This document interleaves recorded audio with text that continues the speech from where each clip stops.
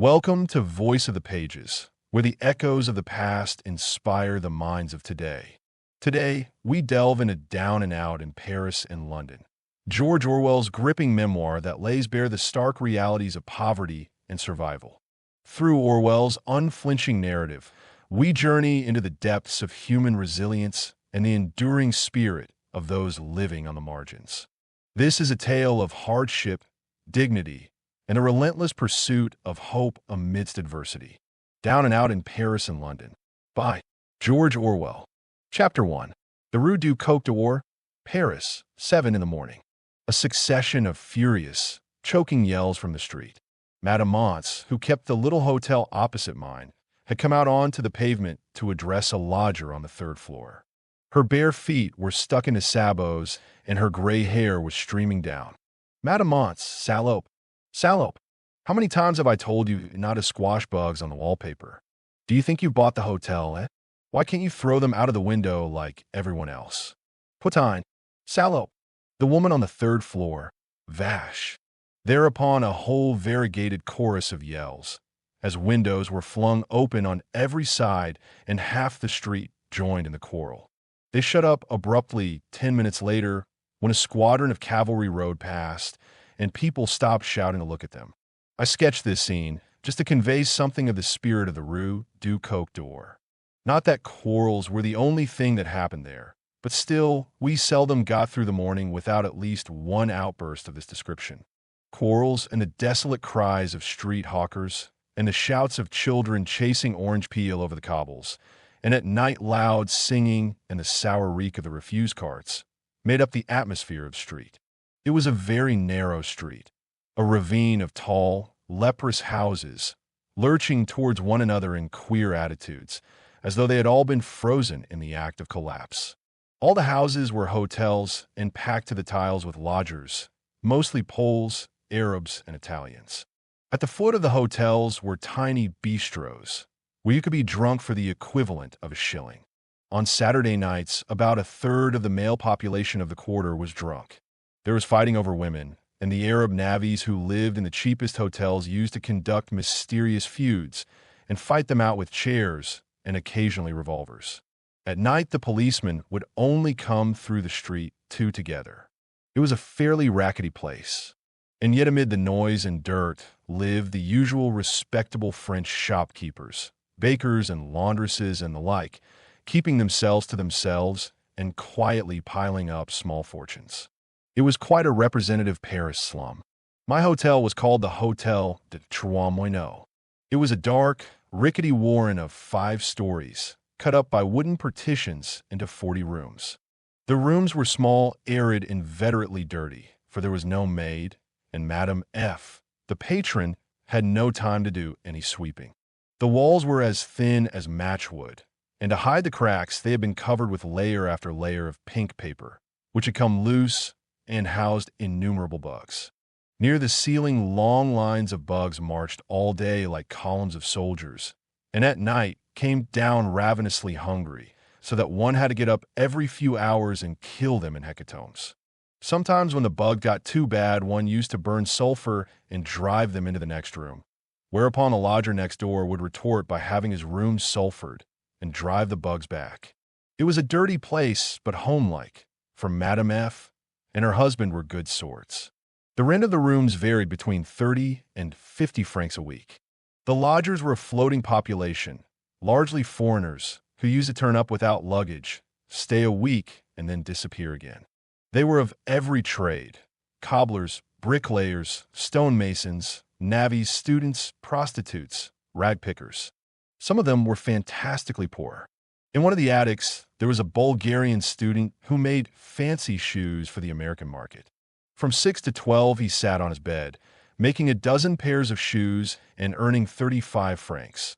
The rest of the day, he attended lectures at the Sorbonne. He was studying for the church, and books of theology lay face down on his leather-strewn floor. In another room lived a Russian woman and her son, who called himself an artist. The mother worked 16 hours a day, darning socks at 25 centimes a sock, while the son, decently dressed, loafed in the Montparnasse cafes. One room was let to 2 different lodgers, one a day worker and the other a night worker.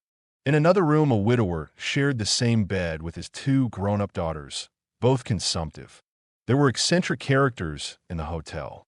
The Paris slums are a gathering place for eccentric people, people who have fallen into solitary, half-mad grooves of life and given up trying to be normal or decent.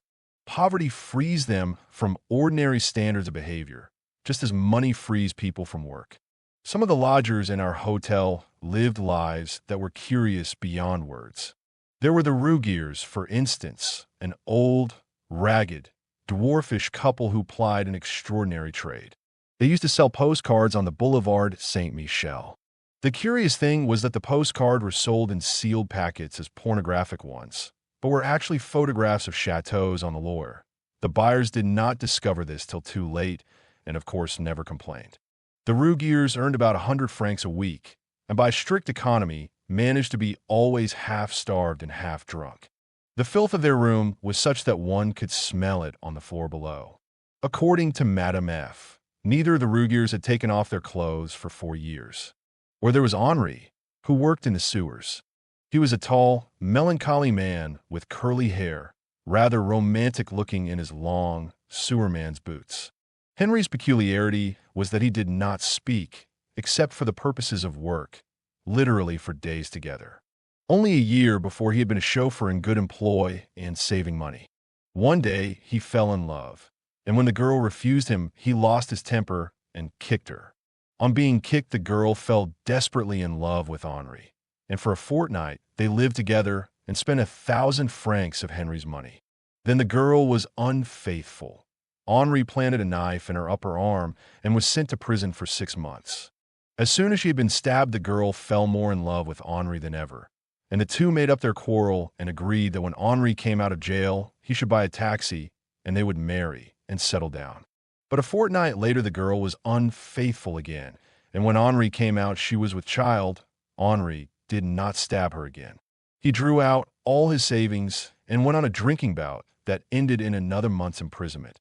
After that, he went to work in the sewers. Nothing would induce Henri to talk. If you asked him why he worked in the sewers, he never answered, but simply crossed his wrists to signify handcuffs and jerked his head southward, towards the prison.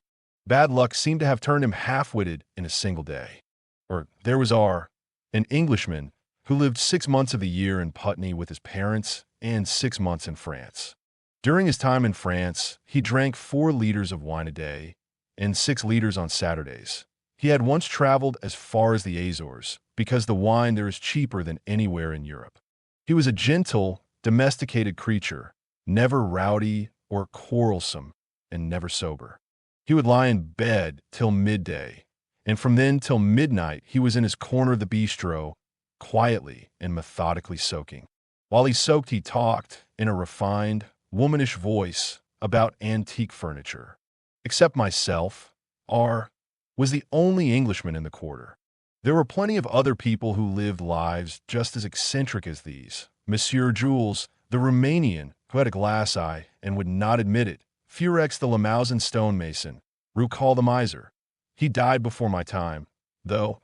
Old Laurent, the rag merchant, who used to copy his signature from a slip of paper he carried in his pocket. It would be fun to write some of their biographies, if one had time. I am trying to describe the people in our quarter, not for the mere curiosity, but because they are all part of the story. Poverty is what I am writing about, and I had my first contact with poverty in this slum. The slum, with its dirt and its queer lives, was first an object lesson in poverty, and then the background of my own experiences. It is for that reason that I try to give some idea of what life was like there. Chapter 2. Life in the Quarter. Our bistro, for instance, at the foot of the Hotel de Trois-Moineaux, a tiny brick-floored room, half underground, with wine-sodden tables, and a photograph of a funeral inscribed Credit est mort, and red-sashed workmen carving sausage with big jackknives, and Madame F., a splendid Auvergnat peasant woman with the face of a strong-minded cow, drinking Malaga all day for her stomach, and games of dice for aperitif, and songs about les phrases et les framboises, and about Madeleine, who said, "Comment épouser un soldat, moi que aime tout le regiment," and extraordinarily public lovemaking. Half the hotel used to meet in the bistro in the evenings. I wish one could find a pub in London a quarter as cheery. One heard queer conversations in the bistro. As a sample, I give you Charlie, one of the local curiosities, talking. Charlie was a youth of family and education who had run away from home and lived on occasional remittances. Picture him very pink and young, with the fresh cheeks and soft brown hair of a nice little boy, and lips excessively red and wet, like cherries. His feet are tiny, his arms abnormally short, his hands dimpled like a baby's. He has a way of dancing and capering while he talks, as though he were too happy and too full of life to keep still for an instant. It is 3 in the afternoon, and there is no one in the bistro except Madame F. and 1 or 2 men who are out of work. But it is all the same to Charlie whom he talks to, so long as he can talk about himself. He declaims like an orator on a barricade, rolling the words on his tongue and gesticulating with his short arms. His small, rather piggy eyes glitter with enthusiasm. He is somehow profoundly disgusting to see. He is talking of love, his favorite subject. Ah, l'amour, l'amour. Ah, que les femmes m'ont tué. Alas, Messrs. E.T. Dames, women have been my ruin, beyond all hope my ruin. At 22, I am utterly worn out and finished. But what things I have learned, what abysses of wisdom have I not plumbed. How great a thing it is to have acquired the true wisdom, to have become the highest sense of the word a civilized man, to have become raffined, vici, etc., etc. Messrs. E.T. Dames, I perceive that you are sad. Ah, mais la vie est belle, you must not be sad. Be more gay, I beseech you. Fill high ze bowl, vid Samian vine. Vie will not sink of semes like z's. Ah, que la vie est belle. Listen, Messrs. E.T. Dames. Out of the fullness of my experience, I will discourse to you of love. I will explain to you what is the true meaning of love. What is the true sensibility, the higher, more refined pleasure which is known to civilized men alone. I will tell you of the happiest day of my life. Alas, but I am past the time when I could know such happiness as that. It is gone forever. The very possibility, even the desire for it, are gone. Listen then. It was 2 years ago.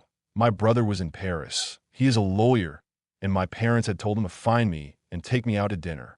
We hate each other, my brother and I, but we preferred not to disobey my parents.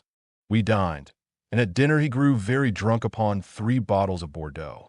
I took him back to his hotel, and on the way I bought a bottle of brandy, and when we had arrived, I made my brother drink a tumblerful of it. I told him it was something to make him sober. He drank it, and immediately he fell down like somebody in a fit, dead drunk. I lifted him up and propped his back against the bed. Then I went through his pockets. I found 1,100 francs, and with that I hurried down the stairs, jumped into a taxi, and escaped. My brother did not know my address. I was safe. Where does a man go when he has money? To the Bordels, naturally. But you do not suppose that I was going to waste my time on some vulgar debauchery, fit only for navvies? Confound it. One is a civilized man. I was fastidious, exigent, you understand, with 1,000 francs in my pocket. It was midnight before I found what I was looking for. I had fallen in with a very smart youth of 18, dressed in smoking and with his hair cut à l'américaine, and we were talking in a quiet bistro away from the boulevards. We understood one another well, that youth and I. We talked of this and that, and discussed ways of diverting oneself. Presently we took a taxi together and were driven away. The taxi stopped in a narrow, solitary street with a single gas lamp flaring at the end. There were dark puddles among the stones. Down one side ran the high, blank wall of a convent. My guide led me to a tall, ruinous house with shuttered windows and knocked several times at the door. Presently there was a sound of footsteps and a shooting of bolts, and the door opened a little. A hand came round the edge of it. It was a large, crooked hand that held itself palm upwards under our noses, demanding money. My guide put his foot between the door and the step. "How much do you want?" he said. 1,000 francs, said a woman's voice. "Pay up at once, or you don't come in." I put 1,000 francs into the hand and gave the remaining 100 to my guide. He He said good night and left me. I could hear the voice inside counting the notes. And then a thin, old crow of a woman in a black dress put her nose out and regarded me suspiciously before letting me in. It was very dark inside. I could see nothing except a flaring gas jet that illuminated a patch of plaster wall, throwing everything else into deeper shadow. There was a smell of rats and dust. Without speaking, the old woman lighted a candle of the gas jet, then hobbled in front of me down a stone passage to the top of a flight of stone steps. Voila! She said, go down into the cellar there and do what you like. I shall see nothing, hear nothing, know nothing. You are free, you understand, perfectly free. Messrs, need I describe to you? Forcement, you know it yourselves, that shiver, half of terror and half of joy, that goes through one at these moments? I crept down, feeling my way. I could hear my breathing and the scraping of my shoes on the stones. Otherwise, all was silence. At the bottom of the stairs, my hand met an electric switch. I turned it, and a great electrolier of 12 red globes flooded the cellar with a red light. And behold, I was not in a cellar, but in a bedroom, a great, rich, garish bedroom, colored blood red from top to bottom. Figure it to yourselves, Messrs. E.T. Dames. Red carpet on the floor, red paper on the walls, red plush on the chairs, even the ceiling red. Everywhere red, burning into the eyes. It was a heavy, stifling red, as though the light were shining through bowls of blood. At the far end stood a huge, square bed, with quilts red like the rest, and on it a girl was lying, dressed in a frock of red velvet. At the sight of me, she shrank away and tried to hide her knees under the short dress. I had halted by the door. Come here, my chicken, I called to her. She gave a whimper of fright. With a bound, I was beside the bed. She tried to elude me, but I seized her by the throat, like this, do you see? Tight. She struggled. She began to cry out for mercy, but I held her fast, forcing back her head and staring down into her face. She was 20 years old, perhaps. Her face was the broad, dull face of a stupid child, but it was coated with paint and powder, and her blue, stupid eyes, shining in the red light, wore that shocked, distorted look that one sees nowhere save in the eyes of these women. She was some peasant girl, doubtless, whom her parents had sold into slavery. Without another word, I pulled her off the bed and threw her onto the floor. And then I fell upon her like a tiger. Ah, the joy, the incomparable rapture of that time. There, Messrs. E.T. Dames, is what I would expound to you. Voilà l'amour. There is the true love. There's the only thing in the world worth striving for. There's the thing beside which all your arts and ideals, all your philosophies and creeds, all your fine words and high attitudes, are as pale and profitless as ashes. When one has experienced love, the true love, what is there in the world that seems more than a mere ghost of joy? More and more savagely, I renewed the attack. Again and again the girl tried to escape. She cried out for mercy anew, but I laughed at her.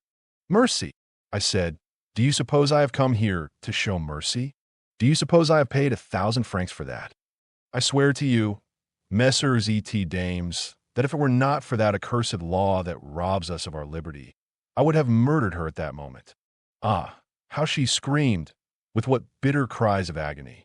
But there was no one to hear them.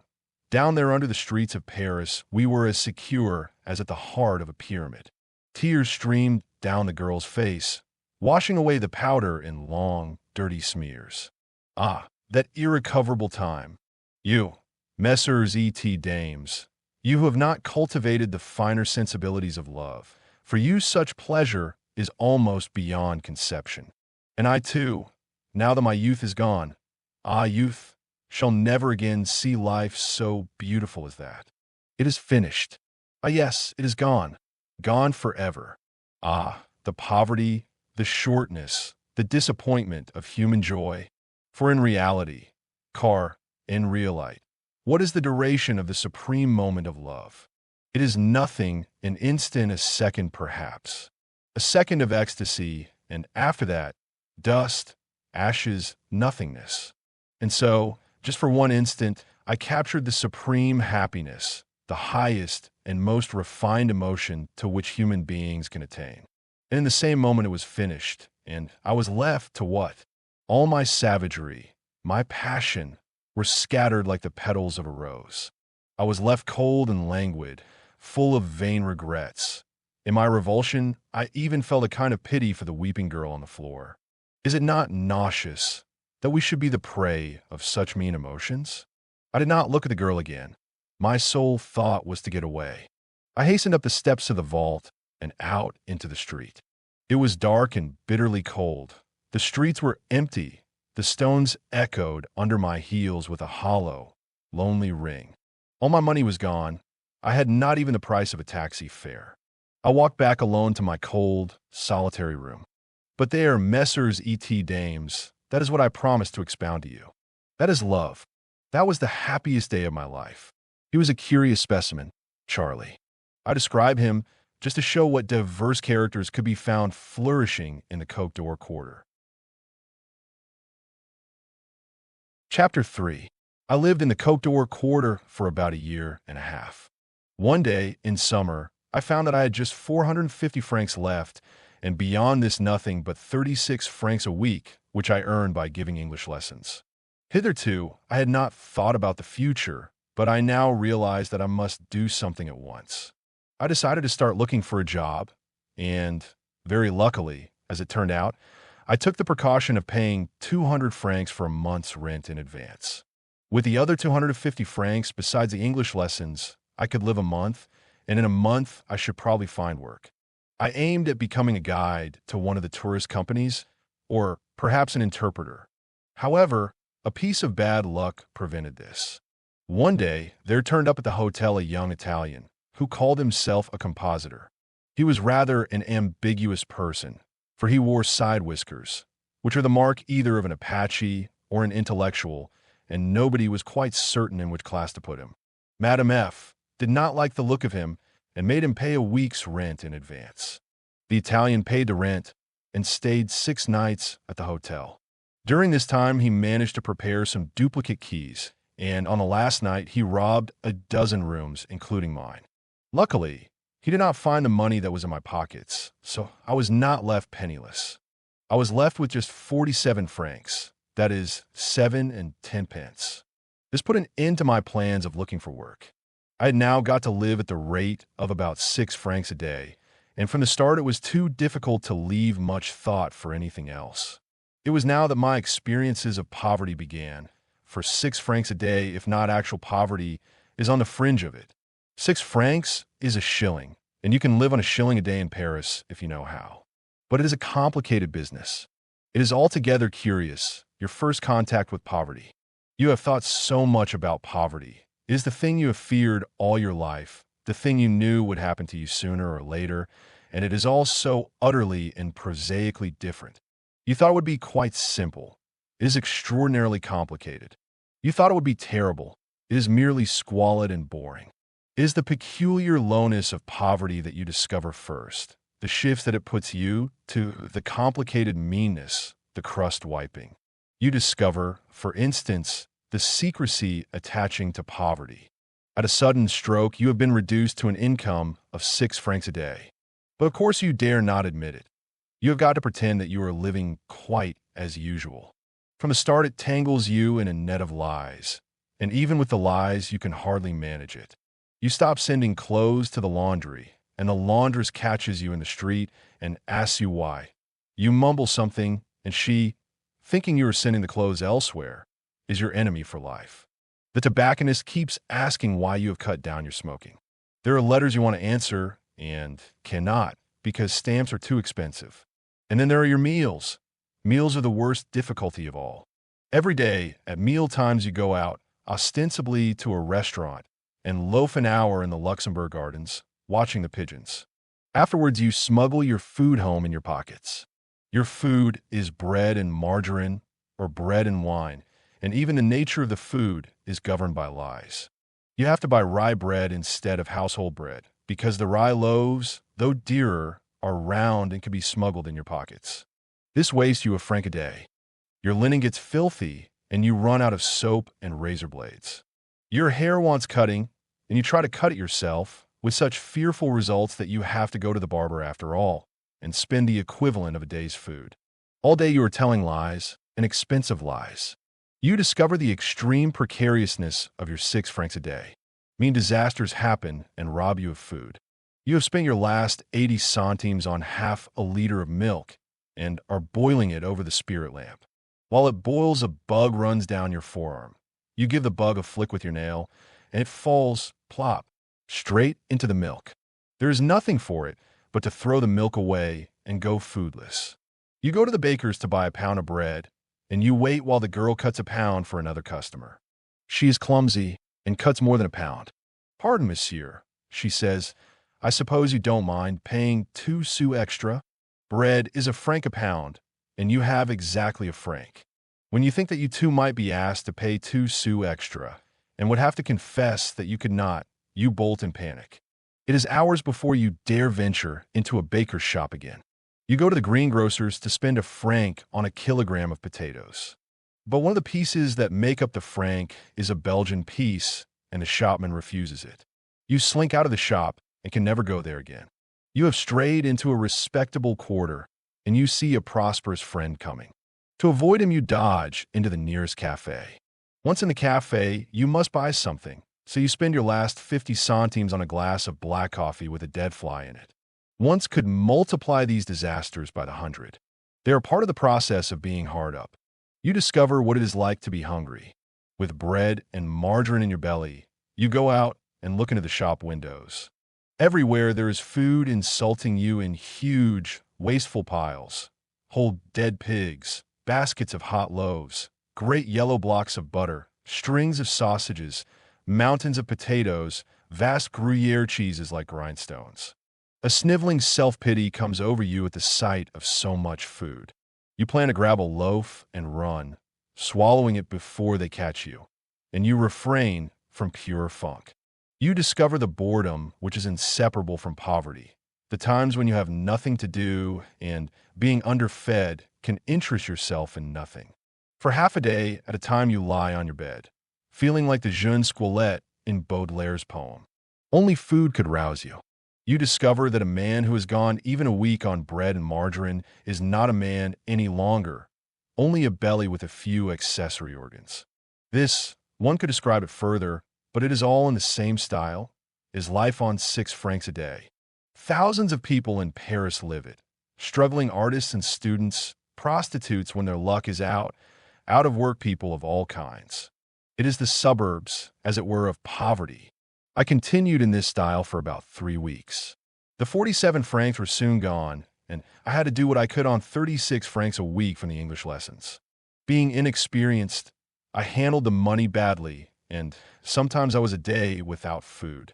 When this happened, I used to sell a few of my clothes, smuggling them out of the hotel in small packets, and taking them to a second-hand shop in the Rue de la Montagne Sainte-Geneviève.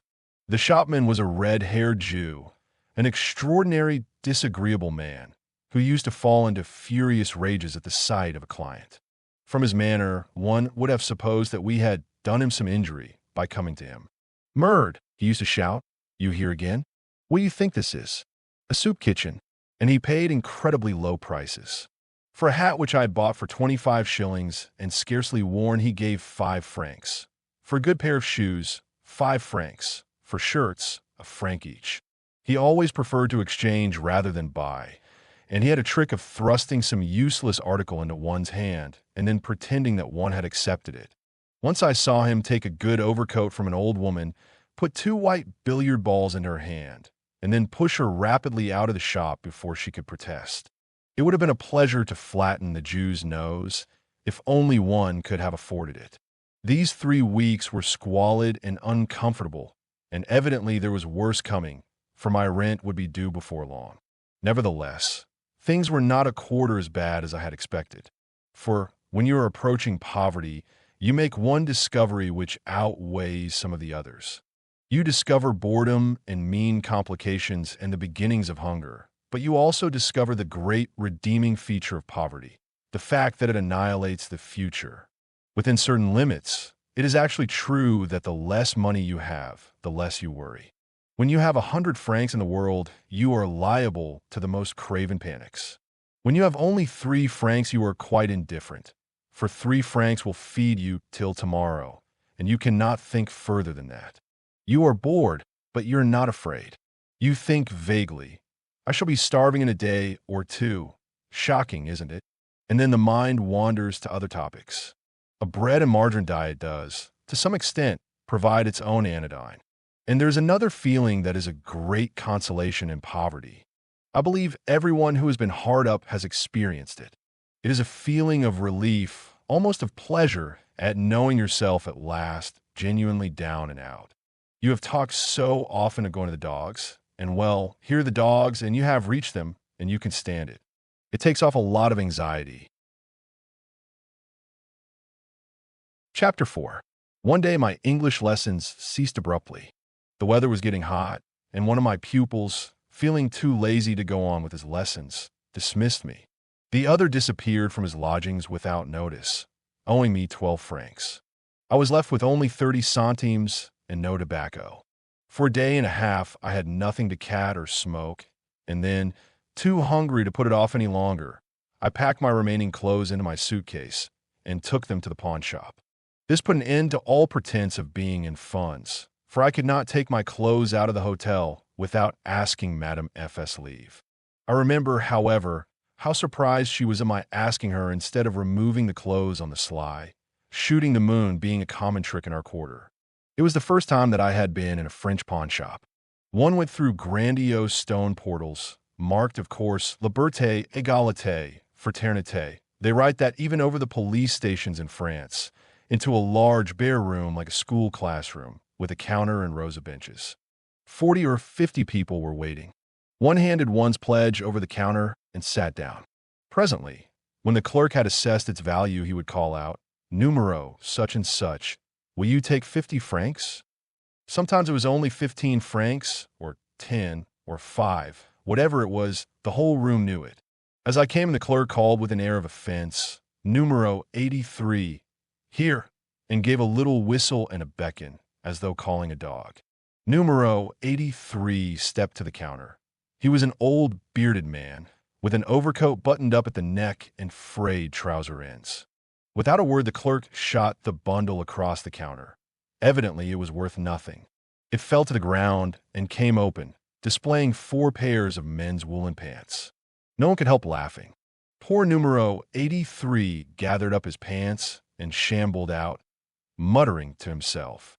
The clothes I was pawning, together with the suitcase, had cost over 20 pounds and were in good condition.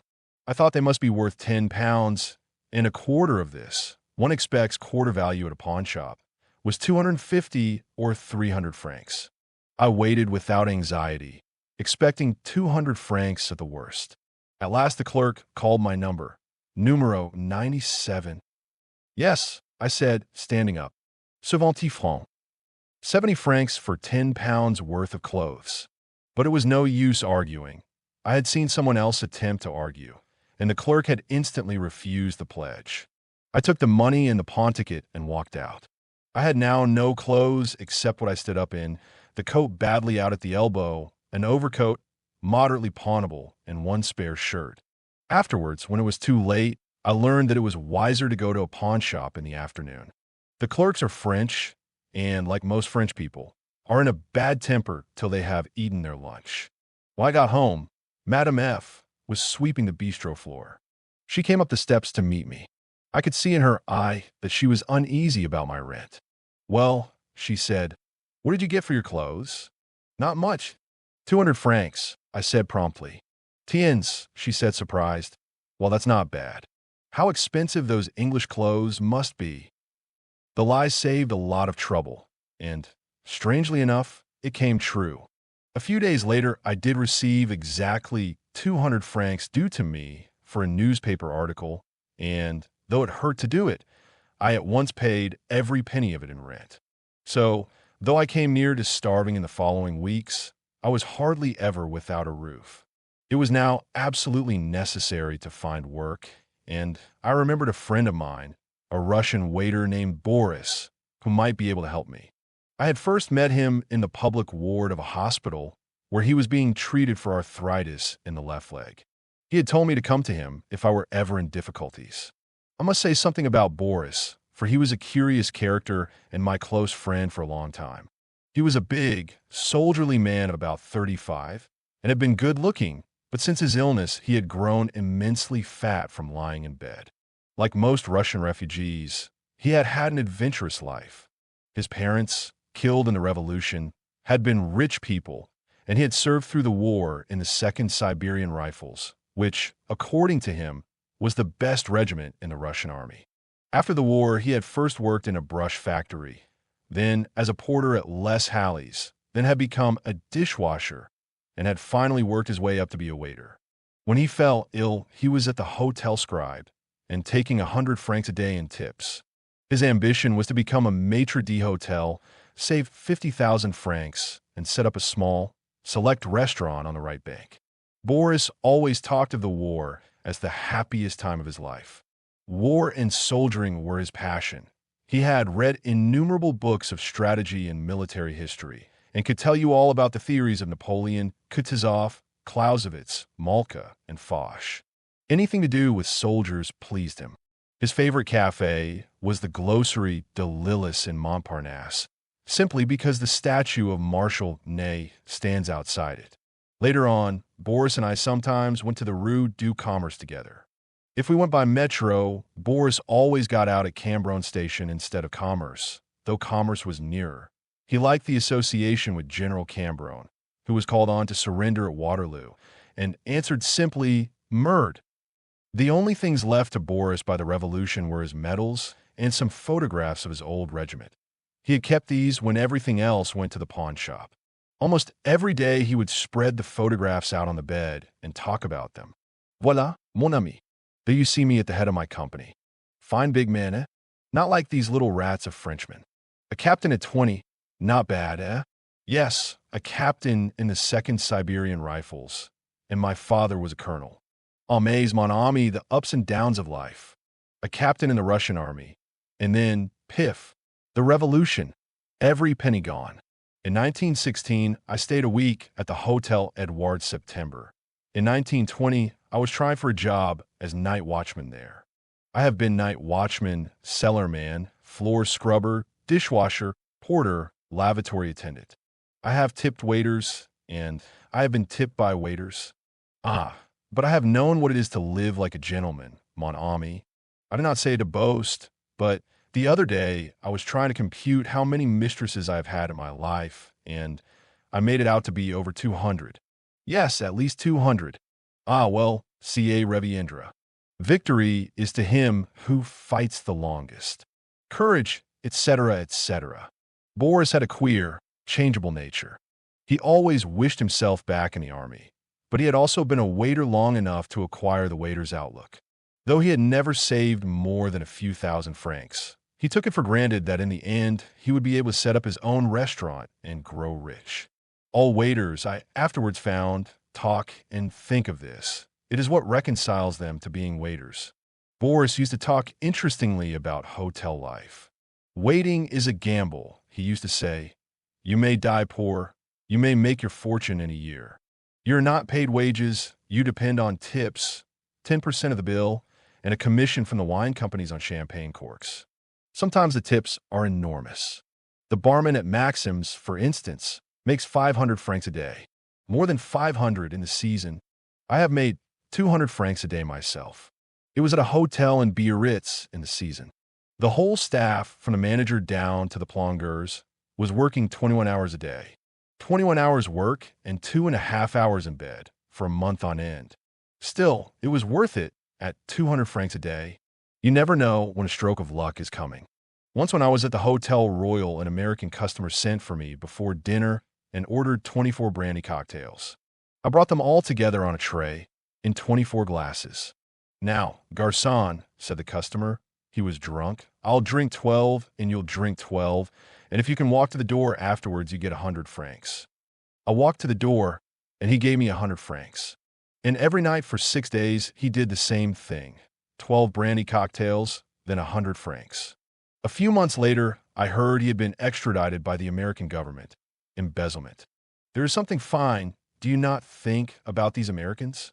I like Boris, and we had interesting times together, playing chess and talking about war and hotels. Boris used often to suggest that I should become a waiter. The life would suit you, he used to say. When you are in work, with 100 francs a day and a nice mistress, it's not bad.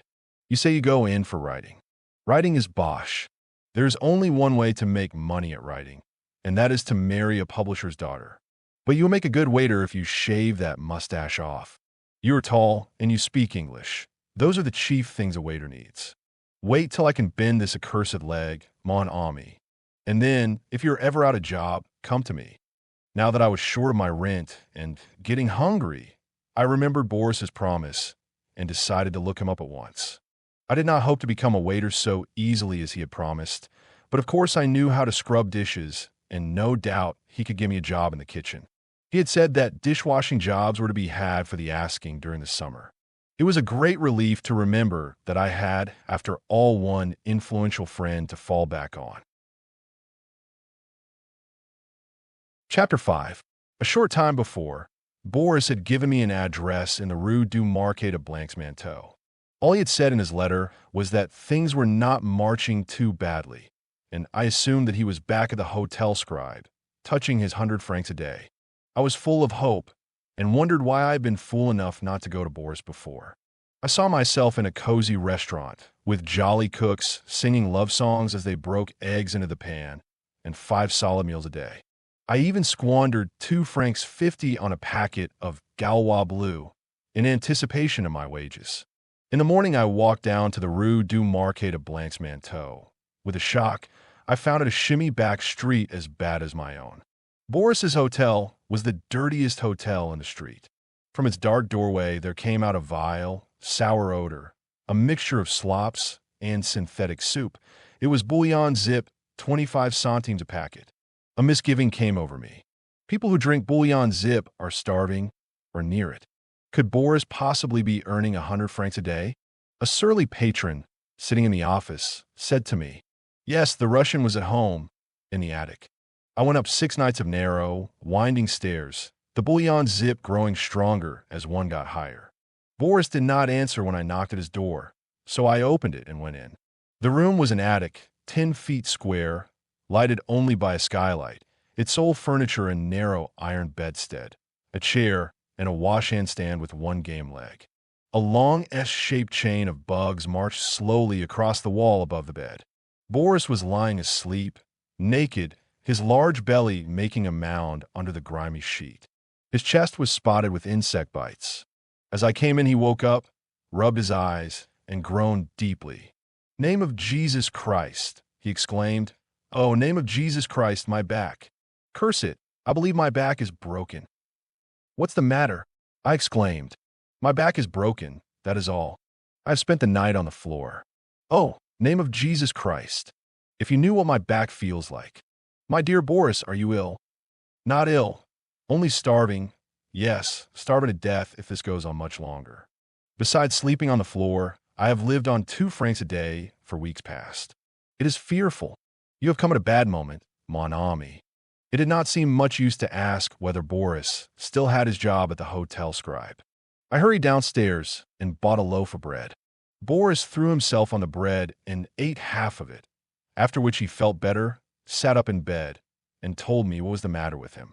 He had failed to get a job after leaving the hospital because he was still very lame, and he had spent all his money and pawned everything, and finally starved for several days. He had slept a week on the quay under the Font d'Austerlitz, among some empty wine barrels. For the past fortnight, he had been living in this room, together with a Jew, a mechanic. It appeared there was some complicated explanation, that the Jew owed Boris 300 francs and was repaying this by letting him sleep on the floor and allowing him 2 francs a day for food. 2 francs would buy a bowl of coffee and 3 rolls. The Jew went to work at 7 in the mornings, and after that Boris would leave his sleeping place. It was beneath the skylight, which let in the rain, and get into the bed. He could not sleep much even there owing to the bugs, but it rested his back after the floor. It was a great disappointment when I had come to Boris for help to find him even worse off than myself. I explained that I had only about 60 francs left and must get a job immediately. By this time, however, Boris had eaten the rest of the bread and was feeling cheerful and talkative.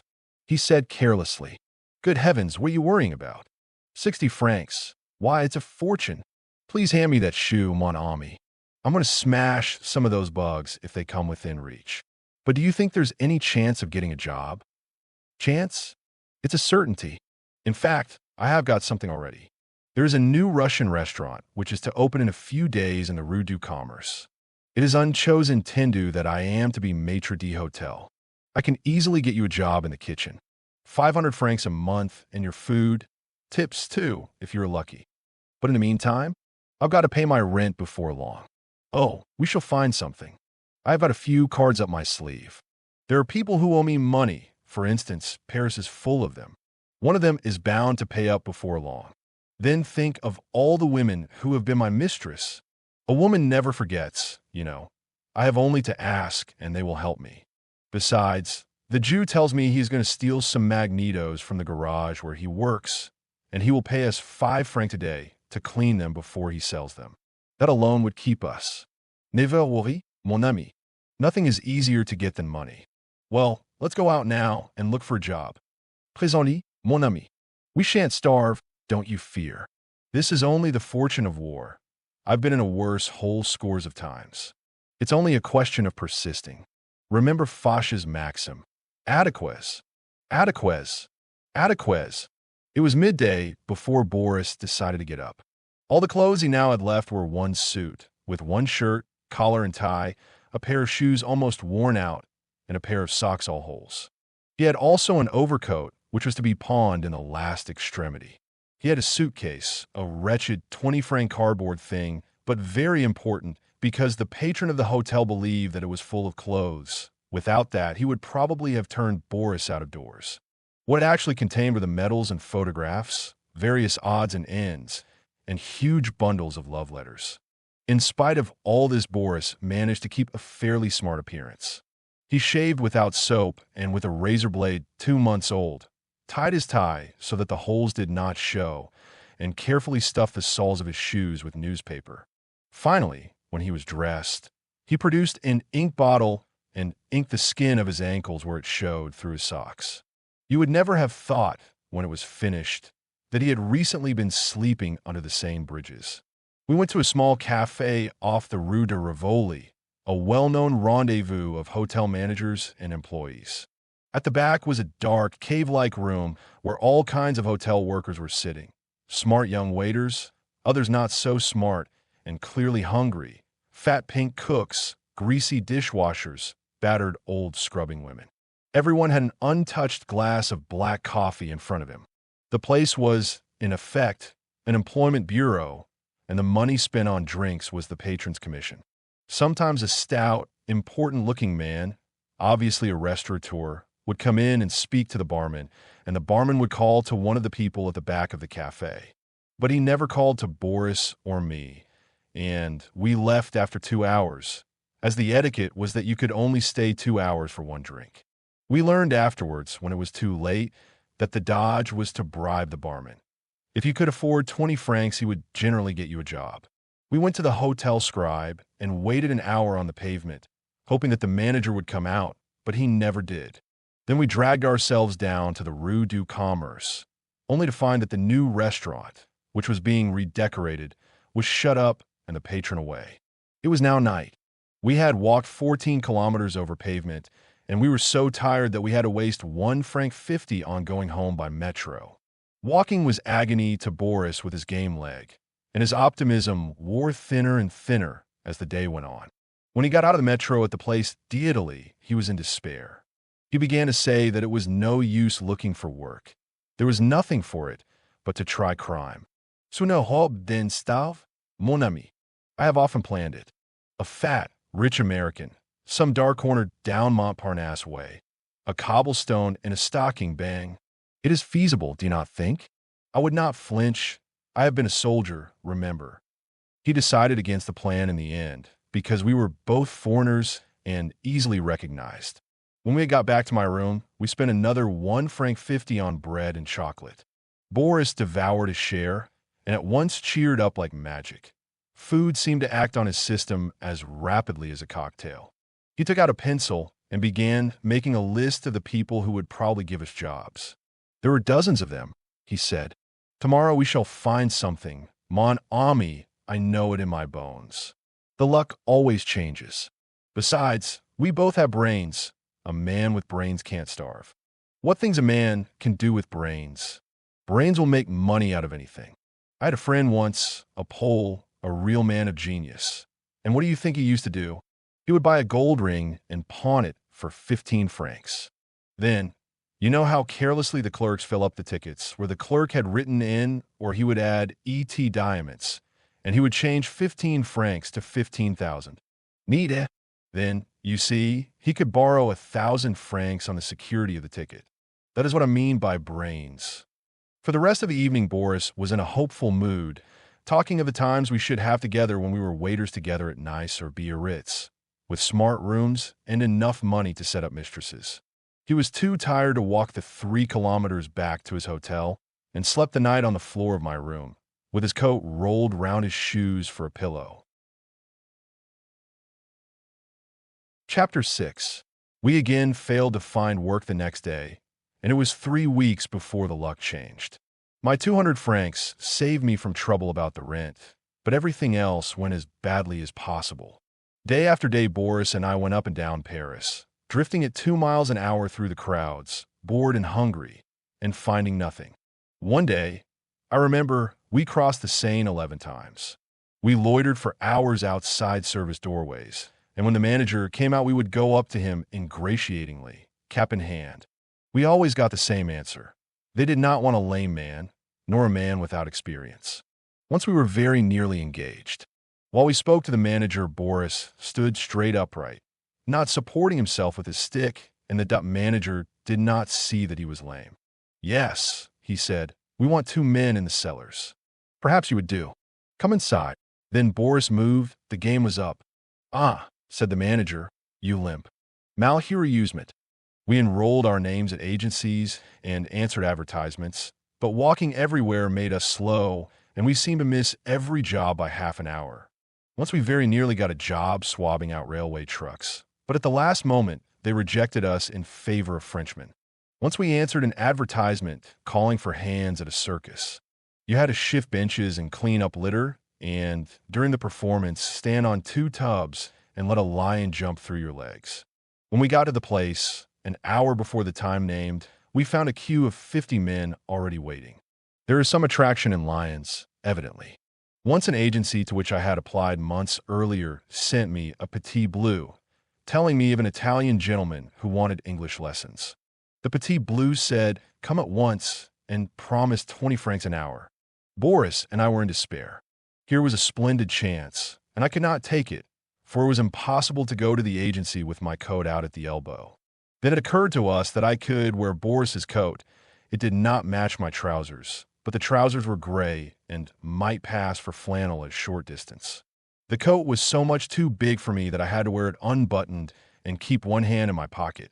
I hurried out and wasted 75 centimes on a bus fare to get to the agency. When I got there, I found that the Italian had changed his mind and left Paris. Once Boris suggested that I should go to Les Halles and try for a job as a porter.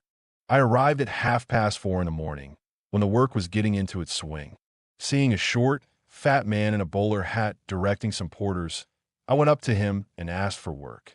Before answering, he seized my right hand and felt the palm. You're strong, eh? He said. Very strong, I said untruly. Bien, let me see you lift that crate. It was a huge wicker basket full of potatoes. I took hold of it and found that, so far from lifting it, I could not even move it. The man in the bowler hat watched me, then shrugged his shoulders and turned away. I made off. When I had gone some distance, I looked back and saw 4 men lifting the basket onto a cart. It weighed 300 weight, possibly. The man had seen that I was no use and taken this way of getting rid of me. Sometimes, in his hopeful moments, Boris spent 50 centimes on a stamp and wrote to one of his ex-mistresses, asking for money. Only one of them ever replied. It was a woman who, besides having been his mistress, owed him 200 francs. When Boris saw the letter waiting and recognized the handwriting, he was wild with hope. We seized the letter and rushed up to Boris's room to read it, like a child with stolen sweets. Boris read the letter, then handed it silently to me. It ran, "My little cherished wolf, with what delight did I open thy charming letter, reminding me of the days of our perfect love and of the so dear kisses which I have received from thy lips. Such memories linger forever in the heart, like the perfume of a flower that is dead. As to thy request for 200 francs, alas, it is impossible. Thou dost not know, my dear one, how I am desolated to hear of thy embarrassments. But what wouldst thou? In this life which is so sad, trouble conies to everyone. I too have had my share. My little sister has been ill. Ah, the poor little one, how she suffered, and we are obliged to pay I know not what to the doctor. All our money is gone, and we are passing, I assure thee, very difficult days. Courage, my little wolf, always the courage. Remember that the bad days are not forever, and the trouble which seems so terrible will disappear at last. Rest assured, my dear one, that I will remember thee always, and receive the most sincere embraces of her, who has never ceased to love thee. Thy Yvonne." This letter disappointed Boris so much that he went straight to bed and would not look for work again that day. My 60 francs lasted about a fortnight. I had given up the pretense of going out to restaurants, and we used to eat in my room, one of us sitting on the bed and the other on the chair. Boris would contribute his 2 francs and I 3 or 4 francs, and we would buy bread, potatoes, milk, and cheese, and make soup over my spirit lamp. We had a saucepan and a coffee bowl and 1 spoon. Every day, there was a polite squabble as to who should eat out of the saucepan and who out of the coffee bowl. The saucepan held more, and every day, to my secret anger, Boris gave in first and had the saucepan. Sometimes we had more bread in the evening, sometimes not. Our linen was getting filthy, and it was 3 weeks since I had had a bath. Boris, so he said, had not had a bath for months. It was tobacco that made everything tolerable. We had plenty of tobacco, for some time before Boris had met a soldier. The soldiers are given their tobacco free, and bought 20 or 30 packets at 50 centimes each. All this was far worse for Boris than for me. The walking and sleeping on the floor kept his leg and back in constant pain, and with his vast Russian appetite he suffered torments of hunger, though he never seemed to grow thinner. On the whole, he was surprisingly gay, and he had vast capacities for hope. He used to say seriously that he had a patron saint who watched over him, and when things were very bad he would search the gutter for money, saying that the saint often dropped a 2-franc piece there. One day, we were waiting in the Rue Royale. There was a Russian restaurant nearby, and we were going to ask for a job there. Suddenly, Boris made up his mind to go into the Madeleine and bum a 50-centime candle to his patron saint. Then, coming out, he said that he would be on the safe side and solemnly put a match to a 50-centime stamp as a sacrifice to the immortal gods. Perhaps the gods and the saints did not get on together. At any rate, we missed the job. On some mornings, Boris collapsed in the most utter despair. He would lie in bed almost weeping, cursing the Jew with whom he lived. Of late, the Jew had become restive about paying the daily 2 francs, and, what was worse, had begun putting on intolerable airs of patronage. Boris said that I, as an Englishman, could not conceive what torture it was to a Russian of family to be at the mercy of a Jew. "Un Jew, mon ami, a véritable Jew. And he hasn't even the decency to be ashamed of it. To think that I, a captain in the Russian army, have I ever told you, mon ami, that I was a captain in the 2nd Siberian Rifles? Yes, a captain, and my father was a colonel. And here I am, eating the bread of a Jew. A Jew! I will tell you what Jews are like. Once, in the early months of the war, we were on the march, and we had halted at a village for the night. A horrible old Jew, with a red beard like Judas Iscariot, came sneaking up to my billet. I asked him what he wanted. "Your Honor," he said, "I have brought a girl for you, a beautiful young girl, only 17. It will only be 50 francs. "Thank you," I said. "You can take her away again. I don't want to catch any diseases." "Diseases?" cried the Jew. "Mais, Monsieur le Capitaine, there's no fear of that. It's my own daughter." That is the Jewish national character for you. Have I ever told you, mon ami, that in the old Russian army, it was considered bad form to spit on a Jew? Yes, we thought a Russian officer's spittle was too precious to be wasted on Jews, etc., etc. On these days, Boris usually declared himself too ill to go out and look for work. He would lie till evening in the grayish, verminous sheets, smoking and reading old newspapers. Sometimes we played chess. We had no board, but we wrote down the moves on a piece of paper, and afterwards we made a board from the side of packing case and a set of men from buttons, Belgian coins, and the like. Boris, like many Russians, had a passion for chess. It was a saying of his that the rules of chess are the same as the rules of love and war, and that if you can win at one, you can win at the others.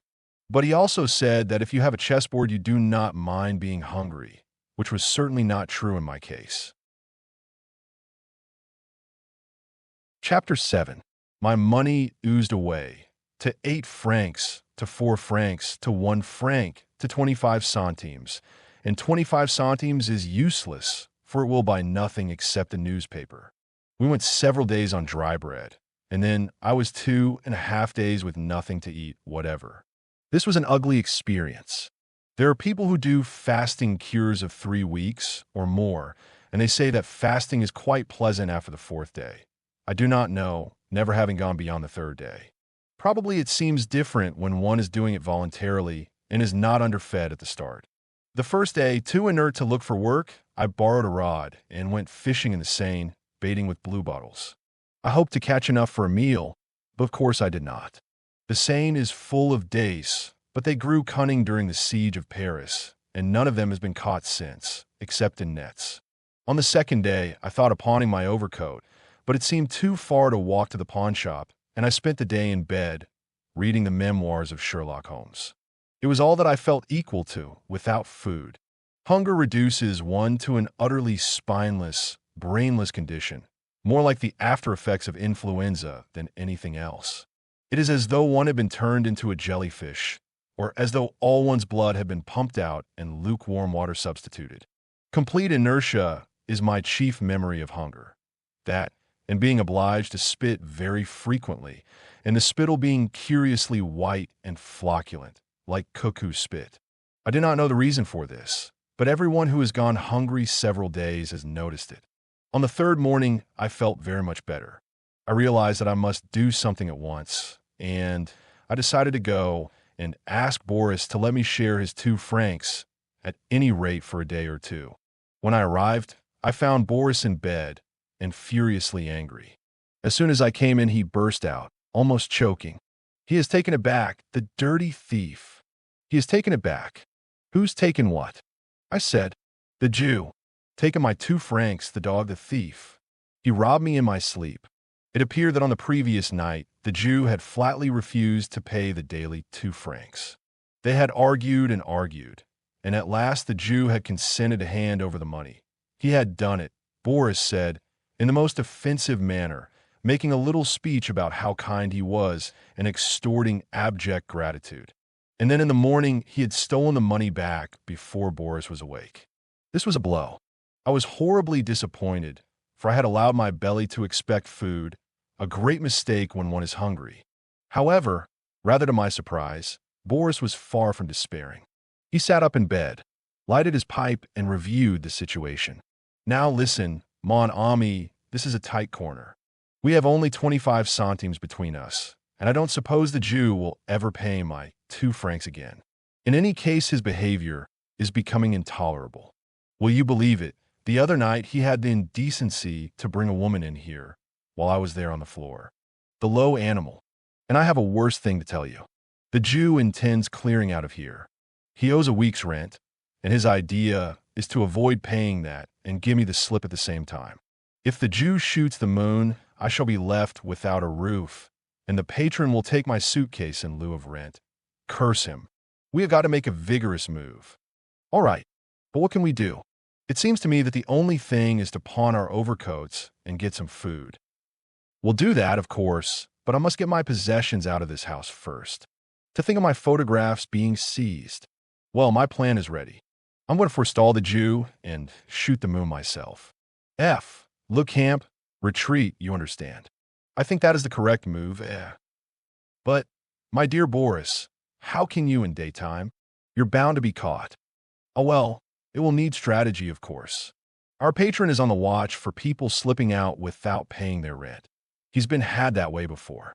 He and his wife take it in turns all day to sit in the office. What misers, these Frenchmen. But I have thought of a way to do it, if you will help. I did not feel in a very helpful mood, but I asked Boris what his plan was.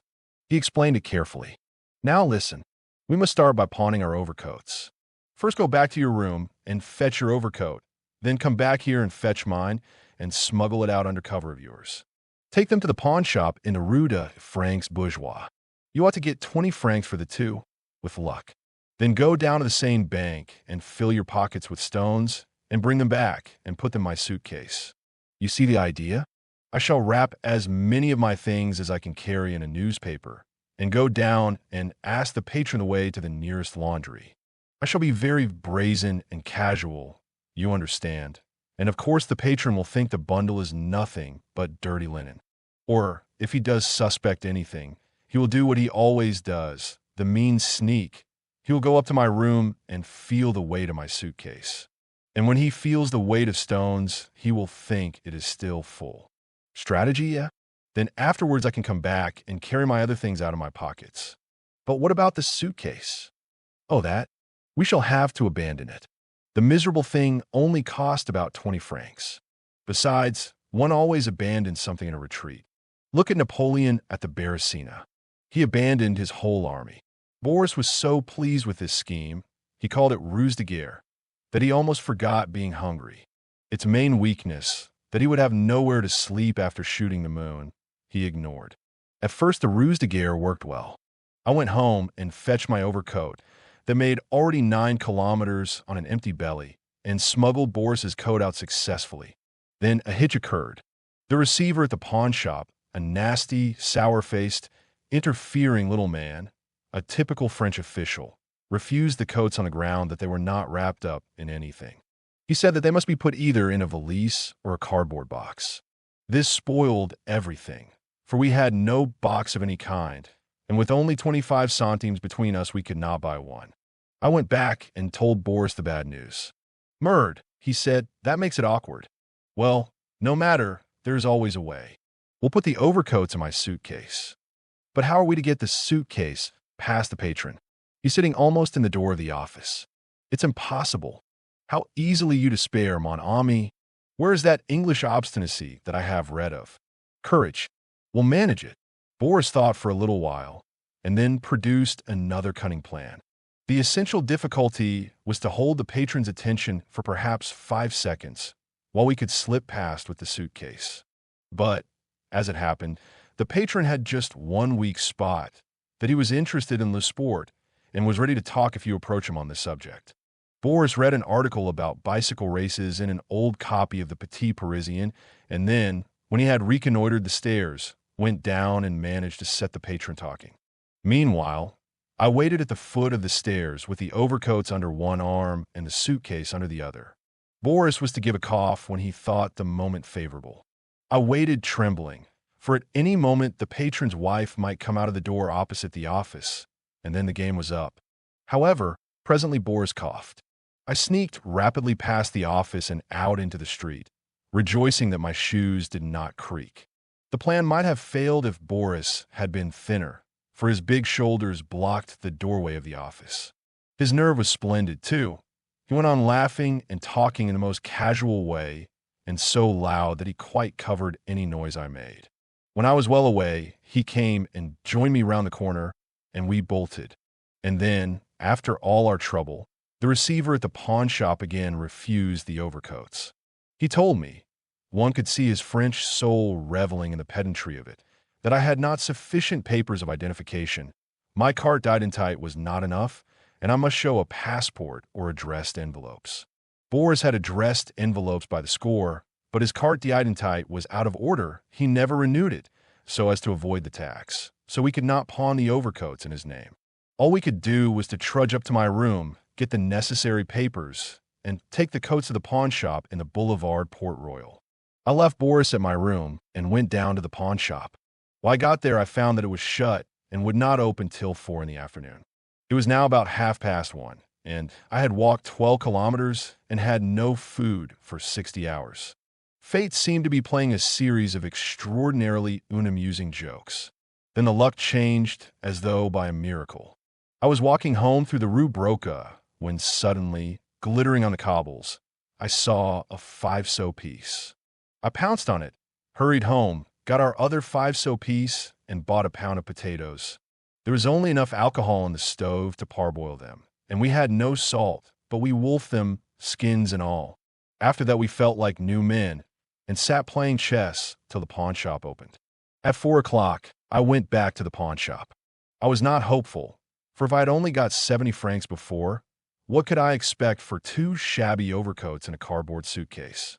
Boris had said 20 francs, but I thought it would be 10 francs or even 5. Worse yet, I might be refused altogether, like poor numero 83 on the previous occasion. I sat on the front bench, so as not to see people laughing when the clerk said 5 francs. At last the clerk called my number, numero 117. Yes, I said, standing up. 50 francs? It was almost as great a shock as the 70 francs had been the time before. I believe now that the clerk had mixed my number up with someone else's, for one could not have sold the coats outright for 50 francs. I hurried home and walked into my room with my hands behind my back, saying nothing. Boris was playing with the chessboard. He looked up eagerly. "What did you get?" he exclaimed. "What? Not 20 francs. Surely you got 10 francs. Anyway? Nom de Dieu. 5 francs. That is a bit too thick. Mon ami, don't say it was 5 francs. If you say it was 5 francs, I shall really begin to think of suicide." I threw the 50-franc note onto the table. Boris turned white as chalk, and then, springing up, seized my hand and gave it a grip that almost broke the bones. We ran out, bought bread and wine, a piece of meat and alcohol for the stove, and gorged. After eating, Boris became more optimistic than I had ever known him. "What did I tell you?" he said. "The fortune of war. This morning with 5 sous, and now look at us. I have always said it, there is nothing easier to get than money. And that reminds me, I have a friend in the Rue Fonderie whom we might go and see. He has cheated me of 4,000 francs, the thief. He is the greatest thief alive when he is sober, but it is a curious thing, he is quite honest when he is drunk. I should think he will be drunk by 6 in the evening. Let's go and find him. Very likely he will pay up 100 on account. Murd, he might pay 200. Allons-y." We went to the Rue Fonderie and found the man, and he was drunk, but we did not get our 100 francs. As soon as he and Boris met, there was a terrible altercation on the pavement. The other man declared that he did not owe Boris a penny, but that on the contrary Boris owed him 4,000 francs, and both of them kept appealing to me for my opinion. I never understood the rights of the matter. The two argued and argued, first in the street, then in a bistro, then in a prix-fixe restaurant where we went for dinner, then in another bistro.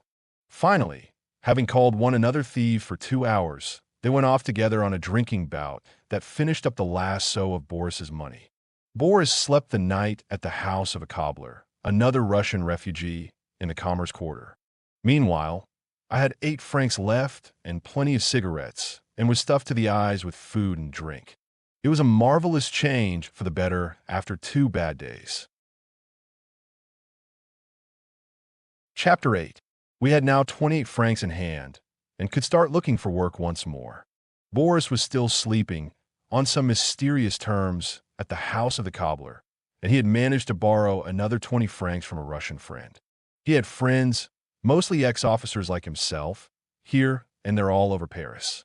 In general, the Russian refugees in Paris are hard-working people, and have put up with their bad luck far better than one can imagine Englishmen of the same class doing. There are exceptions, of course. Boris told me of an exiled Russian duke whom he had once met, who frequented expensive restaurants. The duke would find out if there was a Russian officer among the waiters, and, after he had dined, call him in a friendly way to his table. "Ah," the duke would say, "so you are an old soldier, like myself? These are bad days, eh? Well, Well, the Russian soldier fears nothing. And what was your regiment? The so-and-so, sir, the waiter would answer. A very gallant regiment. I inspected them in 1912. By the way, I have unfortunately left my note case at home. A Russian officer will, I know, oblige me with 300 francs. If the waiter had 300 francs, he would hand it over, and, of course, never see it again. The Duke made quite a lot in this way. Probably the waiters did not mind being swindled. A duke is a duke, even in exile. It was through one of these Russian refugees that Boris heard of something which seemed to promise money. 2 days after we had pawned the overcoats, Boris said to me rather mysteriously, "Tell me, mon ami, have you any political opinions?" "No," I said. "Neither have I."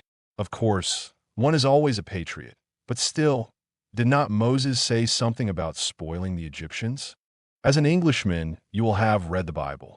What I mean is, would you object to earning money from communists? No, of course not. Well, it appears that there is a Russian secret society in Paris who might do something for us.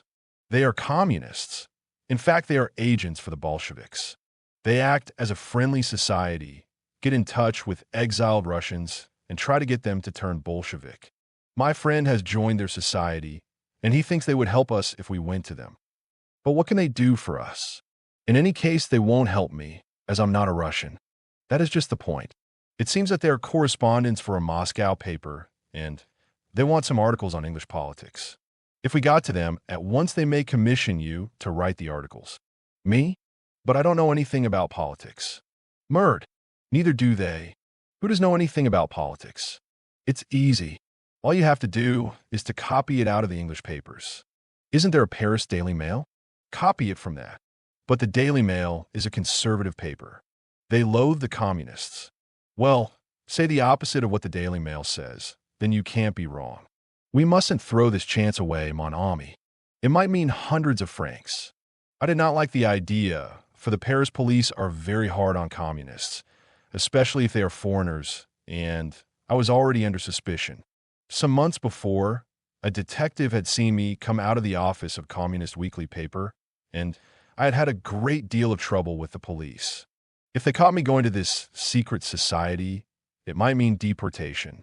However, the chance seemed too good to be missed. That afternoon, Boris's friend, another waiter, came to take us to the rendezvous. I cannot remember the name of the street. It was a shabby street running south from the same bank, somewhere near the Chamber of Deputies. Boris's friend insisted on great caution. We loitered casually down the street, marked the doorway we were to enter. It was a laundry, and then strolled back again, keeping an eye on all the windows and cafes. If the place were known as a haunt of communists, it was probably watched, and we intended to go home if we saw anyone at all like a detective. I was frightened, but Boris enjoyed these conspiratorial proceedings and quite forgot that he was about to trade with the slayers of his parents. When we were certain that the coast was clear, we dived quickly into the doorway. In the laundry was a French woman ironing clothes, who told us that the Russian gentleman lived up a staircase across the courtyard. We went up several flights of dark stairs and emerged on to a landing. A strong, surly-looking young man, with hair growing low on his head, was standing at the top of the stairs. As I came up, he looked at me suspiciously, barred the way with his arm, and said something in Russian. "Mot d'ordre," he said sharply when I did not answer. I stopped, startled. I had not expected past words. "Mot d'ordre," repeated the Russian. Boris's friend, who was walking behind, now came forward and said something in Russian, either the password or an explanation. At this, the surly young man seemed satisfied and led us into a small, shabby room with frosted windows. It was like a very poverty-stricken office, with propaganda posters in Russian lettering and a huge, crude picture of Lenin tacked on the walls. At the table sat an unshaven Russian in shirt sleeves, addressing newspaper wrappers from a pile in front of him. As I came in, he spoke to me in French with a bad accent. "This is very careless," he exclaimed fussily. "Why have you come here without a parcel of washing?" "Washing?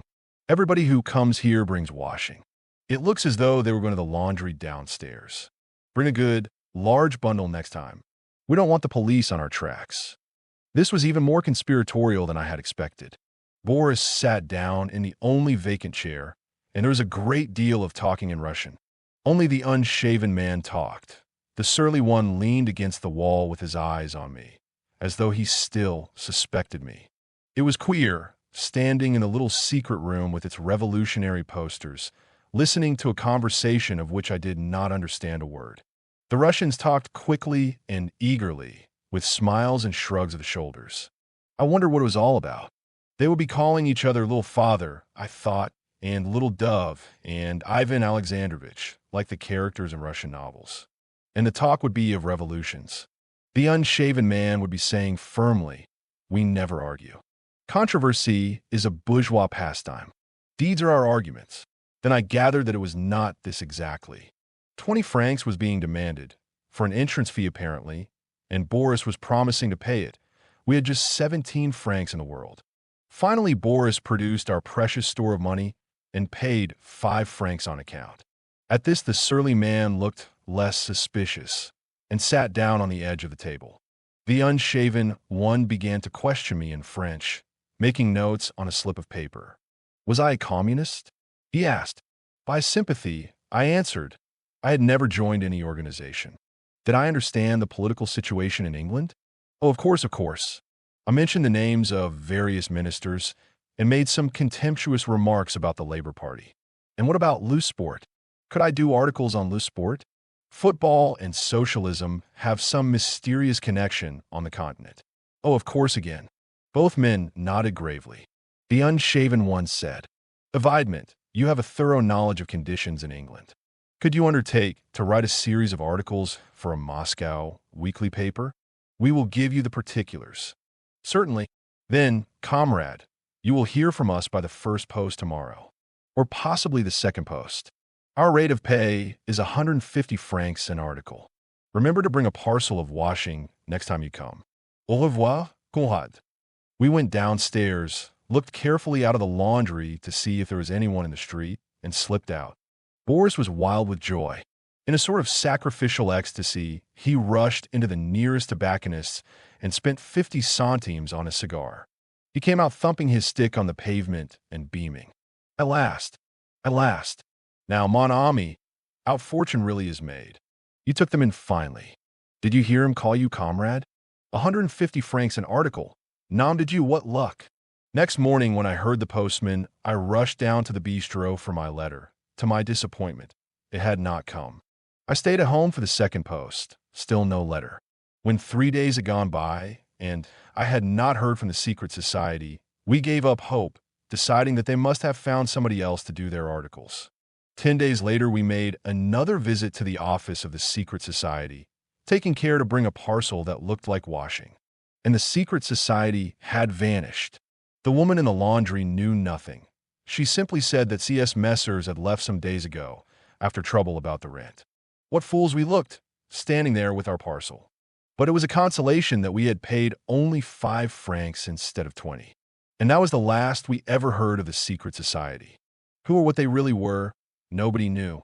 Personally, I do not think they had anything to do with the Communist Party. I think they were simply swindlers who preyed upon Russian refugees by extracting entrance fees to an imaginary society. It was quite safe, and no doubt they are still doing it in some other city. They were clever fellows and played their part admirably. Their office looked exactly as a secret communist office should look, and as for that touch about bringing a parcel of washing, it was genius. Chapter 9. For 3 more days, we continued traipsing about looking for work, coming home for diminishing meals of soup and bread in my bedroom. There were now 2 gleams of hope. In the first place, Boris had heard of a possible job at the Hotel X, near the Place de la Concorde. And in the second, the patron of the new restaurant in the Rue du Commerce had at last come back. We went down in the afternoon and saw him. On the way, Boris talked of the vast fortunes we should make if we got this job, and on the importance of making a good impression on the patron. Appearance is everything, mon ami. Give me a new suit, and I will borrow 1,000 francs by dinner time. What a pity I did not buy a collar when we had money. I turned my collar inside out this morning, but what is the use? One side is as dirty as the other. Do you think I look hungry, mon ami? You look pale. Curse it. What can one do on bread and potatoes? It is fatal to look hungry. It makes people want to kick you. Wait. He stopped at a jeweler's window and smacked his cheeks sharply to bring the blood into them. Then, before the flush had faded, we hurried into the restaurant and introduced ourselves to the patron. The patron was a short, fattish, very dignified man with wavy gray hair, dressed in a smart, double-breasted flannel suit and smelling of scent. Boris told me that he, too, was an ex-colonel of the Russian army. His wife was there, too, a horrid, fat French woman with a dead-white face and scarlet lips, reminding me of cold veal and tomatoes. The patron greeted Boris genially, and they talked together in Russian for a few minutes. I stood in the background, preparing to tell some big lies about my experience as a dishwasher. Then the patron came over towards me. I shuffled uneasily, trying to look servile. Boris had rubbed it into me that a plongeur is a slave's slave, and I expected the patron to treat me like dirt. To my astonishment, he seized me warmly by the hand. "So you are an Englishman," he exclaimed. "But how charming! I need not ask, then, whether you are a golfer." "Mais certainement," I said, seeing that this was expected of me. "All my life, I have wanted to play golf. Will you, my dear monsieur, be so kind as to show me a few of the principal strokes?" Apparently, this was the Russian way of doing business. The patron listened attentively while I explained the difference between a driver and an iron, and then suddenly informed me that it was all entendu. Boris was to be maitre d'hotel when the restaurant opened, and I plongeur, with a chance of rising to lavatory attendant if trade was good. "When would the restaurant open?" I asked. "Exactly a fortnight from today," the patron answered grandly. He had a manner of waving his hand and flicking off his cigarette ash at the same time, which looked very grand. "Exactly a fortnight from today, in time for lunch." Then, with obvious pride, he showed us over the restaurant. It was a smallish place, consisting of a bar, a dining room, and a kitchen no bigger than the average bathroom. The patron was decorating it in a trumpery, picturesque style. He called it Lenormand. It was a matter of sham beams stuck on the plaster, and the like, and proposed to call it the Auberge de Jehan Cotard to give a medieval effect. He had a leaflet printed, full of lies about the historical associations of the quarter, and this leaflet actually claimed, among other things, that there had once been an inn on the site of the restaurant which was frequented by Charlemagne. The patron was very pleased with this touch. He was also having the bar decorated with indecent pictures by an artist from the salon. Finally, he gave us each an expensive cigarette, and, after some more talk, he went home. I felt strongly that we should never get any good from this restaurant. The patron had looked to me like a cheat, and, what was worse, an incompetent cheat, and I had seen two unmistakable duns hanging about the back door. But Boris, seeing himself a maitre d'hotel once more, would not be discouraged. "We've brought it off. Only a fortnight to hold out." "What is a fortnight?" "Je m'en f. To think that in only 3 weeks I shall have my mistress. Will she be dark or fair, I wonder? I don't mind, so long as she is not too thin." 2 bad days followed. We had only 60 centimes left, and we spent it on half a pound of bread, with a piece of garlic to rub it with. The point of rubbing garlic on bread is that the taste lingers and gives one the illusion of having fed recently. We sat most of that day in the Jardin des Plantes. Boris had shots with stones at the tame pigeons, but always missed them, and after that we wrote dinner menus on the backs of envelopes. We were too hungry even to try and think of anything except food. I remember the dinner Boris finally selected for himself. It was a dozen oysters borsch soup, the red, sweet, beetroot soup with cream on top, crayfishes, a young chicken in casserole, beef with stewed plums, new potatoes, a salad, suet pudding, and Roquefort cheese, with a liter of Burgundy and some old brandy. Boris had international tastes in food. Later on, when we were prosperous, I occasionally saw him eat meals almost as large without difficulty. When our money came to an end, I stopped looking for work and was another day without food. I did not believe that the Auberge de Jehan Cotard was really going to open, and I could see no other prospect, but I was too lazy to do anything but lie in bed. Then the luck changed abruptly. At night, at about 10 o'clock, I heard an eager shout from the street. I got up and went to the window. Boris was there, waving his stick and beaming. Before speaking, he dragged a bent loaf from his pocket and threw it up to me. Mon ami, mon cher ami, oui, saved. What do you think? Surely you haven't got a job. At the Hotel X, near the place de la Concorde, 500 francs a month and food. I have been working there today. Name of Jesus Christ, how I have eaten. After 10 or 12 hours work, and with his game leg, his first thought had been to walk 3 kilometers to my hotel and tell me the good news. What was more, he told me to meet him in the Tuileries the next day during his afternoon interval, in case he should be able to steal some food for me.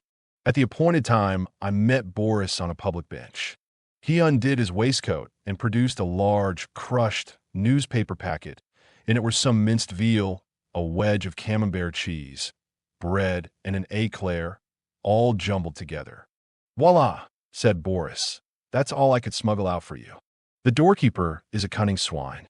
It is disagreeable to eat out of a newspaper on a public seat, especially in the Tuileries, which are generally full of pretty girls, but I was too hungry to care.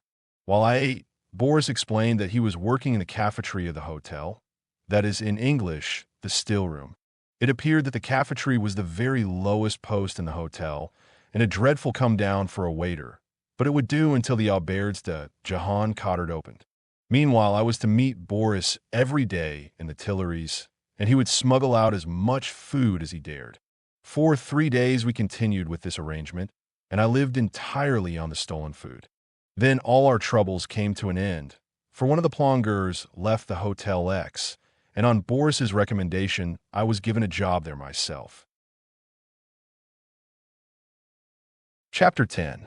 The Hotel X was a vast, grandiose place with a classical facade, and at one side a little, dark doorway like a rat hole, which was the service entrance. I arrived at 6:45 in the morning. A stream of men with greasy trousers were hurrying in and being checked by a doorkeeper who sat in a tiny office. I waited, and presently the chef du personnel, a sort of assistant manager, arrived and began to question me. He was an Italian, with a round, pale face, haggard from overwork. He asked whether I was an experienced dishwasher, and I said that I was. He glanced at my hands and saw that I was lying, but on hearing that I was an Englishman, he changed his tone and engaged me. We have been looking for someone to practice our English on, he said. Our clients are all Americans, and the only English we know is, he repeated something that little boys write on the walls in London. You may be useful. Come downstairs. He led me down a winding staircase into a narrow passage, deep underground, and so low that I had to stoop in places. It was stiflingly hot and very dark, with only dim, yellow bulbs several yards apart. There seemed to be miles of dark labyrinthine passages, actually, I suppose, a few hundred yards in all, that reminded one queerly of the lower decks of a liner. There were the same heat and cramped space and warm reek of food and a humming, whirring noise. It came from the kitchen furnaces, just like the whir of engines. We passed doorways which let out sometimes a shouting of oaths, sometimes the red glare of a fire, once a shuddering draught from an ice chamber. As we went along, something struck me violently in the back. It was 100-pound block of ice, carried by a blue-aproned porter. After him came a boy with a great slab of veal on his shoulder, his cheek pressed into the damp, spongy flesh. They shoved me aside with a cry of "Sauve-toi, idiot!" and rushed on. On the wall, under one of the lights, someone had written in a very neat hand, "Sooner will you find a cloudless sky in winter than a woman at the Hotel X who has her maidenhead." It seemed a queer sort of place. One of the passages branched off into a laundry, where an old, skull-faced woman gave me a blue apron and a pile of dishcloths. Then the chef du personnel took me to a tiny underground den, a cellar below a cellar, as it were, where there were a sink and some gas ovens. It was too low for me to stand quite upright, and the temperature was perhaps 110 degrees Fahrenheit. The chef du personnel explained that my job was to fetch meals for the higher hotel employees, who fed in a small dining room above, cleaned their room, and washed their crockery. When he had gone, a waiter, another Italian, thrust a fierce, fuzzy head into the doorway and looked down at me. "English chef," he said. "Well, I'm in charge here. If you work well, he made the motion of upending a bottle and sucked noisily. If you don't, he gave the doorpost several vigorous kicks. To me, twisting your neck would be no more than spitting on the floor. And if there's any trouble, they'll believe me, not you. So be careful. After this, I set to work rather hurriedly. Except for about an hour, I was at work from 7 in the morning till 9:15 at night. First at washing crockery, then at scrubbing the tables and floors of the employees' dining room, then at polishing glasses and knives, then at fetching meals, then at washing crockery again, then at fetching more meals and washing more crockery. It was easy work, and I got on well with it, except when I went to the kitchen to fetch meals. The kitchen was like nothing I had ever seen or imagined. A stifling, low-ceilinged inferno of a cellar, red-lit from the fires, and deafening with oaths and the clanging of pots and pans. It was so hot that all the metalwork, except the stoves, had to be covered with cloth. In the middle were furnaces where 12 cooks skipped to and fro, their faces dripping sweat in spite of their white caps. Round there were counters where a mob of waiters and plongeurs clamored with trays. Scullions, naked to the waist, were stoking the fires and scouring huge copper saucepans with sand.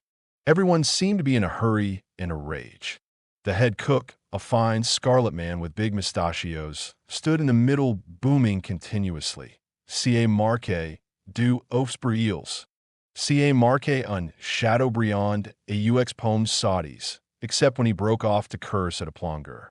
There were 3 counters, and the first time I went to the kitchen, I took my tray unknowingly to the wrong one. The head cook walked up to me, twisted his mustaches, and looked me up and down.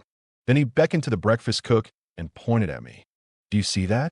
That is the type of plongeur they send us nowadays. Where do you come from, idiot? From Charenton, I suppose. There is a large lunatic asylum at Charenton. From England, I said. I might have known it. Well, mon cher Monsieur L'Anglais, may I inform you that you are the son of a whore? And now, the camp to the other counter where you belong. I got this kind of reception every time I went to the kitchen, for I always made some mistake. I was expected to know the work and was cursed accordingly. From curiosity, I counted the number of times I was called maquereau during the day, and it was 39. At 4:30, the Italian told me that I could stop working, but that it was not worth going out, as we began at 5. I went to the lavatory for a smoke. Smoking was strictly forbidden, and Boris had warned me that the lavatory was the only safe place. After that, I worked again till 9:15, when the waiter put his head into the doorway and told me to leave the rest of the crockery. To my astonishment, after calling me pig, mackerel, etc., all day, he had suddenly grown quite friendly. I realized that the curses I had met with were only a kind of probation.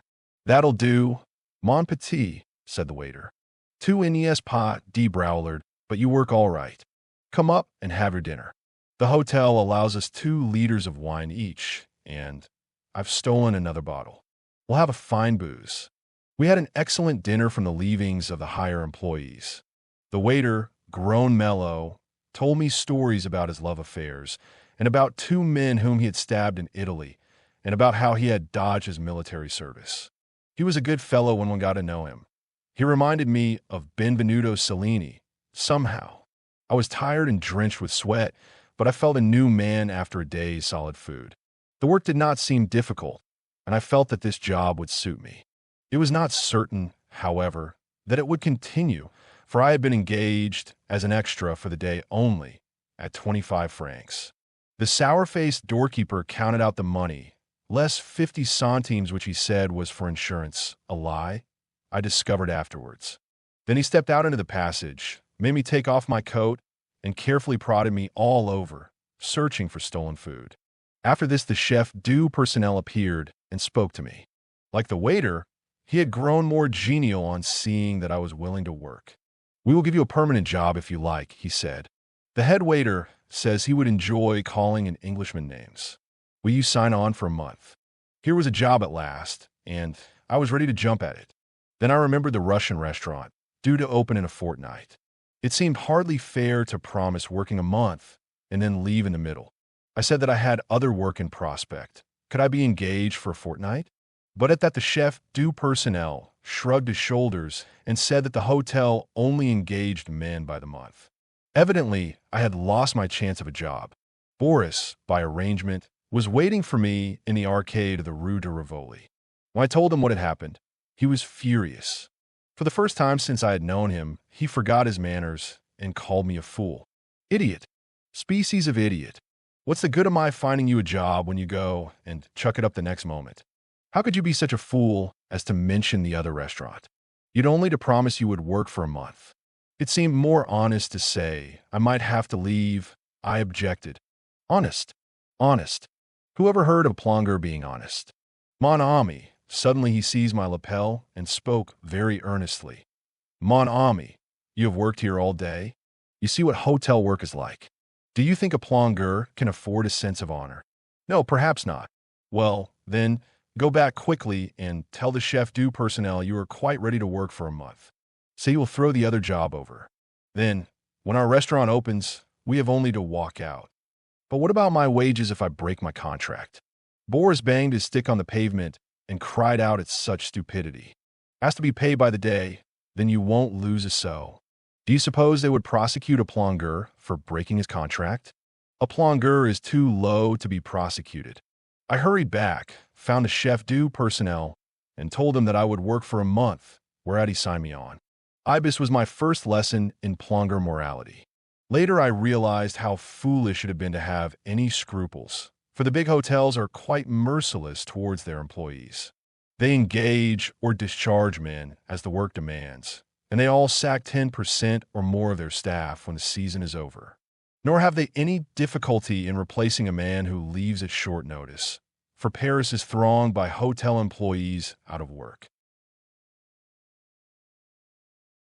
Chapter 11. As it turned out, I did not break my contract, for it was 6 weeks before the Auberge de Jehan Cotard even showed signs of opening. In the meantime, I worked at the Hotel X for days a week in the cafeteria, one day helping the waiter on the 4th floor, and one day replacing the woman who washed up for the dining room. My day off, luckily, was Sunday, but sometimes another man was ill, and I had to work that day as well.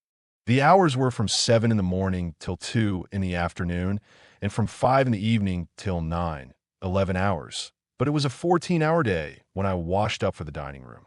By the ordinary standards of a Paris plonger, these are exceptionally short hours. The only hardship of life was the fearful heat and stuffiness of these labyrinthine cellars. Apart from this, the hotel, which was large and well organized, was considered a comfortable one. Our cafeteria was a murky cellar measuring 20 feet by 7 by 8 high, and so crowded with coffee urns, bread cutters, and the like that one could hardly move without banging against something. It was lighted by one dim electric bulb and 4 or 5 gas fires that sent out a fierce red breath. There was a thermometer there, and the temperature never fell below 110 degrees Fahrenheit. It neared 130 at some times of the day. At one end were 5 service lifts, and at the other an ice cupboard where we stored milk and butter. When you went into the ice cupboard, you dropped 100 degrees of temperature at a single step. It used to remind me of the hymn about Greenland's icy mountains and India's coral strand. 2 men worked in the cafeteria besides Boris and myself. One was Mario, a huge, excitable Italian. He was like a city policeman with operatic gestures, and the other, a hairy, uncouth animal whom we called the Magyar. I think he was a Transylvanian, or something even more remote.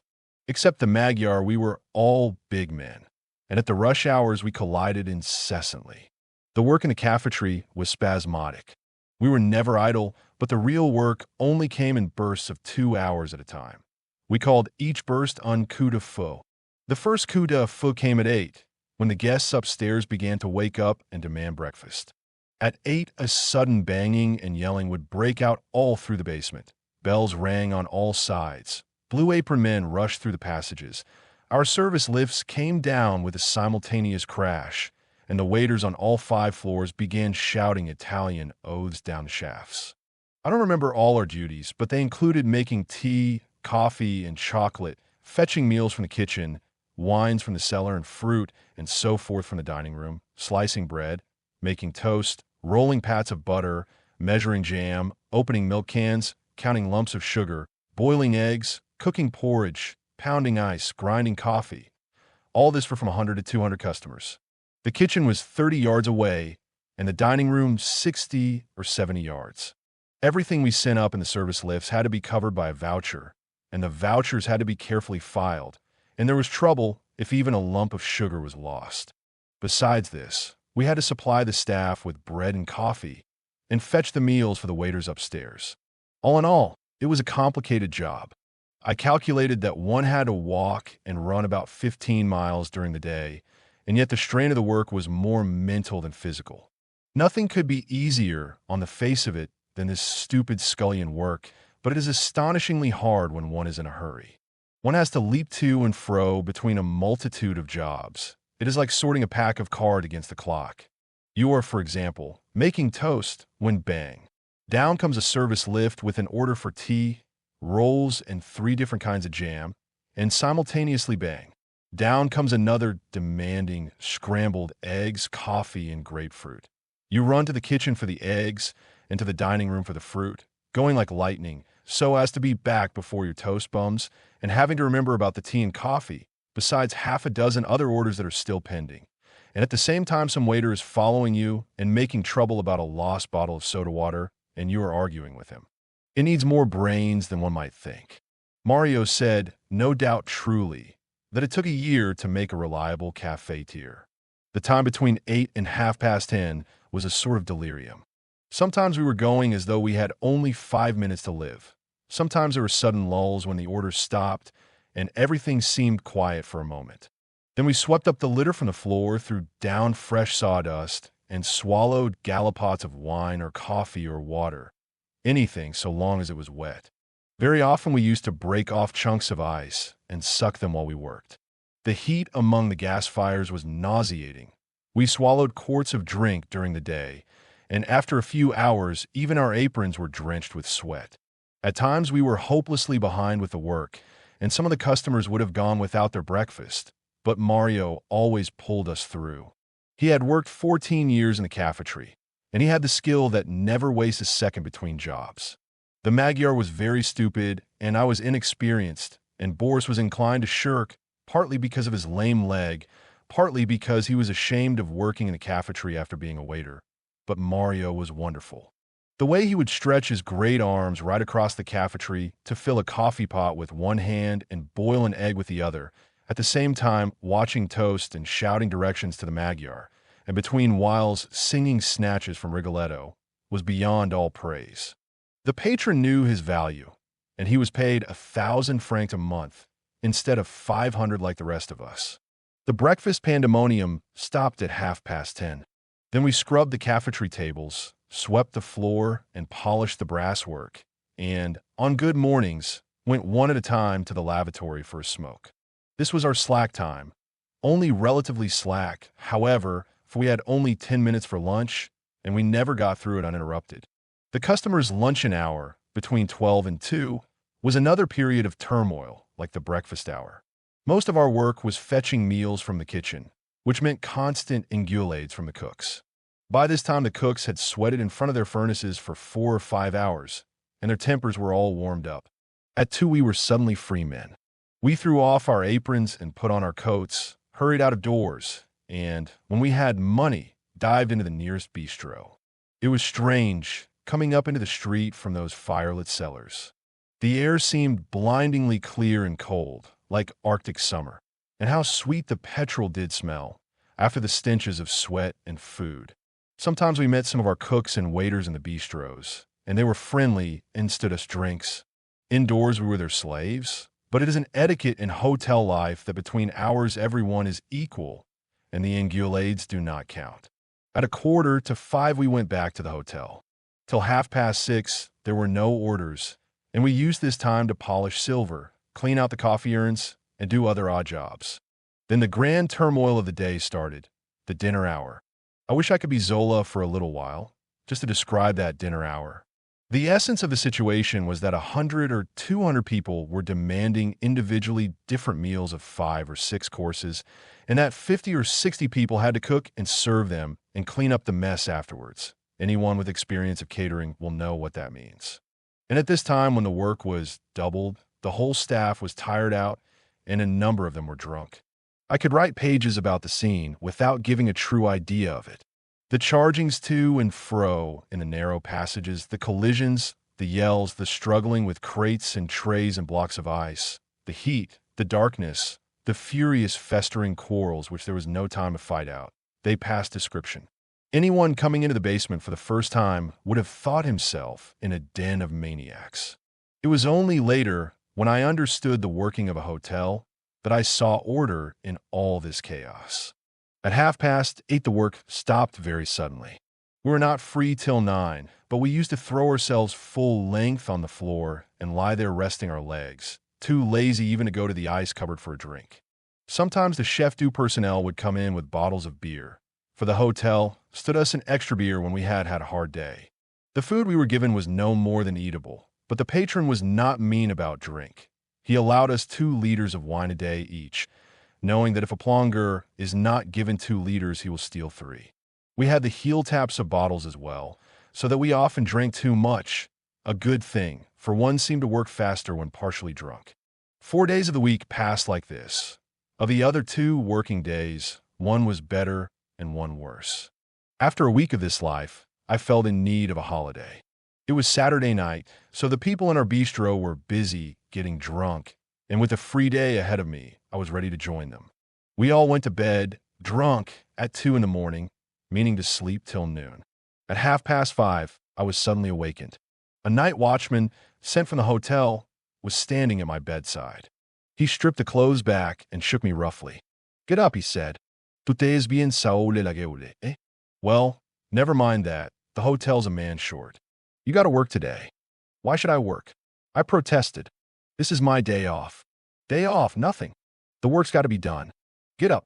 I got up and went out, feeling as though my back were broken and my skull filled with hot cinders. I did not think that I could possibly do a day's work. And yet, after only an hour in the basement, I found that I was perfectly well. It seemed that in the heat of those cellars, as in a Turkish bath, one could sweat out almost any quantity of drink.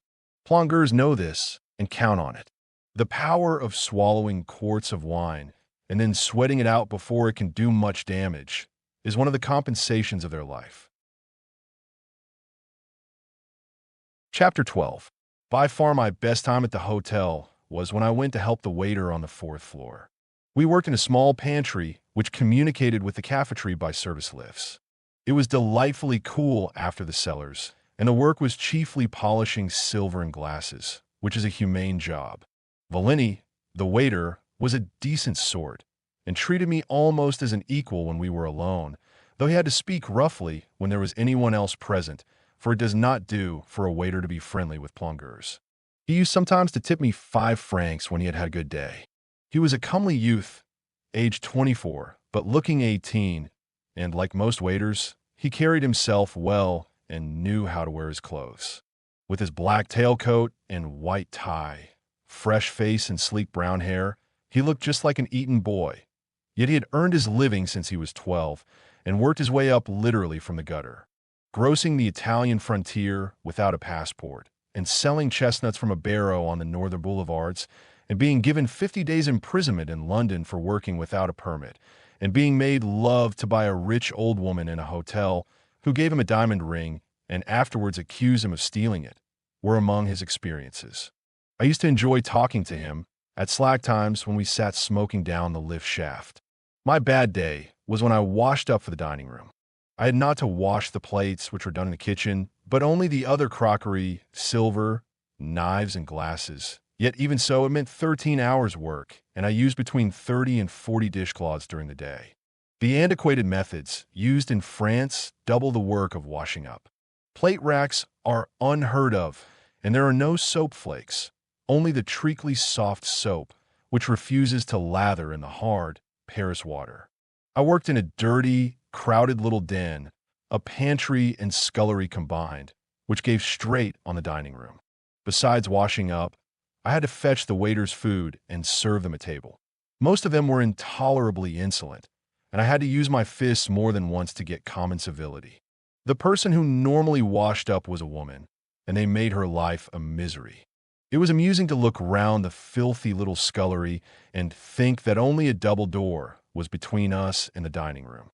There sat the customers in all their splendor, spotless tablecloths, bowls of flowers, mirrors and gilt cornices and painted cherubim.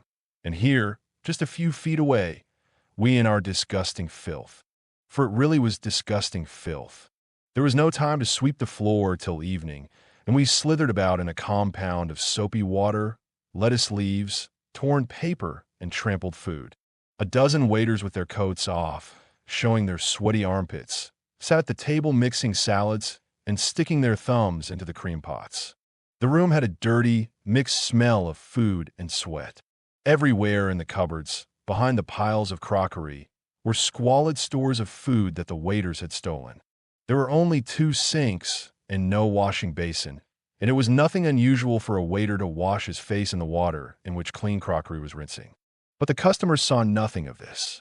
There were a coconut mat and a mirror outside the dining room door, and the waiters used to preen themselves up and go in looking the picture of cleanliness. It is an instructive sight to see a waiter going into a hotel dining room. As he passes the door, a sudden change comes over him. The set of his shoulders alters. All the dirt and hurry and irritation have dropped off in an instant. He glides over the carpet with a solemn, priest-like air. I remember our assistant maitre d'hotel, a fiery Italian, pausing at the dining room door to address an apprentice who had broken a bottle of wine. Shaking his fist above his head, he yelled. Luckily, the door was more or less soundproof. To me face, do you call yourself a waiter, you young bastard? You a waiter? You're not fit to scrub floors in the brothel your mother came from. Macaro. Words failing him, he turned to the door, and as he opened it, he delivered a final insult in the same manner as Squire Western and Tom Jones. Then he entered the dining room and sailed across it, dish in hand, graceful as a swan. 10 seconds later, he was bowing reverently to a customer. And you could not help thinking, as you saw him bow and smile, with that benign smile of the trained waiter, that the customer was put to shame by having such an aristocrat to serve him. This washing up was a thoroughly odious job, not hard, but boring and silly beyond words. It is dreadful to think that some people spend their whole decades at such occupations. The woman whom I replaced was quite 60 years old, and she stood at the sink 13 hours a day, 6 days a week, the year round. She was, in addition, horribly bullied by the waiters. She gave out that she had once been an actress. Actually, I imagine a prostitute. Most prostitutes end as charwomen. It was strange to see that in spite of her age and her life, she still wore a bright blonde wig, and darkened her eyes, and painted her face like a girl of 20. So apparently, even a 78-hour week can leave one with some vitality. Chapter 13. On my 3rd day at the hotel, the chef du personnel, who had generally spoken to me in quite a pleasant tone, called me up and said sharply, "Here, you, shave that mustache off at once." Nom de Dieu, who ever heard of a plongeur with a mustache? I began to protest, but he cut me short. A plongeur with a mustache? Nonsense. Take care I don't see you with it tomorrow. On the way home, I asked Boris what this meant. He shrugged his shoulders. You must do what he says, mon ami. No one in the hotel wears a mustache, except the cooks. I should have thought you would have noticed it. Reason? There is no reason. It is the custom. I saw that it was an etiquette, like not wearing a white tie with a dinner jacket, and shaved off my mustache. Afterwards, I found out the explanation of the custom, which is this. Waiters in good hotels do not wear mustaches, and to show their superiority, they decree that plongeurs shall not wear them either, and the cooks wear their mustaches to show their contempt for the waiters. This gives some idea of the elaborate caste system existing in a hotel. Our staff, amounting to about 110, had their prestige graded as accurately as that of soldiers, and a cook or waiter was as much above a plongeur as a captain above a private. Highest of all came the manager, who could sack anybody, even the cooks. We never saw the patron, and all we knew of him was that his meals had to be prepared more carefully than that of the customers. All the discipline of the hotel depended on the manager. He was a conscientious man and always on the lookout for slackness, but we were too clever for him. A system of service bells ran through the hotel, and the whole staff used these for signaling to one another. A long ring and a short ring, followed by two more long rings, meant that the manager was coming, and when we heard it, we took care to look busy. Below the manager came the maitre d'hotel. He did not serve at table, unless to a lord or someone of that kind, but directed the other waiters and helped with the catering. His tips and his bonus from the champagne companies, it was 2 francs for each cork he returned to them, came to 200 francs a day. He was in a position quite apart from the rest of the staff, and took his meals in a private room, with silver on the table and 2 apprentices in clean white jackets to serve him. A little below the head waiter came the head cook, drawing about 5,000 francs a month. He dined in the kitchen, but at a separate table, and one of the apprentice cooks waited on him. Then came the chef du personnel. He drew only 1,500 francs a month, but he wore a black coat and did no manual work, and he could sack plongeurs and fine waiters. Then came the other cooks, drawing anything between 3,000 and 750 francs a month. Then the waiters, making about 70 francs a day in tips, beside the small retaining fee. Then the laundresses and sewing women. Then the apprentice waiters who received no tips, but were paid 750 francs a month.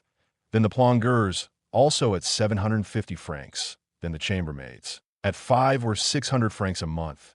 And lastly the cafetiers at 500 a month. We of the cafeteria were the very dregs of the hotel, despised and tutoyed by everyone. There were various others, the office employees called generally couriers, the storekeeper, the cellarman, some porters and pages, the iceman, the bakers, the night watchman, the doorkeeper. Different jobs were done by different races. The office employees and the cooks and sewing women were French, the waiters Italians and Germans. There is hardly such a thing as a French waiter in Paris. The plongeurs of every race in Europe, beside Arabs and Negroes. French was the lingua franca, even the Italians speaking it to one another. All the departments had their special perquisites. In all Paris hotels, it is the custom to sell the broken bread to bakers for 8 sous a pound, and the kitchen scraps to pig keepers for a trifle, and to divide the proceeds of this among the plongeurs. There was much pilfering, too. The waiters all stole food. In fact, I seldom saw a waiter trouble to eat the rations provided for him by the hotel, and the cooks did it on a larger scale in the kitchen, and we in the cafeteria swillied illicit tea and coffee. The cellarman stole brandy. By a rule of the hotel, the waiters were not allowed to keep stores of spirits, but had to go to the cellarman for each drink as it was ordered. As the cellarman poured out the drinks, he would set aside perhaps a teaspoonful from each glass, and he amassed quantities in this way. He would sell you the stolen brandy for 5 sous a swig if he thought he could trust you. There were thieves among the staff, and if you left money in your coat pockets, it was generally taken. The doorkeeper, who paid our wages and searched us for stolen food, was the greatest thief in the hotel. Out of my 500 francs a month, this man actually managed to cheat me of 114 francs in 6 weeks.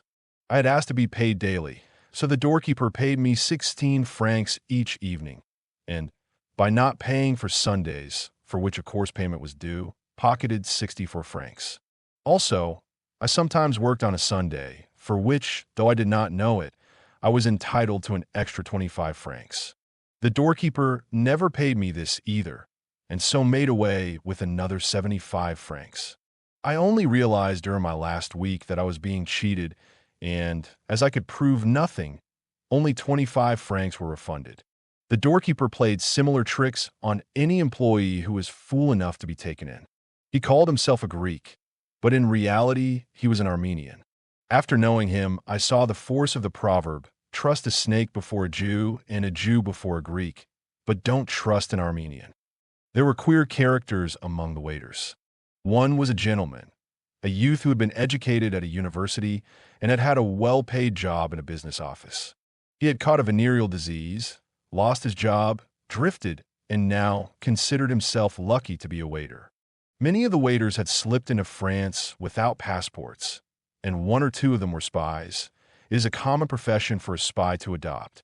One day, there was a fearful row in the waiters' dining room between Morandi, a dangerous-looking man with eyes set too far apart, and another Italian. It appeared that Morandi had taken the other man's mistress. The other man, a weakling and obviously frightened of Morandi, was threatening vaguely. Morandi jeered at him. "Well, what are you going to do about it? I've slept with your girl, slept with her 3 times. It was fine. What can you do? I can denounce you to the secret police. You are an Italian spy." Morandi did not deny it. He simply produced a razor from his tail pocket and made 2 swift strokes in the air, as though slashing a man's cheeks open, whereat the other waiter took it back. The queerest type I ever saw in the hotel was an extra. He had been engaged at 25 francs for the day to replace the Magyar, who was ill. He was a Serbian, a thick-set, nimble fellow of about 25, speaking 6 languages, including English. He seemed to know all about hotel work, and up till midday he worked like a slave. Then, as soon as it had struck 12, he turned sulky, shirked his work, stole wine, and finally crowned all by loafing about openly with a pipe in his mouth. Smoking, of course, was forbidden under severe penalties. The manager himself heard of it and came down to interview the Serbian, fuming with rage. "What the devil do you mean by smoking here?" he cried. "What the devil do you mean by having a face like that?" Answered the Serbian calmly. "I cannot convey the blasphemy of such a remark. The head cook, if a plongeur had spoken to him like that, would have thrown a saucepan of hot soup in his face." The manager said instantly, "You're sacked." And at 2 o'clock the Serbian was given his 25 francs and duly sacked. Before he went out, Boris asked him in Russian what game he was playing. He said the Serbian answered, "Look here, mon vieux, they've got to pay me a day's wages if I work up to midday, haven't they? That's the law. And where's the sense of working after I get my wages? So I'll tell you what I do. I go to a hotel and get a job as an extra, and up to midday I work hard. Then, the moment it struck 12, I start raising such hell that they've no choice but to sack me. Neat, eh? Most days I'm sacked by 12:30. Today it was 2 o'clock, but I don't care. I've saved 4 hours' work. The only trouble is one can't do it at the same hotel twice." It appeared that he had played this game at half the hotels and restaurants in Paris. It is probably quite an easy game to play during the summer, though the hotels protect themselves against it as well as they can by means of a blacklist. Chapter 14. In a few days, I had grasped the main principles on which the hotel was run. The thing that would astonish anyone coming for the first time into the service quarters of a hotel would be the fearful noise and disorder during the rush hours. It is something so different from a steady work in a shop or a factory that it looks at first sight like mere bad management. But it is really quite unavoidable, and for this reason. Hotel work is not particularly hard, but by its nature it comes in rushes and cannot be economized. You cannot, for instance, grill a steak 2 hours before it is wanted. You have to wait till the last moment, by which time a mass of other work has accumulated, and then do it all together in frantic haste. The result is that at mealtimes everyone is doing 2 men's work, which is impossible without noise and quarreling. Indeed, the quarrels are a necessary part of the process, for the pace would never be kept up if everyone did not accuse everyone else of idling. It was for this reason that during the rush hours the whole staff raged and cursed like demons. At those times there was scarcely a verb in the hotel except fautre. A girl in the bakery, aged 16, used oaths that would have defeated a cabman. Did not Hamlet say, "cursing like a scullion"? No doubt Shakespeare had watched scullions at work. But we are not losing our heads and wasting time. We were just stimulating one another for the effort of packing 4 hours' work into 2 hours. What keeps a hotel going is the fact that the employees take a genuine pride in their work, beastly and silly though it is. If a man idles, the others soon find him out and conspire against him to get him sacked. Cooks, waiters, and plongeurs differ greatly in outlook, but they are all alike in being proud of their efficiency. Undoubtedly, the most workmanlike class and the least servile are the cooks. They do not earn quite so much as waiters, but their prestige is higher and their employment steadier. The cook does not look upon himself as a servant, but as a skilled workman. He is generally called un ouvrier, which a waiter never is. He knows his power, knows that he alone makes or mars a restaurant, and that if he is 5 minutes late, everything is out of gear. He despises the whole non-cooking staff and makes it a point of honor to insult everyone below the head waiter. And he takes a genuine artistic pride in his work, which demands very great skill. It is not the cooking that is so difficult, but the doing everything to time. Between breakfast and luncheon, the head cook at the Hotel X would receive orders for several hundred dishes, all to be served at different times. He cooked few of them himself, but he gave instructions about all of them and inspected them before they were sent up. His memory was wonderful. The vouchers were pinned on a board, but the head cook seldom looked at them. Everything was stored in his mind, and exactly to the minute, as each dish fell due, he would call out, "Fate's marcher en côtelette de veau," or whatever it was, unfailingly. He was an insufferable bully, but he was also an artist. It is for their punctuality, and not for any superiority in technique, that men cooks are preferred to women. The waiter's outlook is quite different. He too is proud in a way of his skill, but his skill is chiefly in being servile. His work gives him the mentality, not of a workman, but of a snob. He lives perpetually in sight of rich people, stands at their tables, listens to their conversation, sucks up to them with smiles and discreet little jokes. He has the pleasure of spending money by proxy.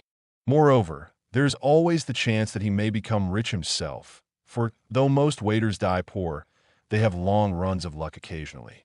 At some cafes on the Grand Boulevard, there is so much money to be made that the waiters actually pay the patron for their employment.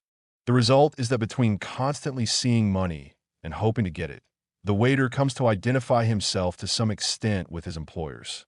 He will take pains to serve a meal in style, because he feels that he is participating in the meal himself.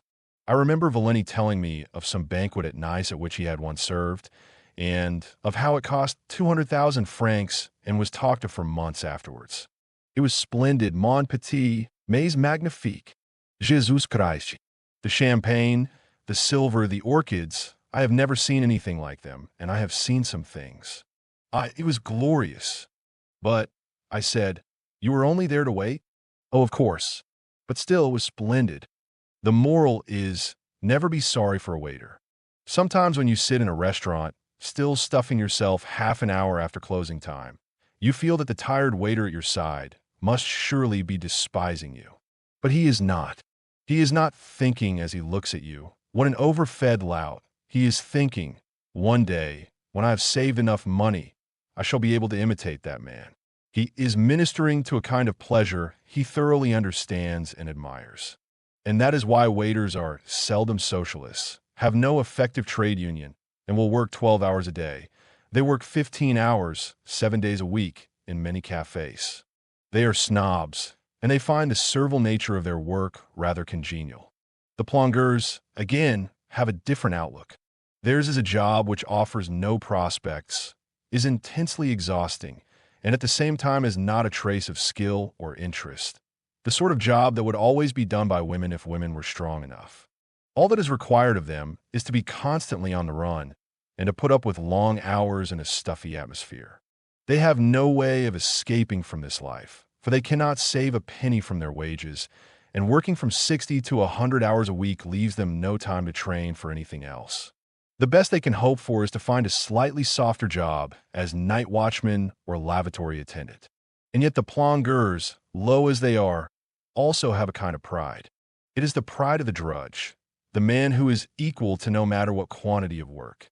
At that level, the mere power to go on working like an ox is about the only virtue attainable.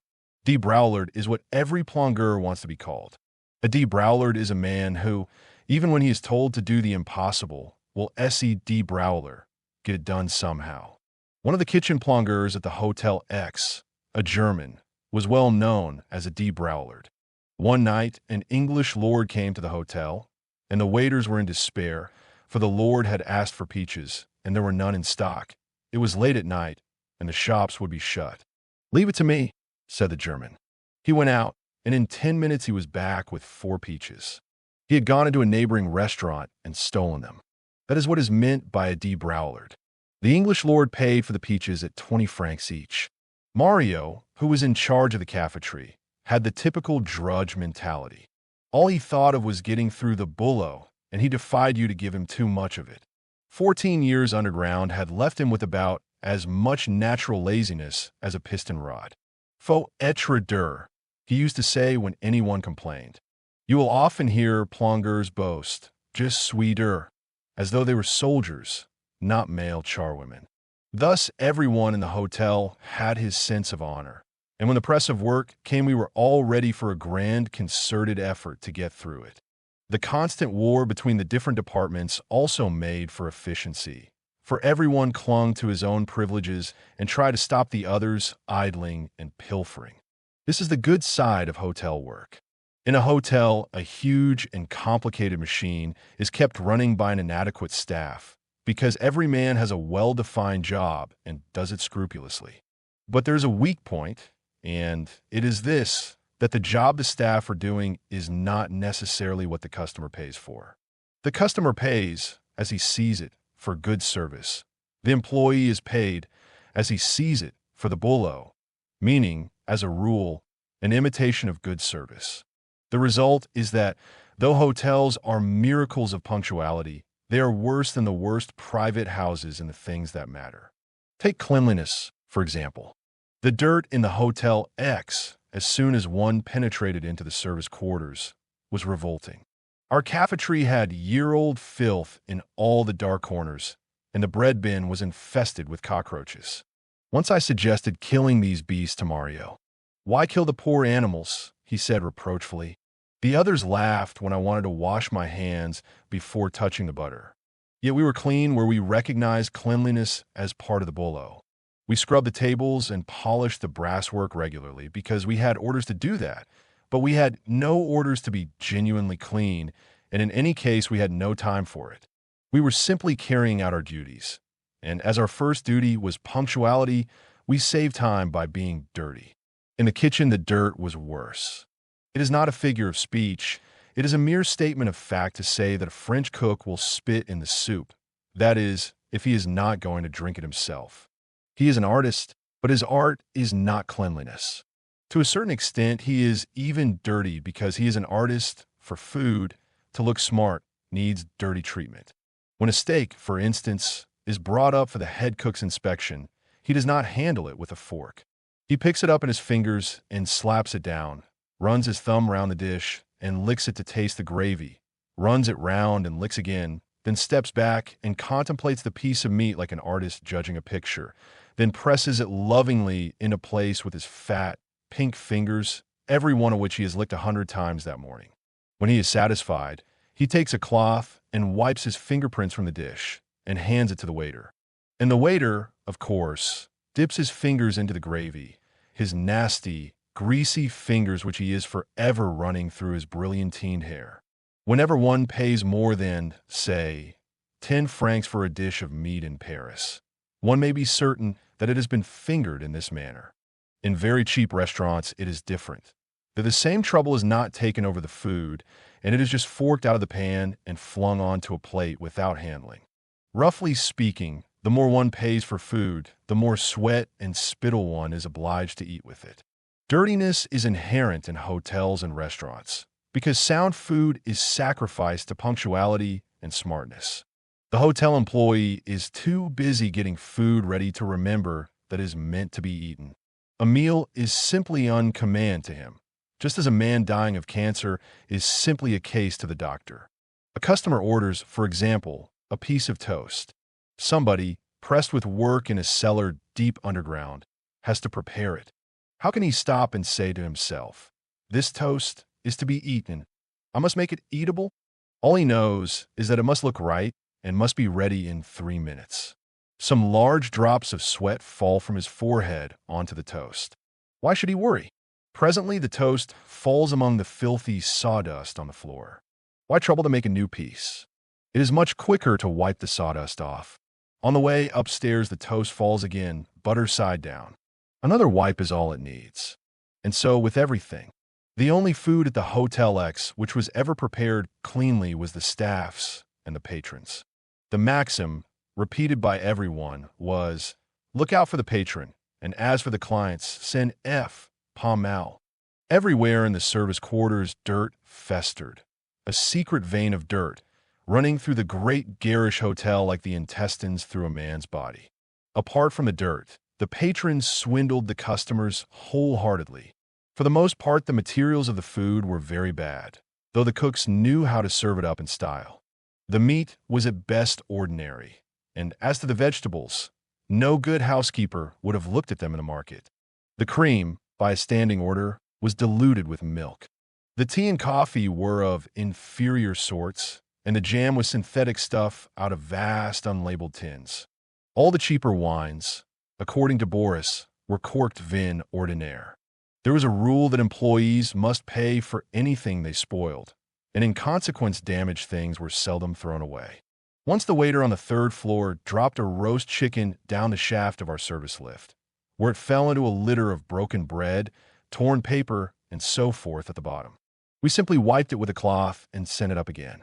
Upstairs there were dirty tales of once-used sheets not being washed, but simply damped, ironed, and put back on the beds. The patron was as mean to us as to the customers. Throughout the vast hotel there was not, for instance, such a thing as a brush and pan. One had to manage with a broom and a piece of cardboard. And the staff lavatory was worthy of Central Asia, and there was no place to wash one's hands except the sinks used for washing crockery. In spite of all this, the Hotel X was one of the dozen most expensive hotels in Paris, and the customers paid startling prices. The ordinary charge for a night's lodging, not including breakfast, was 200 francs. All wine and tobacco were sold at exactly double shop prices, though of course the patron bought at the wholesale price. If a customer had a title or was reputed to be a millionaire, all his charges went up automatically. One morning on the fourth floor, an American who was on diet wanted only salt and hot water for his breakfast. Bellini was furious. "Jesus Christ," he said, "what about my 10%? 10% of salt and water." And he charged 25 francs for the breakfast. The customer paid without a murmur. According to Boris, the same kind of thing went on in all Paris hotels, or at least in all the big, expensive ones. But I imagine that the customers at the Hotel X were especially easy to swindle, for they were mostly Americans, with a sprinkling of English, no French, and seemed to know nothing whatever about good food. They would stuff themselves with disgusting American cereals, and eat marmalade at tea, and drink vermouth after dinner, and order a poulet à la reine at 100 francs and then souse it in Worcester sauce. One customer, from Pittsburgh, dined every night in his bedroom on grape nuts, scrambled eggs, and cocoa. Perhaps it hardly matters whether such people are swindled or not. Chapter 15. I heard queer tales in the hotel. There were tales of dope fiends, of old debauches who frequented hotels in search of pretty page boys, of thefts and blackmail. Mario told me of a hotel in which he had been, where a chambermaid stole a priceless diamond ring from an American lady. For days the staff were searched as they left work, and 2 detectives searched the hotel from top to bottom, but the ring was never found. The chambermaid had a lover in the bakery, and he had baked the ring into a roll, where it lay unsuspected until the search was over. Once Bellini, at a slack time, told me a story about himself. "You know, mon petit, this hotel life is all very well, but it's the devil when you're out of work. I expect you know what it is to go without eating, eh? Forcement, otherwise you wouldn't be scrubbing dishes. Well, I'm not a poor devil of a plongeur. I'm a waiter, and I went 5 days without eating once. 5 days without even a crust of bread. Jesus Christ. I tell you, those 5 days were the devil. The only good thing was I had my rent paid in advance. I was living in a dirty, cheap little hotel in the Rue St. Eloise up in the Latin Quarter.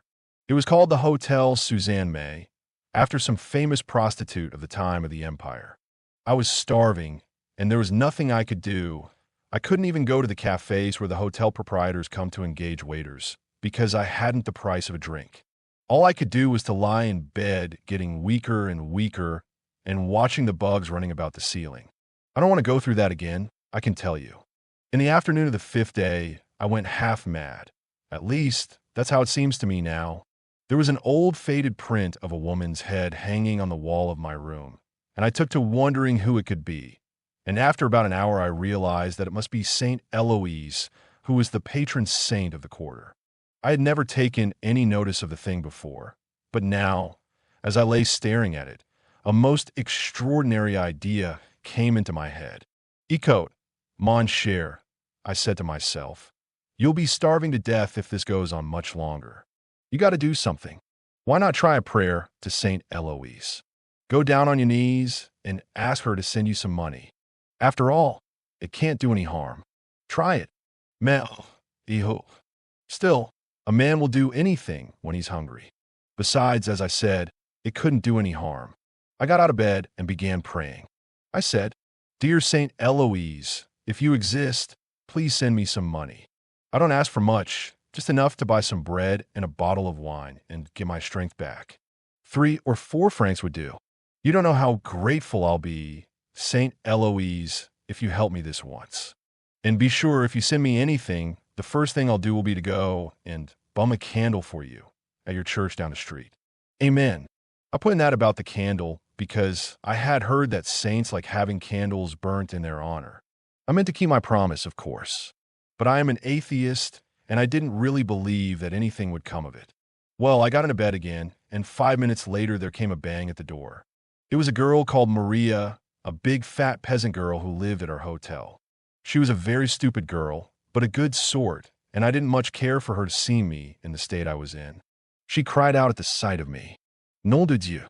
She said, "What's the matter with you? What are you doing in bed at this time of day? Quelle mine que tu as. You look more like a corpse than a man." Probably I did look a sight. I had been 5 days without food, most of the time in bed, and it was 3 days since I had had a wash or a shave. The room was a regular pigsty, too. "What's the matter?" said Maria again. "The matter?" I said, "Jesus Christ. I am starving. I haven't eaten for 5 days. That's what's the matter." Maria was horrified. "Not eaten for 5 days?" She said, "But why? Haven't you any money then?" "Money?" I said, "Do you suppose I should be starving if I had money? I've got just 5 sous in the world, and I've pawned everything. Look round the room and see if there's anything more I can sell or pawn. If you can find anything that will fetch 50 centimes, you're cleverer than I am." Maria began looking round the room.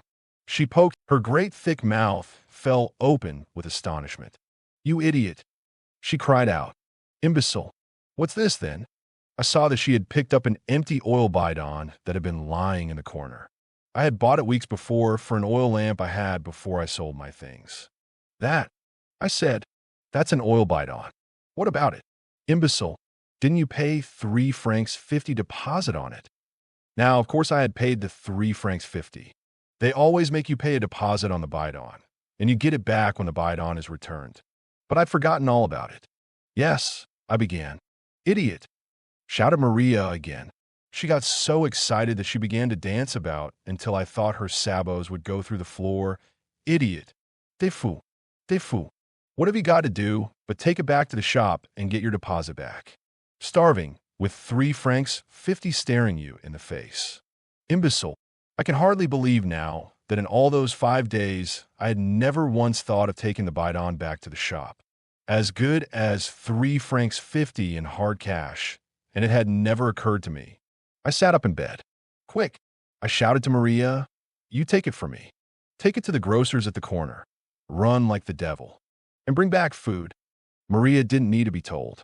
She grabbed the bidon and went clattering down the stairs like a herd of elephants, and in 3 minutes she was back with 2 pounds of bread under one arm and a half-liter bottle of wine under the other.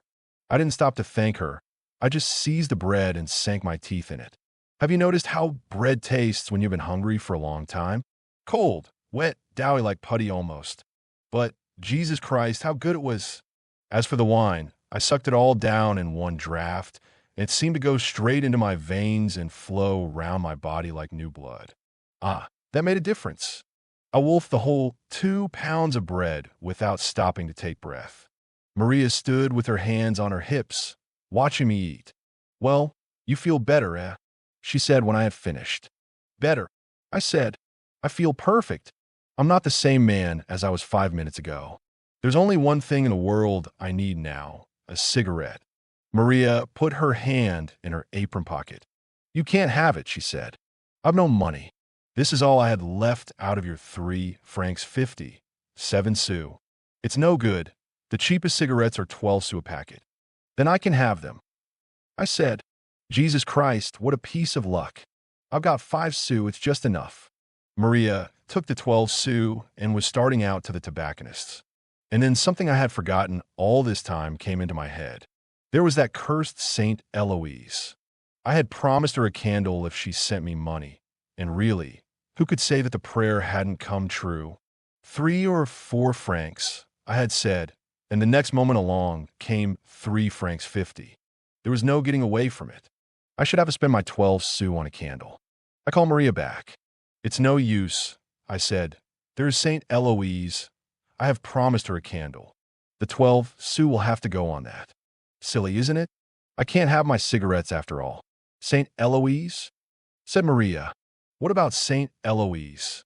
I prayed to her for money and promised her a candle, I said. She answered the prayer. At any rate, the money turned up. I shall have to buy that candle. It's a nuisance, but it seems to me I must keep my promise. But what put Saint Eloise into your head? Said Maria. It was her picture, I said, and I explained the whole thing. There she is, you see, I said, and I pointed to the picture on the wall. Maria looked at the picture, and then to my surprise, she burst into shouts of laughter. She laughed more and more, stamping about the room and holding her fat sides as though they would burst. I thought she had gone mad. It was 2 minutes before she could speak. Idiot! She cried at last.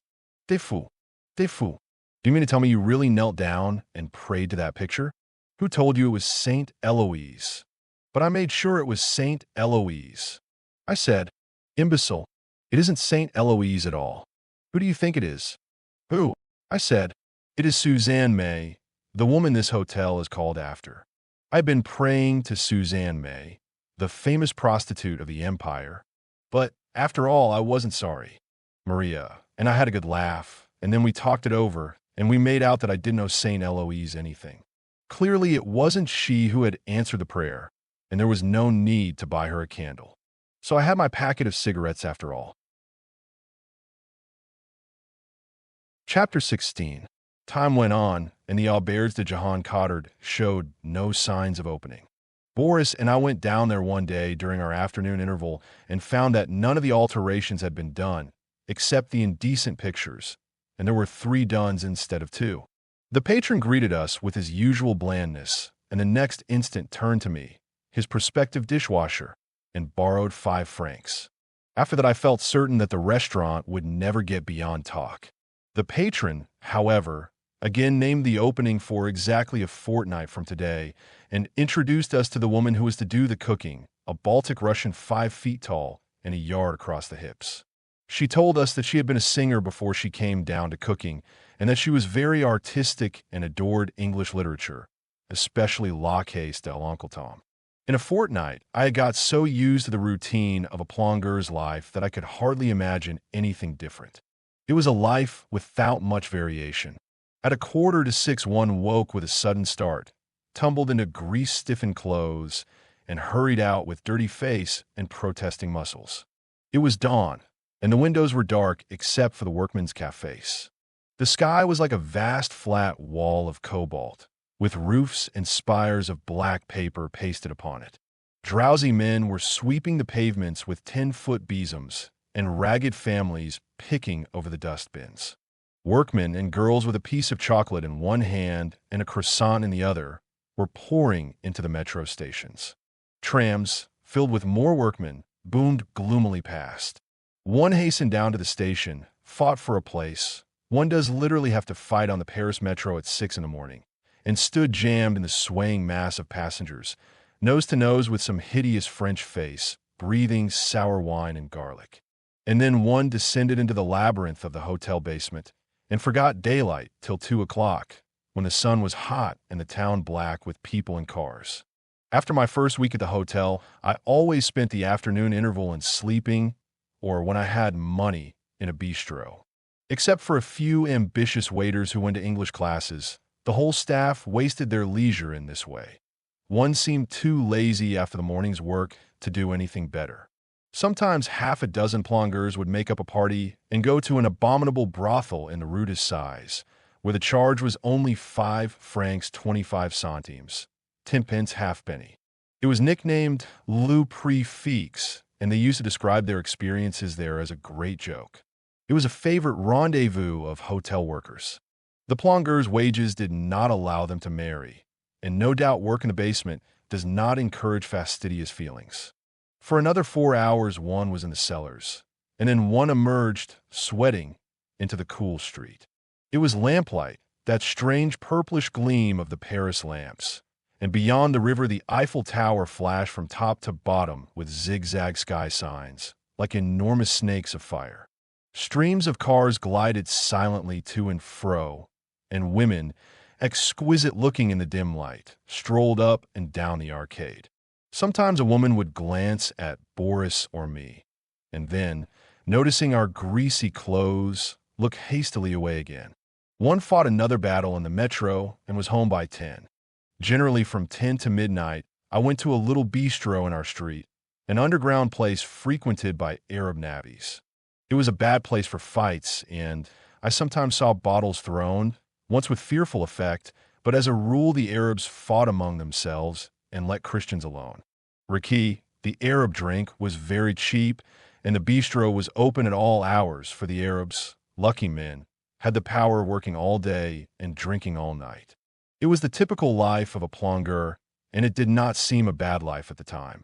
I had no sensation of poverty, for even after paying my rent and setting aside enough for tobacco and journeys and my food on Sundays, I still had 4 francs a day for drinks, and 4 francs was wealth. There was, it is hard to express it, a sort of heavy contentment, the contentment a well-fed beast might feel in a life which had become so simple. For nothing could be simpler than the life of a plongeur.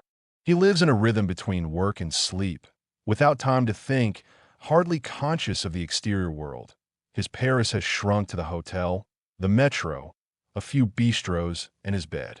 If he goes afield, it is only a few streets away, on a trip with some servant girl who sits on his knee, swallowing oysters and beer. On his free day, he lies in bed till noon, puts on a clean shirt, throws dice for drinks, and after lunch goes back to bed again. Nothing is quite real to him but the boulot, drinks, and sleep. And of these, sleep is the most important. One night, in the small hours, there was a murder just beneath my window. I was woken by a fearful uproar, and, going to the window, saw a man lying flat on the stones below. I could see the murderers, 3 of them, flitting away at the end of the street. Some of us went down and found that the man was quite dead, his skull cracked with a piece of lead piping. I remember the color of his blood, curiously purple, like wine. It was still on the cobbles when I came home that evening, and they said the school children had come from miles round to see it. But the thing that strikes me in looking back is that I was in bed and asleep within 3 minutes of the murder. So were most of the people in the street. We just made sure that the man was done for and went straight back to bed. We were working people, and where was the sense of wasting sleep over a murder? Work in a hotel taught me the true value of sleep, just as being hungry had taught me the true value of food. Sleep had ceased to be a mere physical necessity. It was something voluptuous, a debauch more than a relief. I had no more trouble with the bugs. Mario had told me of a sure remedy for them, namely pepper strewed thick over the bedclothes. It made me sneeze, but the bugs all hated it and emigrated to other rooms. Chapter 17. With 30 francs a week to spend on drinks, I could take part in the social life of the quarter. We had some jolly evenings on Saturdays in a little bistro at the foot of the Hotel de Trois-Moineaux. The brick-floored room, 15 feet square, was packed with 20 people, and the air dim with smoke. The noise was deafening, for everyone was either talking at the top of his voice or singing. Sometimes it was just a confused din of voices. Sometimes everyone would burst out together in the same song. The Marseillaise or the Internationale or Madeleine, or Les phrases et les framboises. Azaya, a great clumping peasant girl who worked 14 hours a day in a glass factory, sang a song about Aile perdu, SES pantalons, tout in dansant le Charleston. Her friend Marinette, a thin, dark Corsican girl of obstinate virtue, tied her knees together and danced the danse du ventre. The old Rugiers wandered in and out, cadging drinks and trying to tell a long, involved story about someone who had once cheated them over a bedstead. R, cadaverous and silent, sat in his corner quietly boozing. Charlie, drunk, half danced, half staggered to and fro with a glass of sham absinthe balanced in one fat hand, pinching the women's breasts and declaiming poetry. People played darts and dice for drinks. Manuel, a Spaniard, dragged the girls to the bar and shook the dice box against their bellies for luck. Madame F stood at the bar rapidly pouring Chopins of wine through the pewter funnel, with a wet dishcloth always handy, because every man in the room tried to make love to her. Two children, bastards of Big Louis the bricklayer, sat in a corner sharing a glass of syrup. Everyone was very happy, overwhelmingly certain that the world was a good place and we a notable set of people. For an hour the noise scarcely slackened. Then about midnight there was a piercing shout of sit-ins and the sound of a chair falling over. A blond, red-faced workman had risen to his feet and was banging a bottle on the table. Everyone stopped singing. The word went round, sh. Furex is starting. Furex was a strange creature, a Limousin stonemason who worked steadily all the week and drank himself into a kind of paroxysm on Saturdays. He had lost his memory and could not remember anything before the war, and he would have gone to pieces through drink if Madame F had not taken care of him. On Saturday evenings at about 5 o'clock, she would say to someone, "Catch Furex before he spends his wages," and when he had been caught, she would take away his money, leaving him enough for one good drink. One week he escaped and, rolling blind drunk in the Place Manche, was run over by a car and badly hurt. The queer thing about Furex was that, though he was a communist when sober, he turned violently patriotic when drunk. He started the evening with good communist principles, but after 4 or 5 liters he was a rampant chauvinist, denouncing spies, challenging all foreigners to fight, and, if he was not prevented, throwing bottles. It was at this stage that he made his speech, for he made a patriotic speech every Saturday night. The speech was always the same, word for word. It ran, "Citizens of the Republic, are there any Frenchmen here? If there are any Frenchmen here, I rise to remind them, in effect, of the glorious days of the war. When one looks back upon that time of comradeship and heroism, one looks back, in effect, upon that time of comradeship and heroism. When one remembers the heroes who are dead, one remembers, in effect, the heroes who are dead. Citizens of the Republic, I was wounded at Verdun." Here he partially undressed and showed the wound he had received at Verdun. There were shouts of applause. We thought nothing in the world could be funnier than this speech of Furex's. He was a well-known spectacle in the quarter. People used to come in from other bistros to watch him when his fit started. The word was passed round to bait Furex. With a wink to the others, someone called for silence and asked him to sing the Marseillaise. He sang it well, in a fine bass voice, with patriotic, gurgling noises deep down in his chest when he came to a UX Arms sit-ins. Formez vos bataillons. Veritable tears rolled down his cheeks. He was too drunk to see that everyone was laughing at him. Then, before he had finished, 2 strong workmen seized him by either arm and held him down, while Isaiah shouted, "Vive l'Allemagne," just out of his reach. Furex's face went purple at such infamy. Everyone in the bistro began shouting together, "Vive l'Allemagne, abas la France," while Furex struggled to get at them. But suddenly he spoiled the fun. His face turned pale and doleful. His limbs went limp, and before anyone could stop him, he was sick on the table. Then Madame F hoisted him like a sack and carried him up to bed. In the morning he reappeared quiet and civil, and bought a copy of Limonite. The table was wiped with a cloth. Madame F brought more liter bottles and loaves of bread, and we settled down to serious drinking. There were more songs. An itinerant singer came in with his banjo and performed for 5 so pieces. An Arab and a girl from the bistro down the street did a dance, the man wielding a painted wooden phallus the size of a rolling pin. There were gaps in the noise now. People had begun to talk about their love affairs and the war and the barbel fishing in the Seine and the best way to faire la revolution and to tell stories. Charlie, grown sober again, captured the conversation and talked about his soul for 5 minutes. The doors and windows were open to cool the room. The street was emptying, and in the distance one could hear the lonely milk train thundering down the boulevard Saint-Michel. The air blew cold on our foreheads, and the coarse African wine still tasted good. We were still happy, but meditatively, with the shouting and hilarious mood finished. By 1 o'clock, we were not happy any longer. We felt the joy of the evening wearing thin and called hastily for more bottles, but Madame F. was watering the wine now, and it did not taste the same. Men grew quarrelsome. The girls were violently kissed and hands thrust into their bosoms, and they made off lest worse should happen. Big Louis, the bricklayer, was drunk and crawled about the floor barking and pretending to be a dog. The others grew tired of him and kicked at him as he went past. People seized each other by the arm and began long, rambling confessions, and were angry when these were not listened to. The crowd thinned. Manuel and another man, both gamblers, went across to the Arab bistro, where card-playing went on till daylight. Charlie suddenly borrowed 30 francs from Madame F. and disappeared, probably to a brothel. Men began to empty their glasses, call briefly, "Sieurs, dames," and go off to bed. By 1:30, the last drop of pleasure had evaporated, leaving nothing but headaches.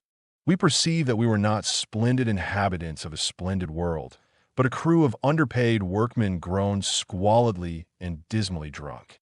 We went on swallowing the wine, but it was only from habit, and the stuff seemed suddenly nauseating. One's head had swollen up like a balloon. The floor rocked. One's tongue and lips were stained purple. At last, it was no use keeping it up any longer. Several men went out into the yard behind the bistro and were sick. We crawled up to bed, tumbled down half-dressed, and stayed there 10 hours. Most of my Saturday nights went in this way. On the whole, the 2 hours when one was perfectly and wildly happy seemed worth the subsequent headache. For many men in the quarter, unmarried and with no future to think of, the weekly drinking bout was the one thing that made life worth living. Chapter 18. Charlie told us a good story one Saturday night in the bistro. Try and picture him, drunk but sober enough to talk consecutively. He bangs on the zinc bar and yells for silence. Silence. Messrs. E.T. Dames, silence. I implore you, listen to this story that I'm about to tell you. A memorable story, an instructive story, one of the souvenirs of a refined and civilized life. Silence, messieurs et dames. It happened at a time when I was hard up. You know what that is like. How damnable that a man of refinement should ever be in such a condition. My money had not come from home. I had pawned everything, and there was nothing open to me except to work, which is a thing I will not do. I was living with a girl at the time. Yvonne, her name, was a great half-witted peasant girl like Isaiah there, with yellow hair and fat legs. The two of us had eaten nothing in 3 days. Mon Dieu, what sufferings! The girl used to walk up and down the room with her hands on her belly, howling like a dog that she was dying of starvation. It was terrible, but to a man of intelligence, nothing is impossible. I propounded to myself the question, what is the easiest way to get money without working? And immediately the answer came. To get money easily won must be a woman. Has not every woman something to sell? And then, as I lay reflecting upon the things I should do if I were a woman, an idea came into my head. I remembered the government maternity hospitals. You know the government maternity hospitals? There are places where women who are enceinte are given meals free and no questions are asked. It is done to encourage childbearing. Any woman can go there and demand a meal, and she is given it immediately. Mon Dieu, I thought, if only I were a woman, I would eat at one of those places every day. Who can tell whether a woman is enceinte or not? Without an examination. I turned to Yvonne. Stop that insufferable bawling. I said, I have thought of a way to get food. How? She said. It is simple, I said. Go to the government maternity hospital, tell them you're enceinte, and ask for food. They will give you a good meal and ask no questions. Yvonne was appalled. Mais mon Dieu, she cried, I am not enceinte. Who cares?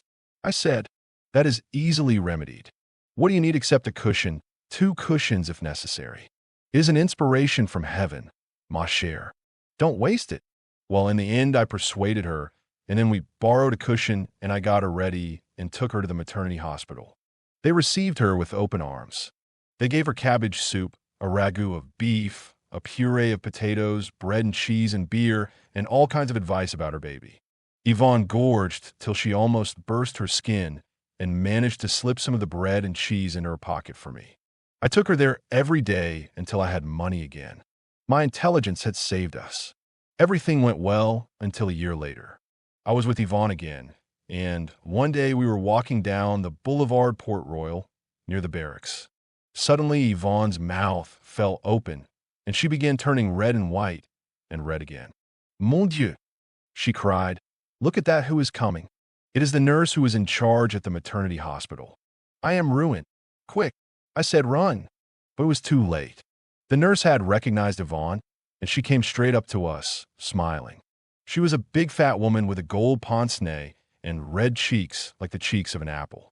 A motherly, interfering kind of woman. I hope you are well, ma petite, she said kindly. And your baby, is he well too? Was it a boy, as you were hoping? Yvonne had begun trembling so hard that I had to grip her arm. No, she said at last. Ah, then evidement it was a girl. Thereupon Yvonne, the idiot, lost her head completely. No, she actually said again. The nurse was taken aback.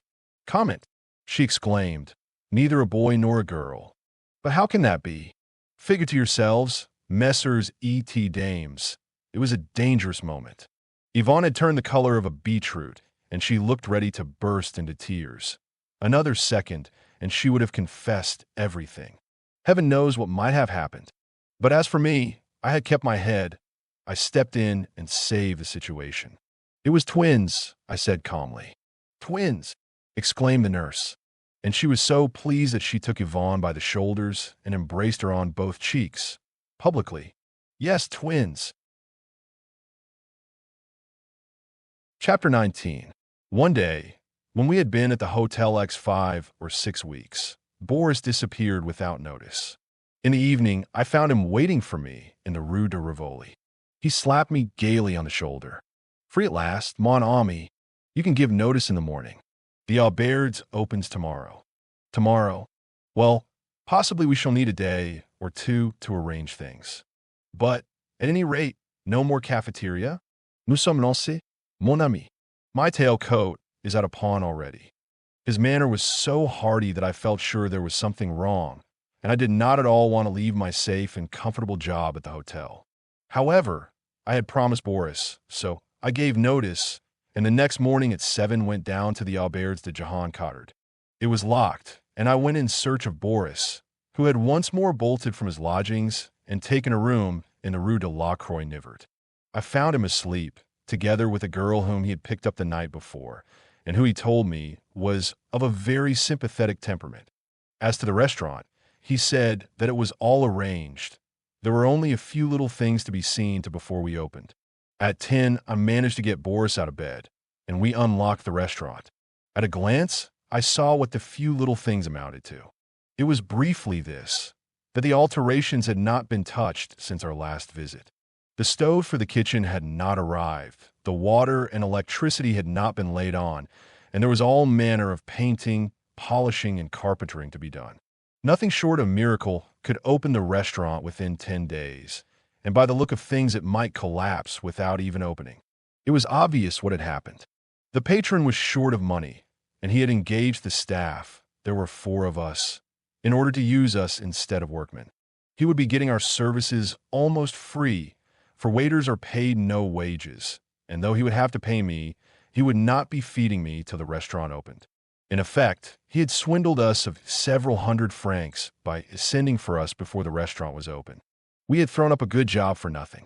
Boris, however, was full of hope. He had only one idea in his head, namely, that here at last was a chance of being a waiter and wearing a tailcoat once more. For this he was quite willing to do 10 days' work unpaid, with the chance of being left jobless in the end. Patience, he kept saying. That will arrange itself. Wait till the restaurant opens, and we'll get it all back. Patience, mon ami. We needed patience. For days passed, and the restaurant did not even progress towards opening. We cleaned out the cellars, fixed the shelves, distempered the walls, polished the woodwork, whitewashed the ceiling, stained the floor. But the main work, the plumbing and gas fitting and electricity, was still not done because the patron could not pay the bills. Evidently, he was almost penniless, for he refused the smallest charges, and he had a trick of swiftly disappearing when asked for money. His blend of shiftiness and aristocratic manners made him very hard to deal with. Melancholy duns came looking for him at all hours, and by instruction we always told them that he was at Fontainebleau or St. Cloud or some other place that was safely distant. Meanwhile, I was getting hungrier and hungrier.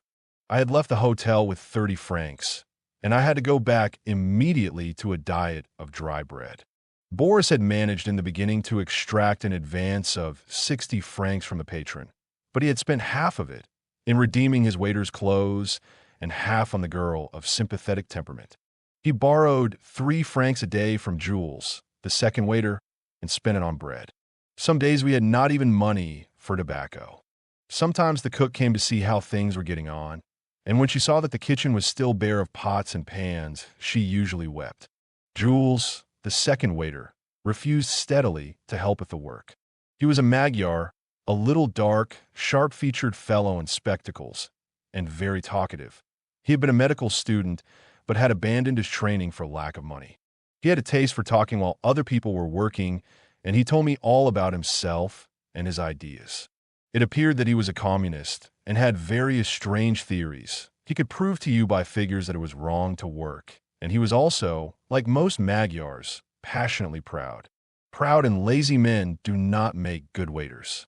It was Jules's dearest boast that once when a customer in a restaurant had insulted him, he had poured a plate of hot soup down the customer's neck and then walked straight out without even waiting to be sacked. As each day went by, Jules grew more and more enraged at the trick the patron had played on us. He had a spluttering, oratorical way of talking. He used to walk up and down, shaking his fist, and try to incite me not to work. Put that brush down, you fool. You and I belong to proud races. We don't work for nothing, like these damned Russian serfs. I tell you, to be cheated like this is torture to me. There have been times in my life when someone has cheated me even of 5 sous, when I have vomited, yes, vomited with rage. Besides, mon vieux, don't forget that I'm a communist. About la bourgeoisie. Did any man alive ever see me working when I could avoid it? No. And not only I don't wear myself out working like you other fools, but I steal just to show my independence. Once I was in a restaurant where the patron thought he could treat me like a dog. Well, in revenge, I found out a way to steal milk from the milk cans and seal them up again so that no one should know. I tell you, I just swillied that milk down night and morning. Every day, I drank 4 liters of milk, besides half a liter of cream. The patron was at his wit's end to know where the milk was going. It wasn't that I wanted milk, you understand, because I hate the stuff. It was principle, just principle. Well, after 3 days, I began to get dreadful pains in my belly, and I went to the doctor. What have you been eating? He said. I said, I drink 4 liters of milk a day and half a liter of cream. 4 litres. He said, then stop at once. You'll burst if you go on. What do I care? I said, with me principle is everything. I shall go on drinking that milk, even if I do burst. Well, the next day, the patron caught me stealing milk. You're sacked, he said. You leave at the end of the week. Pardon, monsieur. I said, I shall leave this morning. No, you won't, he said. I can't spare you till Saturday. Very well, mon patron, I thought to myself. We'll see who gets tired of it first. And then I set to work to smash the crockery. I broke 9 plates the first day and 13 the second. After that, the patron was glad to see the last of me. Ah, I'm not one of your Russian mujiks. 10 days passed. It was a bad time. I was absolutely at the end of my money, and my rent was several days overdue. We loafed about the dismal, empty restaurant, too hungry even to get on with the work that remained. Only Boris now believed that the restaurant would open. He had set his heart on being maître d'hôtel, and he invented a theory that the patron's money was tied up in shares, and he was waiting a favorable moment for selling. On the 10th day, I had nothing to eat or smoke, and I told the patron that I could not continue working without an advance on my wages. As blandly as usual, the patron promised the advance, and then, according to his custom, vanished. I walked part of the way home, but I did not feel equal to a scene with Madame F. over the rent, so I passed the night on a bench on the boulevard. It was very uncomfortable. The arm of the seat cuts into your back, and much colder than I had expected. There was plenty of time, in the long, boring hours between dawn and work, to think what a fool I had been to deliver myself into the hands of these Russians. Then, in the morning, the luck changed. Evidently, the patron had come to an understanding with his creditors, for he arrived with money in his pockets, set the alterations going, and gave me my advance. Boris and I bought macaroni and a piece of horse's liver, and had our first hot meal in 10 days.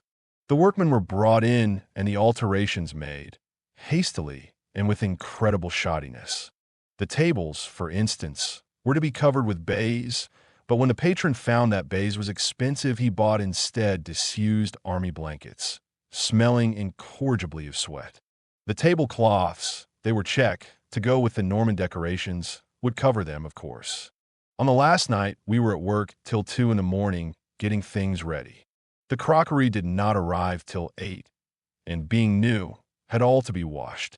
The cutlery did not arrive till the next morning, nor the linen either, so that we had to dry the crockery with a shirt of the patron's and an old pillow slip belonging to the concierge. Boris and I did all the work. Jules was skulking, and the patron and his wife sat in the bar with a Dun and some Russian friends, drinking success to the restaurant. The cook was in the kitchen with her head on the table, crying, because she was expected to cook for 50 people, and there were not pots and pans enough for 10. About midnight, there was a fearful interview with some Duns, who came intending to seize 8 copper saucepans which the patron had obtained on credit. They were bought off with half a bottle of brandy. Jules and I missed the last metro home, and had to sleep on the floor of the restaurant. The first thing we saw in the morning were 2 large rats sitting on the kitchen table, eating from a ham that stood there. It seemed a bad omen, and I was surer than ever that the auberge de Jehan Cottard would turn out a failure. Chapter 20. The patron had engaged me as kitchen plongeur. That is, my job was to wash up, keep the kitchen clean, prepare vegetables, make tea, coffee, and sandwiches, do the simpler cooking, and run errands. The terms were, as usual, 500 francs a month in food, but I had no free day and no fixed working hours. At the Hotel X, I had seen catering at its best, with unlimited money and good organization. Now, at the auberge, I learned how things are done in a thoroughly bad restaurant. It is worth describing, for there are hundreds of similar restaurants in Paris, and every visitor feeds in one of them occasionally. I should add, by the way, that the auberge was not the ordinary cheap eating house frequented by students and workmen. We did not provide an adequate meal at less than 25 francs, and we were picturesque and artistic, which sent up our social standing. There were the indecent pictures in the bar and the Norman decorations, sham beams on the walls, electric lights done up as candlesticks, peasant pottery, even a mounting block at the door, and the patron and the head waiter were Russian officers, and many of the customers tided Russian refugees. In short, we were decidedly chic. Nevertheless, the conditions behind the kitchen door were suitable for a pigsty. For this is what our service arrangements were like. The kitchen measured 15 feet long by 8 broad, and half this space was taken up by the stoves and tables. All the pots had to be kept on shelves out of reach, and there was only room for 1 dustbin. This dustbin used to be crammed full by midday, and the floor was normally an inch deep in a compost of trampled food. For firing, we had nothing but 3 gas stoves without ovens, and all joints had to be sent out to the bakery. There was no larder.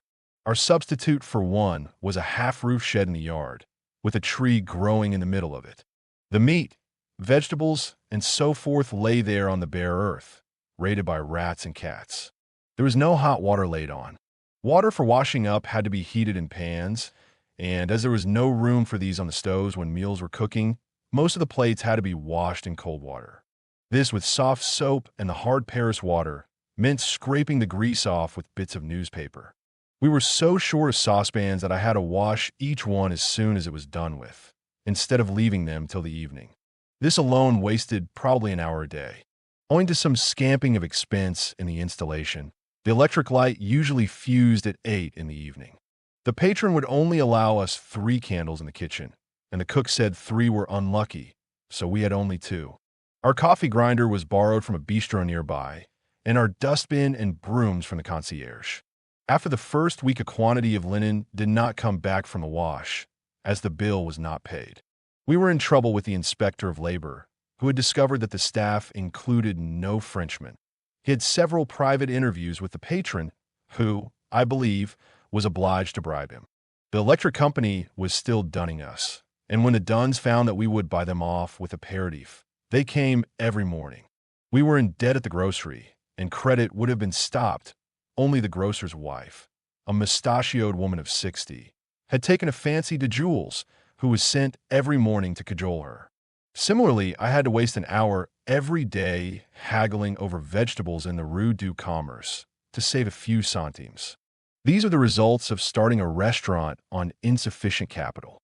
And in these conditions, the cook and I were expected to serve 30 or 40 meals a day, and would later on be serving 100. From the first day, it was too much for us.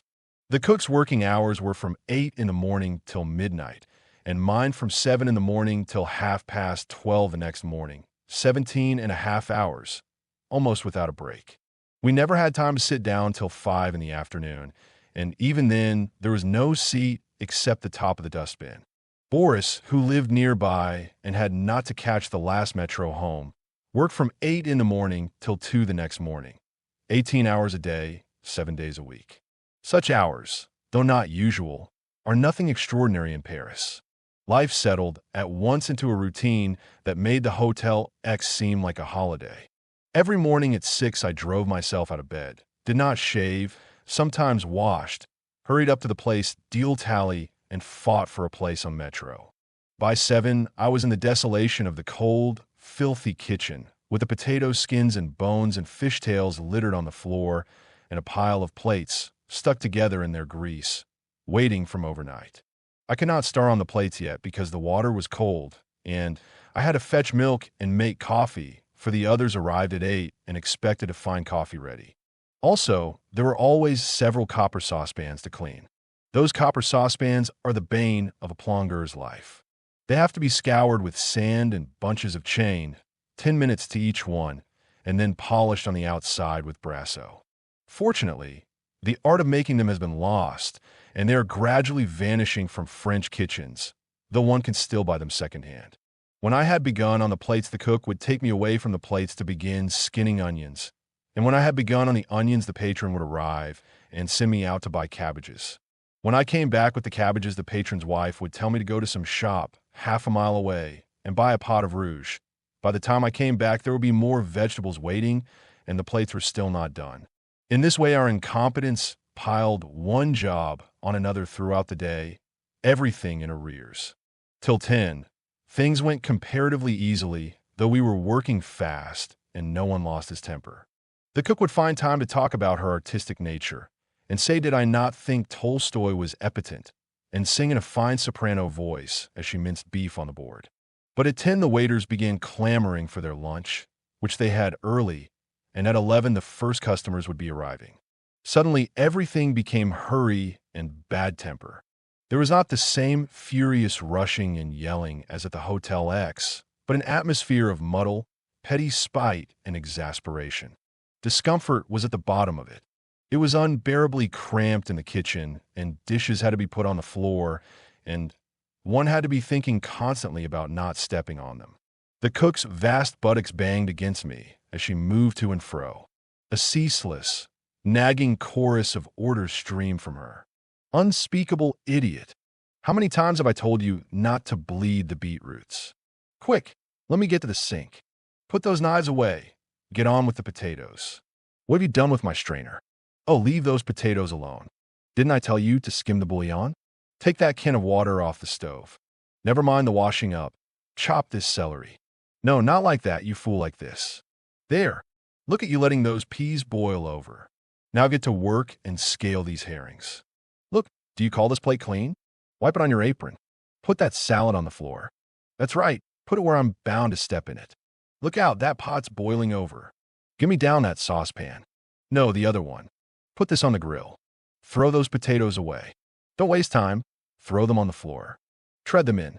Now throw down some sawdust. This floor's like a skating rink. Look, you fool, that steak's burning. Mon Dieu. Why did they send me an idiot for plunger? Who are you talking to? Do you realize that my aunt was a Russian countess? Etc., etc., etc. This went on till 3 o'clock without much variation, except that about 11 the cook usually had Christ in nerfs and a flood of tears.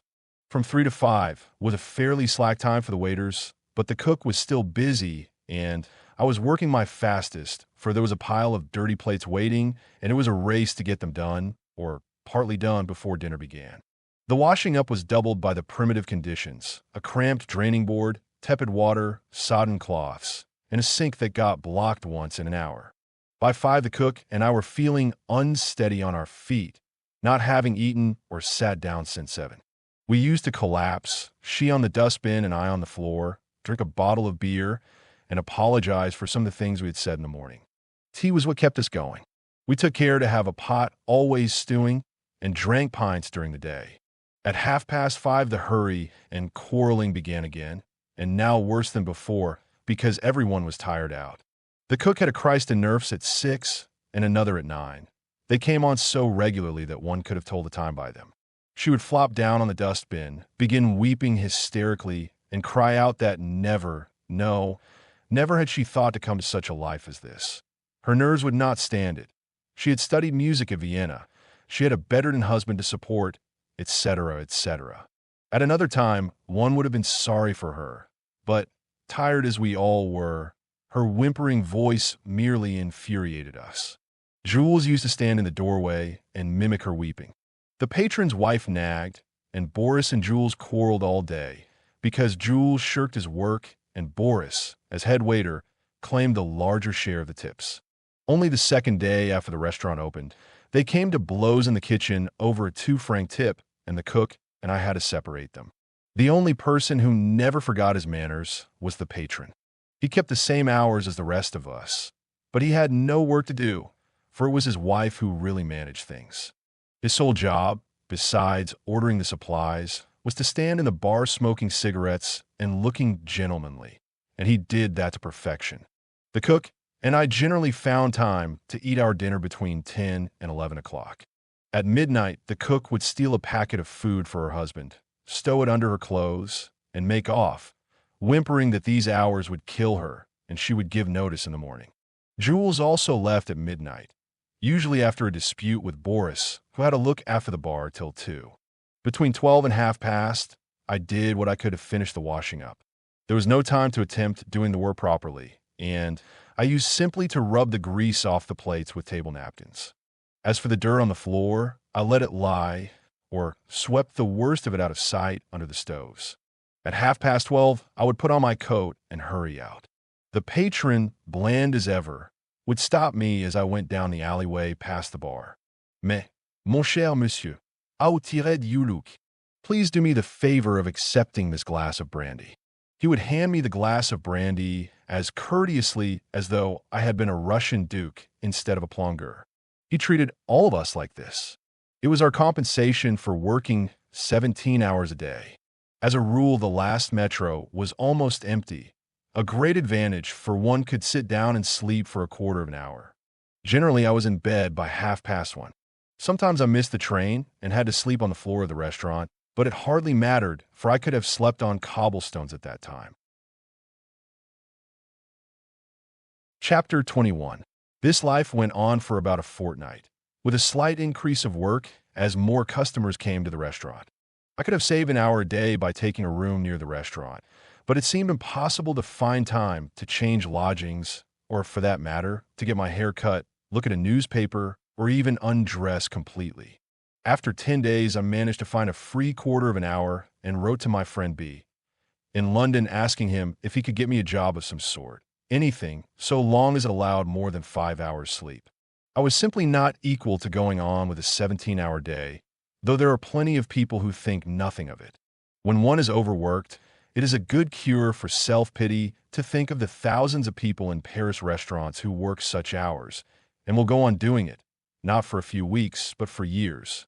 There was a girl in a bistro near my hotel who worked from 7 in the morning till midnight for a whole year, only sitting down to her meals. I remember once asking her to come to a dance, and she laughed and said that she had not been farther than the street corner for several months. She was consumptive and died about the time I left Paris. After only a week, we were all neurasthenic with fatigue, except Jules, who skulked persistently. The quarrels, intermittent at first, had now become continuous. For hours one would keep up a drizzle of useless nagging, rising into storms of abuse every few minutes. "Give me down that saucepan, idiot!" The cook would cry. She was not tall enough to reach the shelves where the saucepans were kept. "Get it down yourself, you old whore," I would answer. Such remarks seemed to be generated spontaneously from the air of the kitchen. We quarreled over things of inconceivable pettiness. The dustbin, for instance, was an unending source of quarrels.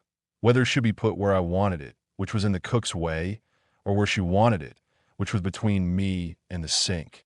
Once she nagged and nagged until at last, in pure spite, I lifted the dustbin up and put it out in the middle of the floor where she was bound to trip over it. "Now, you cow," I said, "move it yourself."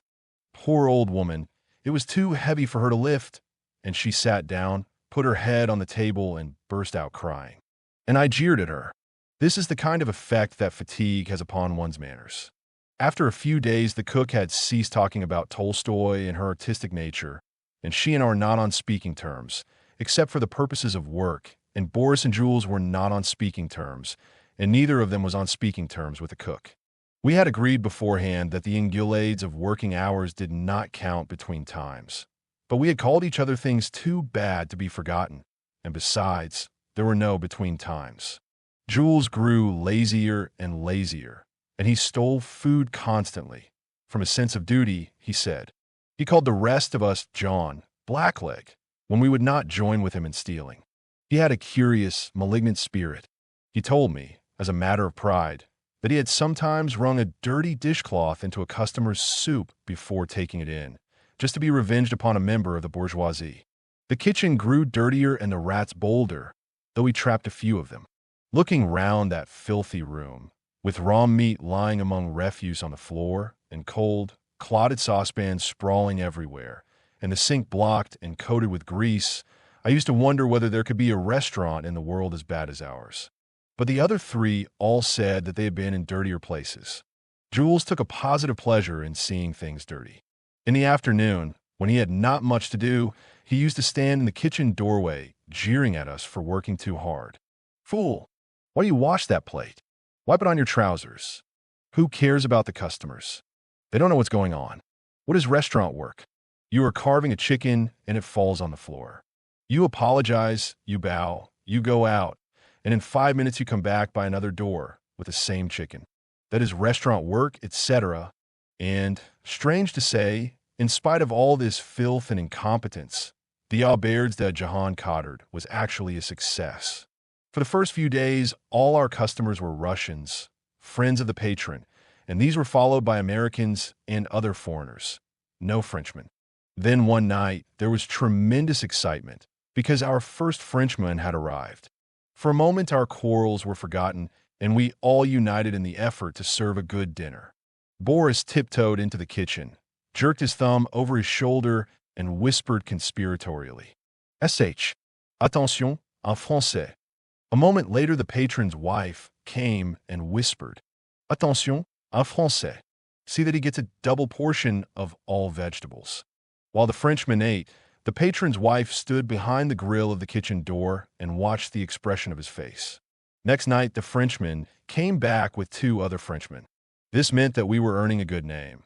The surest sign of a bad restaurant is to be frequented only by foreigners. Probably part of the reason for our success was that the patron, with the sole gleam of sense he had shown in fitting out the restaurant, had bought very sharp table knives. Sharp knives, of course, are the secret of a successful restaurant. I am glad that this happened, for it destroyed one of my illusions, namely, the idea that Frenchmen know good food when they see it. Or perhaps we were a fairly good restaurant by Paris standards, in which case the bad ones must be past imagining. In a very few days after I had written to B, he replied to say that there was a job he could get for me. It was to look after a congenital imbecile, which sounded a splendid rest cure after the auberges de Jehan Cottard. I picture myself loafing in the country lanes, knocking thistleheads off with my stick, feeding on roast lamb and treacle tart, and sleeping 10 hours a night in sheets smelling of lavender. B sent me a $5 to pay my passage and get my clothes out of the pawn, and as soon as the money arrived, I gave 1 day's notice and left the restaurant. My leaving so suddenly embarrassed the patron, for as usual he was penniless, and he had to pay my wages 30 francs short. However, he stood me a glass of Courvoisier 48 brandy, and I think he felt that this made up the difference. They engaged a Czech, a thoroughly competent plongeur, in my place, and the poor old cook was sacked a few weeks later. Afterwards I heard that, with 2 first-rate people in the kitchen, the plongeur's work had been cut down to 15 hours a day.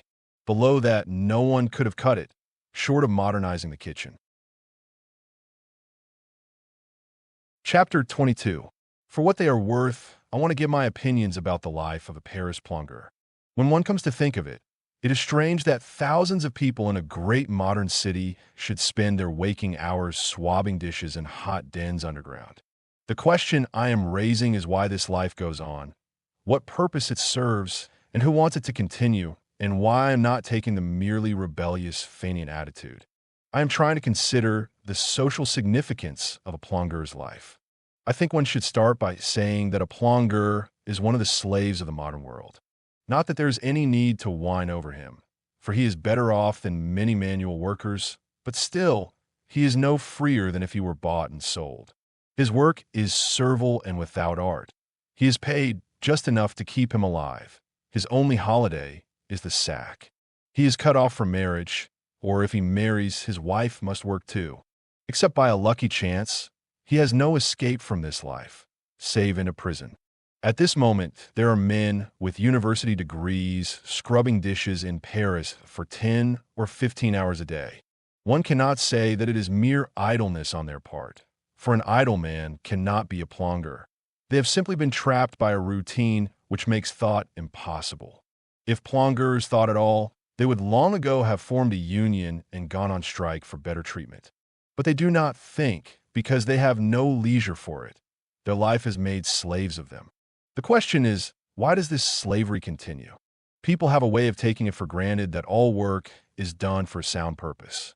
They see somebody else doing a disagreeable job and think that they have solved things by saying that the job is necessary.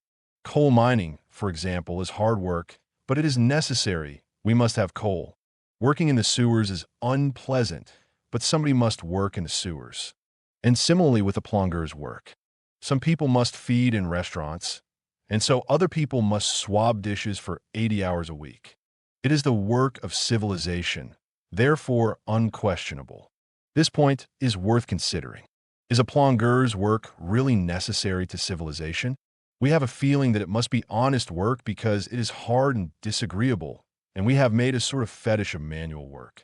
We see a man cutting down a tree, and we make sure that he is filling a social need just because he uses his muscles. It does not occur to us that he may only be cutting down a beautiful tree to make room for a hideous statue. I believe it is the same with a plongeur. He earns his bread in the sweat of his brow, but it does not follow that he is doing anything useful. He may be only supplying a luxury, which, very often, is not a luxury. As an example of what I mean by luxuries which are not luxuries, take an extreme case, such as one hardly sees in Europe. Take an Indian rickshaw puller or a gari pony. In any Far Eastern town, there are rickshaw pullers by the hundred, black wretches weighing 8 stone, clad in loincloths. Some of them are diseased. Some of them are 50 years old. For miles on end they trot in the sun or rain, head down, dragging at the shafts, with the sweat dripping from their gray mustaches. When they go too slowly, the passenger calls them behinchet. They earn 30 or 40 rupees a month and cough their lungs out after a few years. The gari ponies are gaunt, vicious things that have been sold cheap as having a few years' work left in them. Their master looks on the whip as a substitute for food. Their work expresses itself in a sort of equation. Whip plus food equals energy.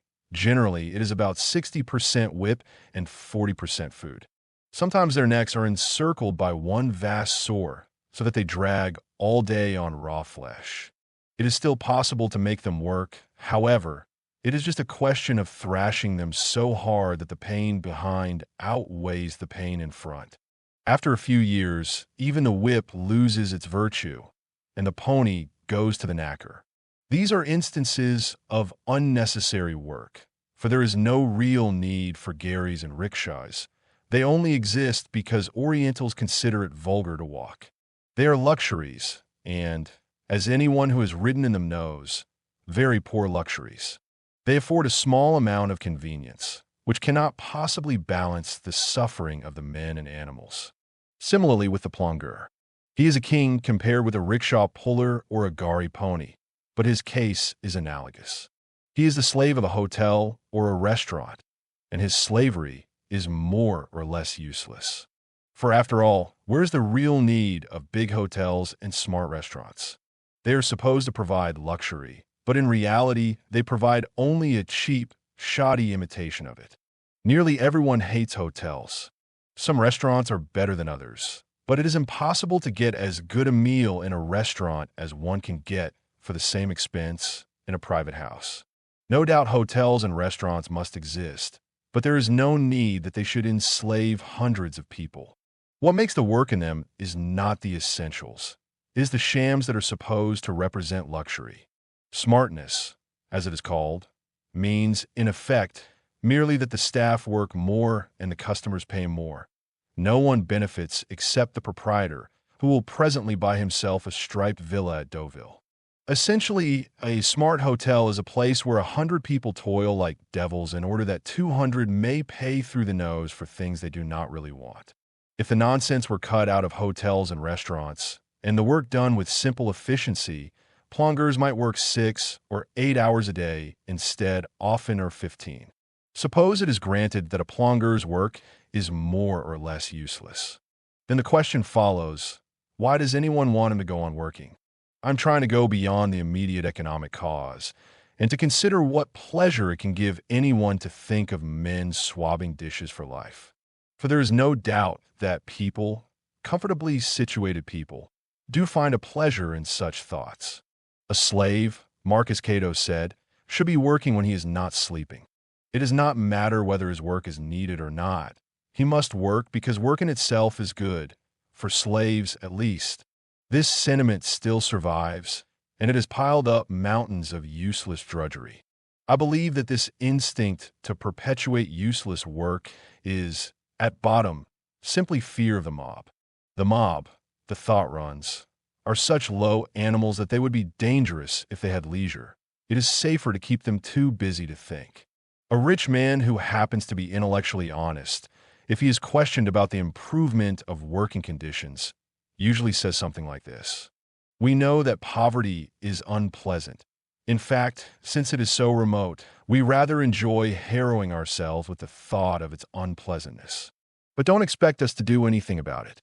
We are sorry for you lower classes, just as we are sorry for a cat with the mange, but we will fight like devils against any improvement of your condition. We feel that you are much safer as you are. The present state of affairs suits us, and we are not going to take the risk of setting you free, even by an extra hour a day. So, dear brothers, since evidently you must sweat to pay for our trips to Italy, sweat and be damned to you." This is particularly the attitude of intelligent, cultivated people. One can read the substance of it in 100 essays. Very few cultivated people have less than, say, £400 a year, and naturally they side with the rich, because they imagine that any liberty conceded to the poor is a threat to their own liberty. Foreseeing some dismal Marxian utopia as the alternative, the educated man prefers to keep things as they are. Possibly he does not like his fellow rich very much, but he supposes that even the vulgarest of them are less inimical to his pleasures, more his kind of people than the poor, and that he had better stand by them. It is this fear of a supposedly dangerous mob that makes nearly all intelligent people conservative in their opinions. Fear of the mob is a superstitious fear. It is based on the idea that there is some mysterious, fundamental difference between rich and poor, as though they were two different races, like Negroes and white men. But in reality, there is no such difference. The mass of the rich and the poor are differentiated by their incomes and nothing else, and the average millionaire is only the average dishwasher dressed in a new suit. Change places and handy-dandy, which is the justice, which is the thief. Everyone who has mixed on equal terms with the poor knows this quite well.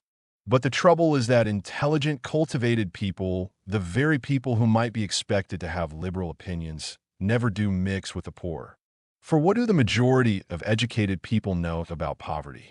In my copy of Ion's poems, the editor has actually thought it necessary to explain the line of pain chiux fenesters by a footnote. So remote is even hunger from the educated man's experience. From this ignorance, a superstitious fear of the mob results quite naturally. The educated man pictures a horde of submen, wanting only a day's liberty to loot his house, burn his books, and set him to work minding a machine or sweeping out a lavatory. Anything, he thinks, any injustice, sooner than let that mob loose. He does not see that since there is no difference between the mass of rich and poor, there is no question of setting the mob loose. The mob is in fact loose now, and, in the shape of rich men, is using its power to set up enormous treadmills of boredom, such as smart hotels. To sum up, a plongeur is a slave, and a wasted slave, doing stupid and largely unnecessary work. He is kept at work, ultimately, because of a vague feeling that he would be dangerous if he had leisure. And educated people, who should be on his side, acquiesce in the process because they know nothing about him and consequently are afraid of him. I say this of the plongeur because it is his case I have been considering. It would apply equally to numberless other types of worker. These are only my own ideas about the basic facts of a plongeur's life, made without reference to immediate economic questions, and no doubt largely platitudes. I present them as a sample of the thoughts that are put into one's head by working in an hotel. Chapter 23. As soon as I left the Auberge de Jehan Cotard, I went to bed and slept the clock round, all but 1 hour. Then I washed my teeth for the first time in a fortnight, bathed and had my hair cut, and got my clothes out of pawn. I had 2 glorious days of loafing. I even went in my best suit to the Auberge, leaned against the bar, and spent 5 francs on a bottle of English beer. It is a curious sensation, being a customer where you have been a slave. Boris was sorry that I had left the restaurant just at the moment when we were lances and there was a chance of making money. I have heard from him since, and he tells me that he is making 100 francs a day and has set up a girl who is très sérieuse and never smells of garlic.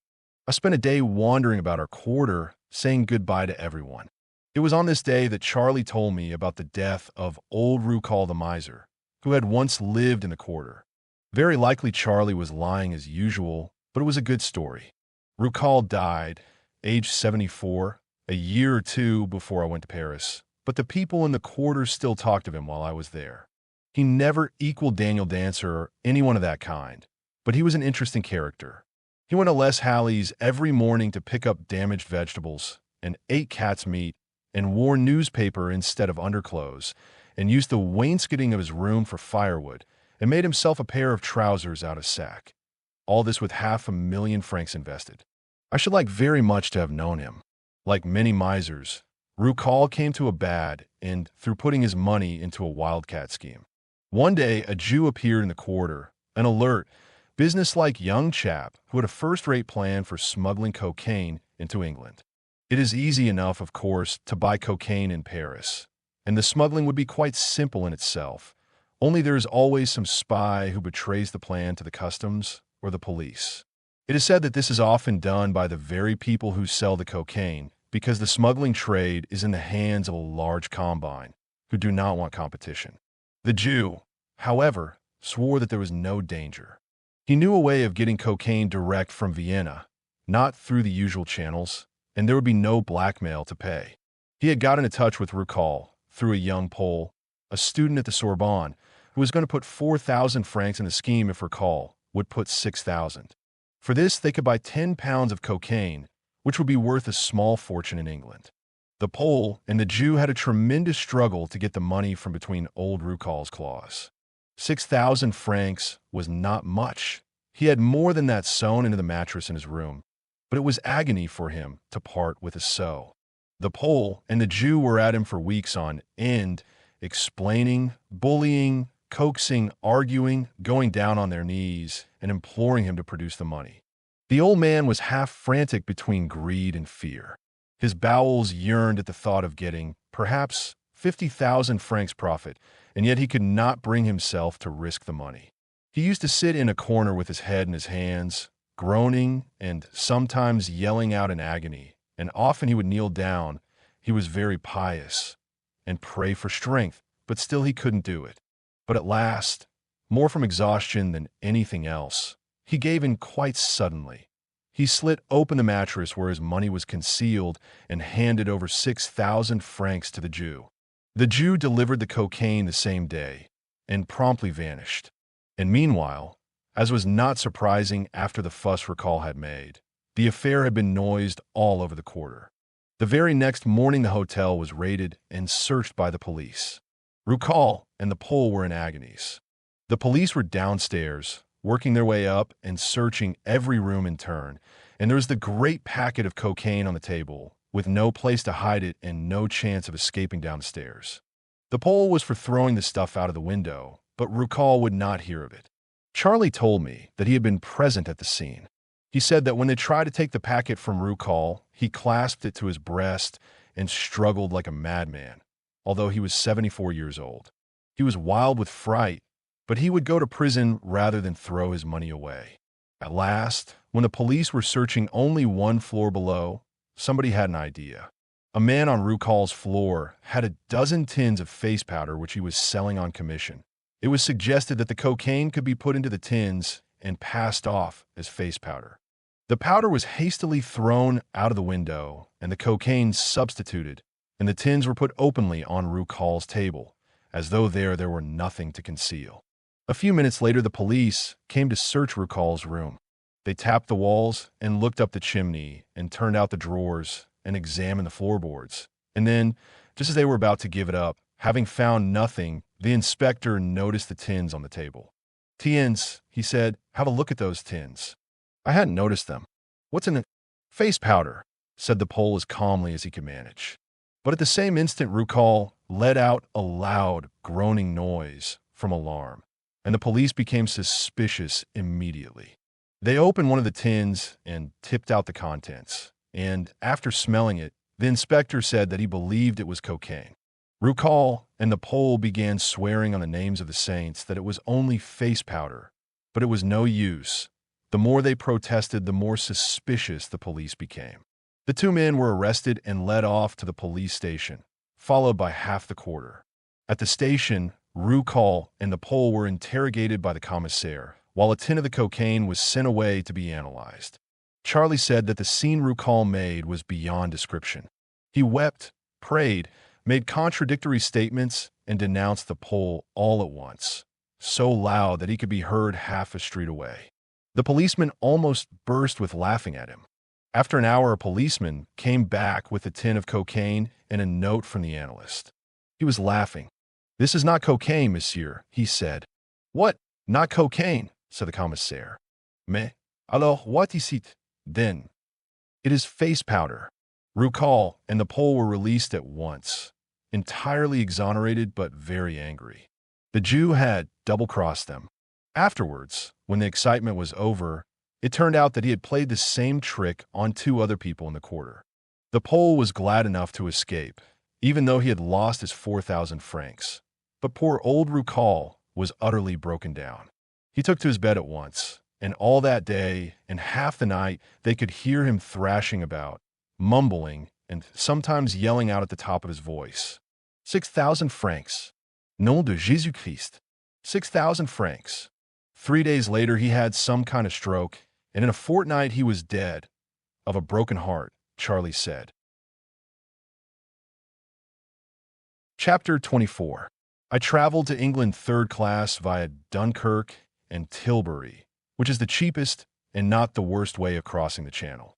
You had to pay extra for a cabin, so I slept in the saloon together with most of the third-class passengers. I find this entry in my diary for that day. Sleeping in the saloon, 27 men, 16 women. Of the women, not a single one has washed her face this morning. The men mostly went to the bathroom. The women merely produced vanity cases and covered the dirt with powder. Cue a secondary sexual difference. On the journey, I fell in with a couple of Romanians, mere children, who were going to England on their honeymoon trip.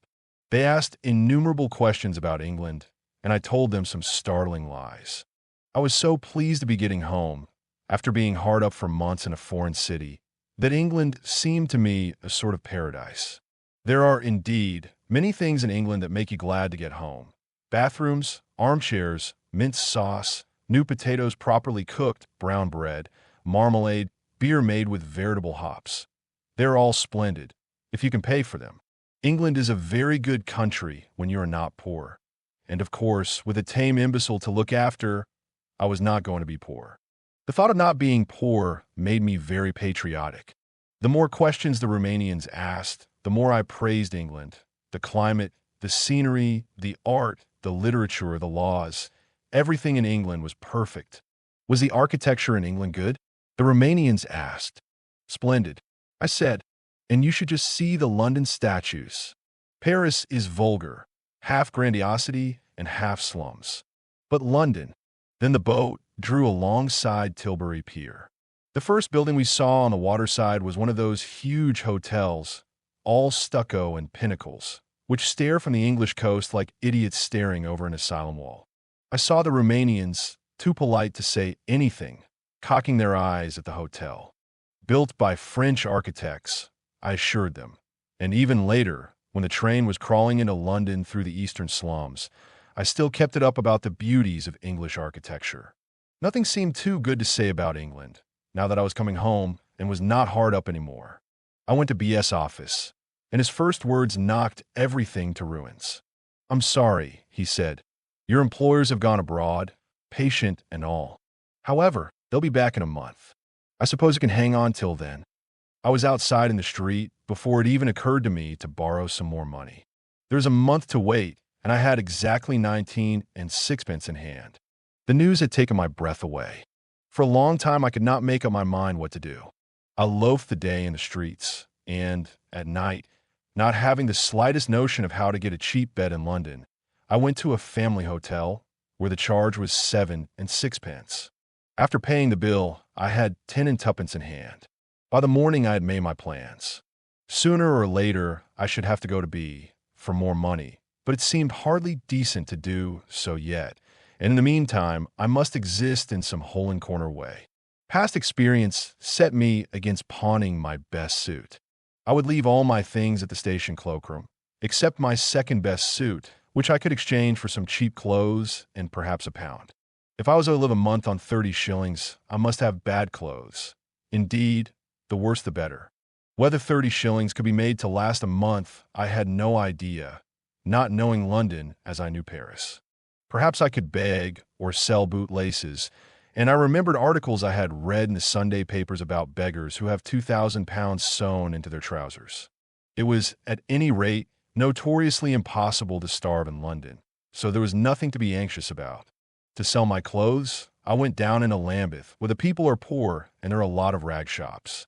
At the first shop, I tried the proprietor was polite but unhelpful. At the second, he was rude. At the third, he was stone deaf or pretended to be so. The fourth shopman was a large blond young man, very pink all over, like a slice of ham. He looked at the clothes I was wearing and felt them disparagingly between thumb and finger. Poor stuff, he said. Very poor stuff, that is. It was quite a good suit. What you want for him?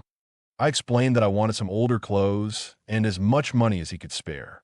He thought for a moment, then collected some dirty-looking rags and threw them onto the counter. What about the money? I said, hoping for £1. He pursed his lips. then produced a shilling and laid it beside the clothes.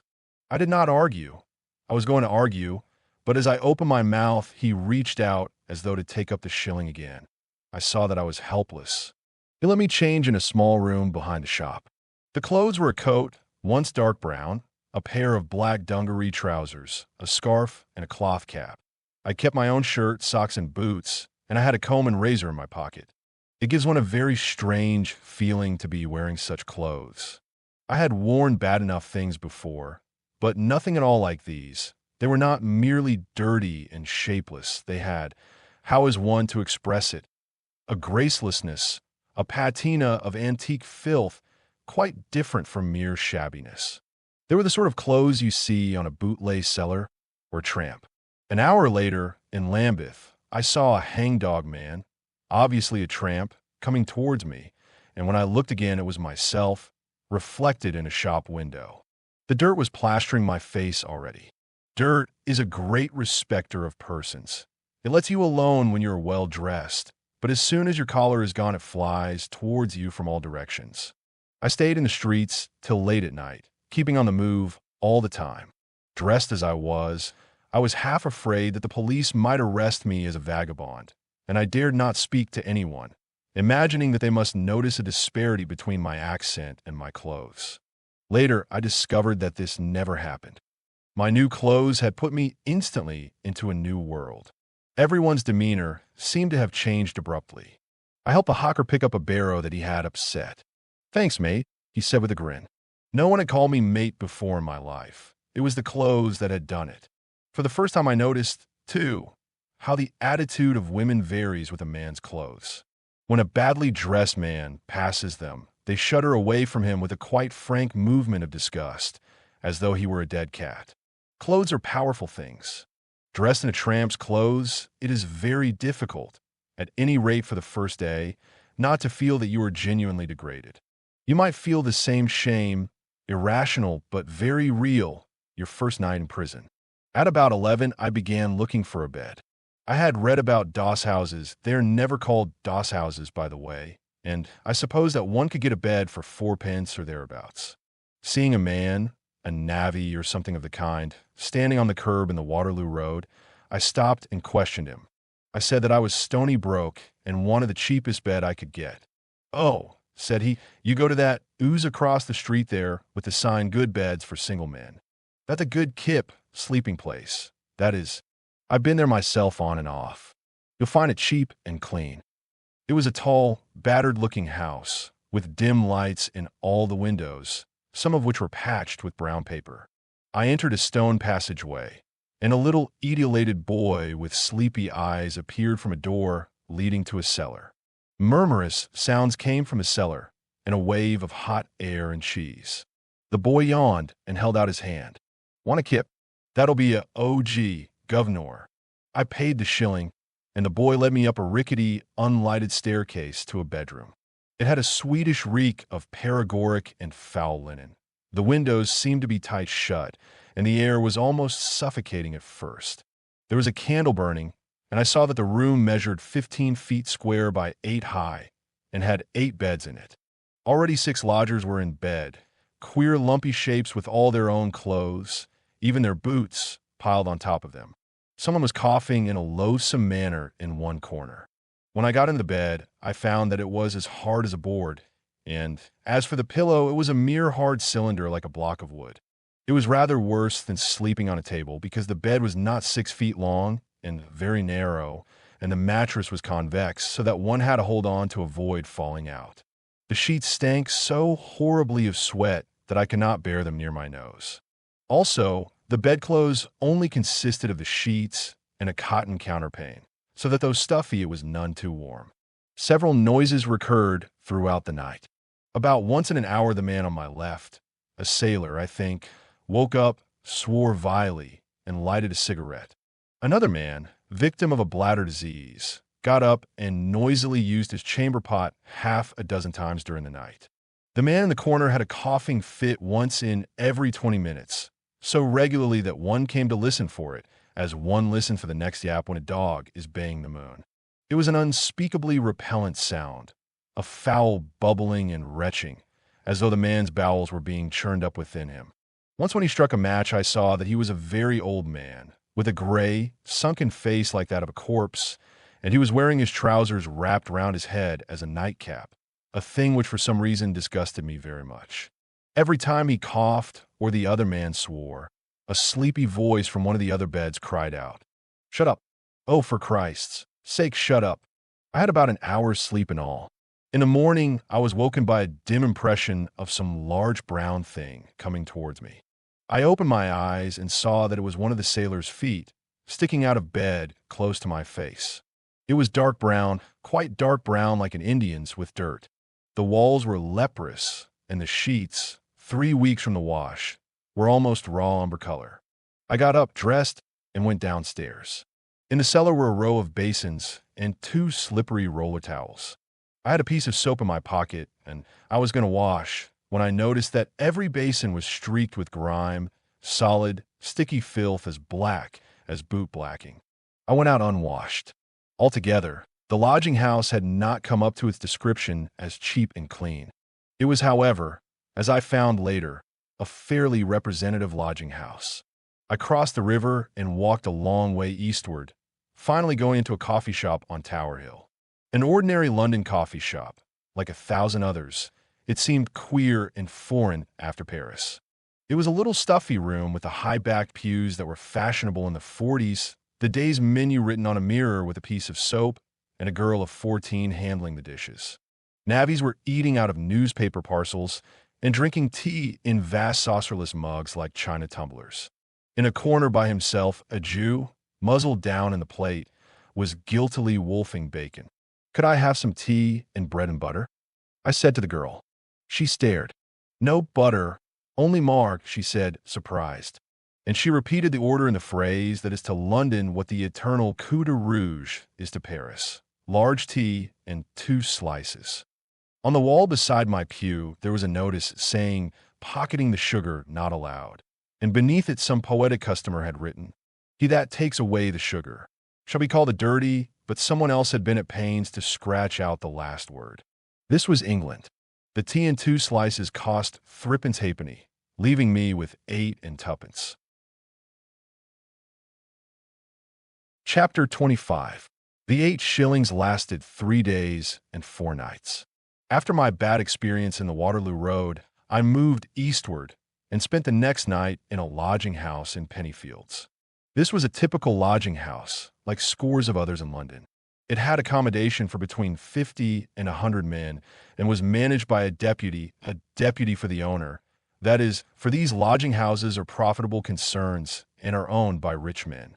We slept 15 or 20 in a dormitory. The beds were again cold and hard, but the sheets were not more than a week from the wash, which was an improvement.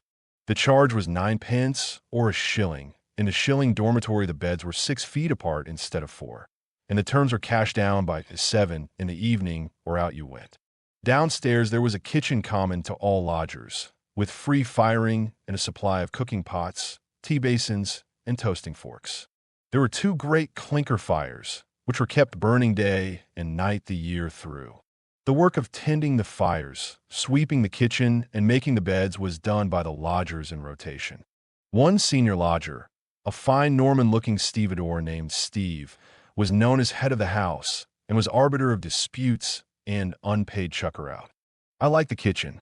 It was a low-ceiled cellar deep underground, very hot and drowsy with coke fumes, and lighted only by the fires, which cast black velvet shadows in the corners. Ragged washing hung on strings from the ceiling. Red-lit men, stevedores mostly, moved about the fires with cooking pots. Some of them were quite naked, for they had been laundering and were waiting for their clothes to dry. At night there were games of nap and draughts and songs. "I'm a Chap What's Done Wrong by My Parents" was a favorite, and so was another popular song about a shipwreck. Sometimes late at night men would come in with a pail of winkles they had bought cheap and share them out. There was a general sharing of food, and it was taken for granted to feed men who were out of work. A little pale, wizened creature, obviously dying, referred to as poor Brown, been under the doctor and cut open 3 times, was regularly fed by the others. 2 or 3 of the lodgers were old-age pensioners. Till meeting them, I had never realized that there are people in England who live on nothing but the old age pension, often shillings a week. None of these old men had any other resource whatever. One of them was talkative, and I asked him how he managed to exist. He said, "Well, there's 9 pence a night for your kip. That's 5 and 3 pence a week. Then there's 3 pence on Saturday for a shave. That's 5 and 6. Then say you as a haircut once a month for 6 pence. That's another 3 8 pence a week. So you has about 4 and 4 pence for food and bacca." He could imagine no other expenses. His food was bread and margarine and tea. Towards the end of the week, dry bread and tea without milk. And perhaps he got his clothes for charity. He seemed contented, valuing his bed and fire more than food. But with an income of 10 shillings a week, to spend money on a shave, it is awe-inspiring. All day, I loafed in the streets, east as far as Wapping, west as far as Whitechapel. It was queer after Paris.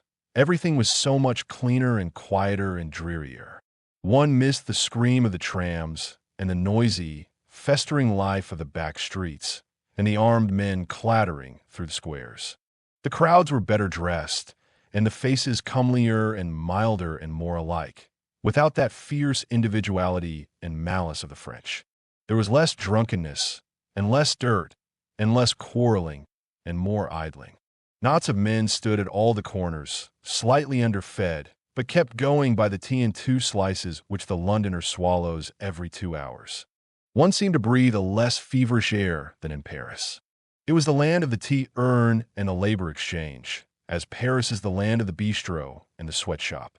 It was interesting to watch the crowds. The East London women are pretty. It is the mixture of blood, perhaps, and Limehouse was sprinkled with Orientals, Chinamen, Chittagonian Lascars, Dravidians selling silk scarves, even a few Sikhs, come goodness knows how. Here, and there were street meetings. In Whitechapel, somebody called the Singing Evangel undertook to save you from hell for the charge of 6 pence. In the East India Dock Road, the Salvation Army were holding a service. They were singing "Anybody Here Like Sneaking Judas?" to the tune of "What's to be Done with a Drunken Sailor?" On Tower Hill, 2 Mormons were trying to address a meeting. Round their platform struggled a mob of men, shouting and interrupting. Someone was denouncing them for polygamists. A lame, bearded man, evidently an atheist, had heard the word God and was heckling angrily. There was a confused uproar of voices. "My dear friends, if you would only let us finish what we were saying." "That's right, give him a say."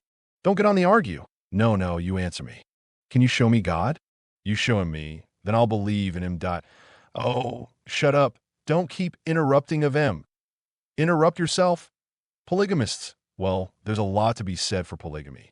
Take the women out of industry. Anyway, my dear friends, if you would just no, don't you slip out of it." "Ave you seen God?" "Ave you touched him?" "Ave you shook hands with him?" "Oh, don't get on the argue. For Christ's sake, don't get on the argue," etc., etc. I listened for 20 minutes, anxious to learn something about Mormonism, but the meeting never got beyond shouts. It is the general fate of street meetings. In Middlesex Street, among the crowds at the market, a draggled, down-at-heel woman was hauling a brat of 5 by the arm. She brandished a tin trumpet in its face. The brat was squalling. "Enjoy yourself," yelled the mother. "What you think I brought you out here for and bought? Why, a trumpet and all. Die one go across my knee? You little bastard, you shall enjoy yourself."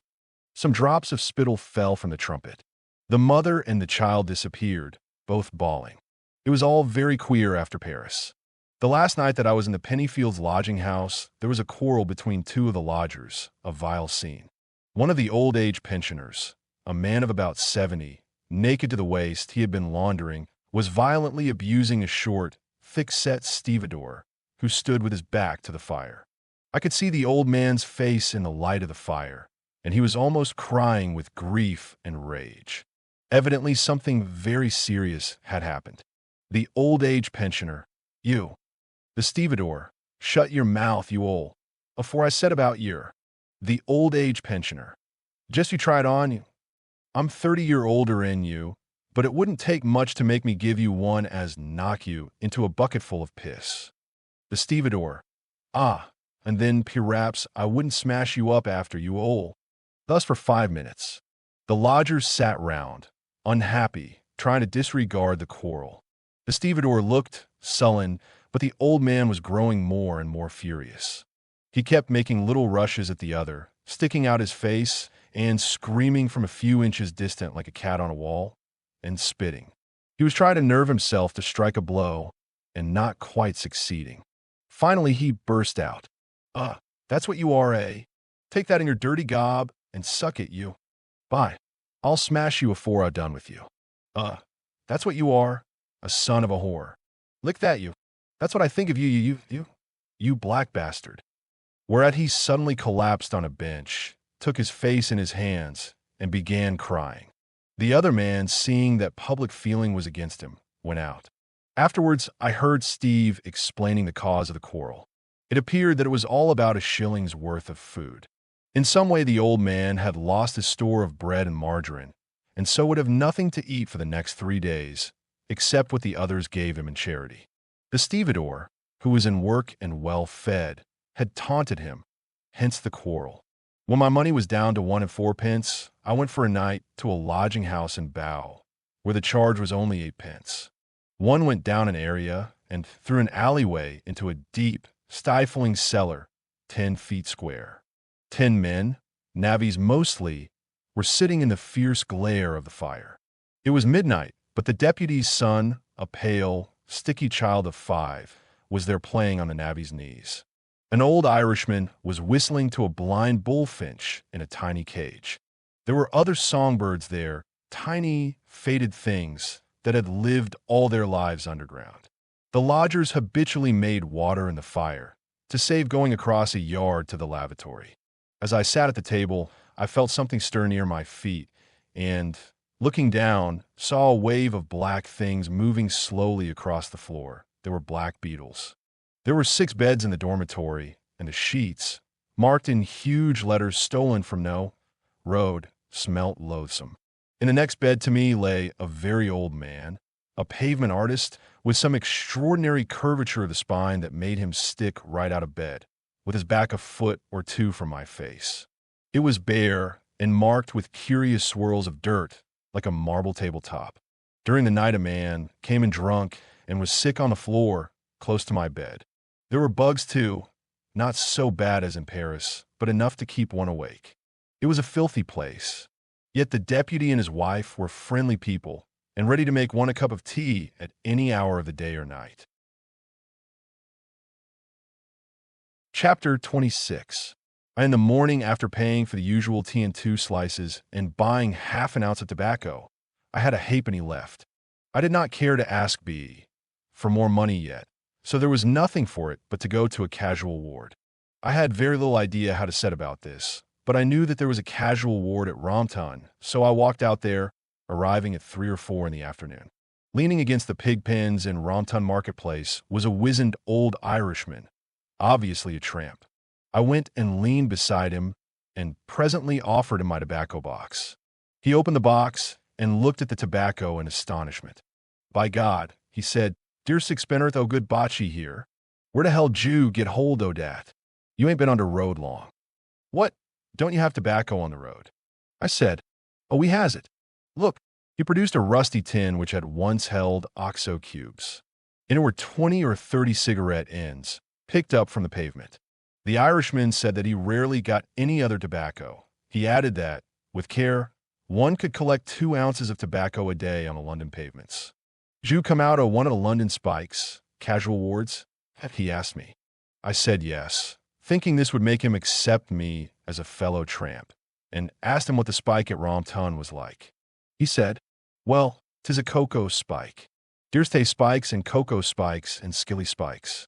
They don't give you skilly in Romton. Tea ain't God.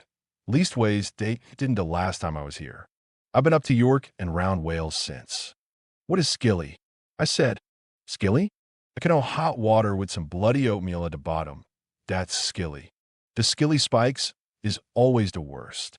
We stayed talking for an hour or 2. The Irishman was a friendly old man, but he smelt very unpleasant, which was not surprising when one learned how many diseases he suffered from. It appeared he described his symptoms fully, that taking him from top to bottom, he had the following things wrong with him. On his crown, which was bald, he had eczema.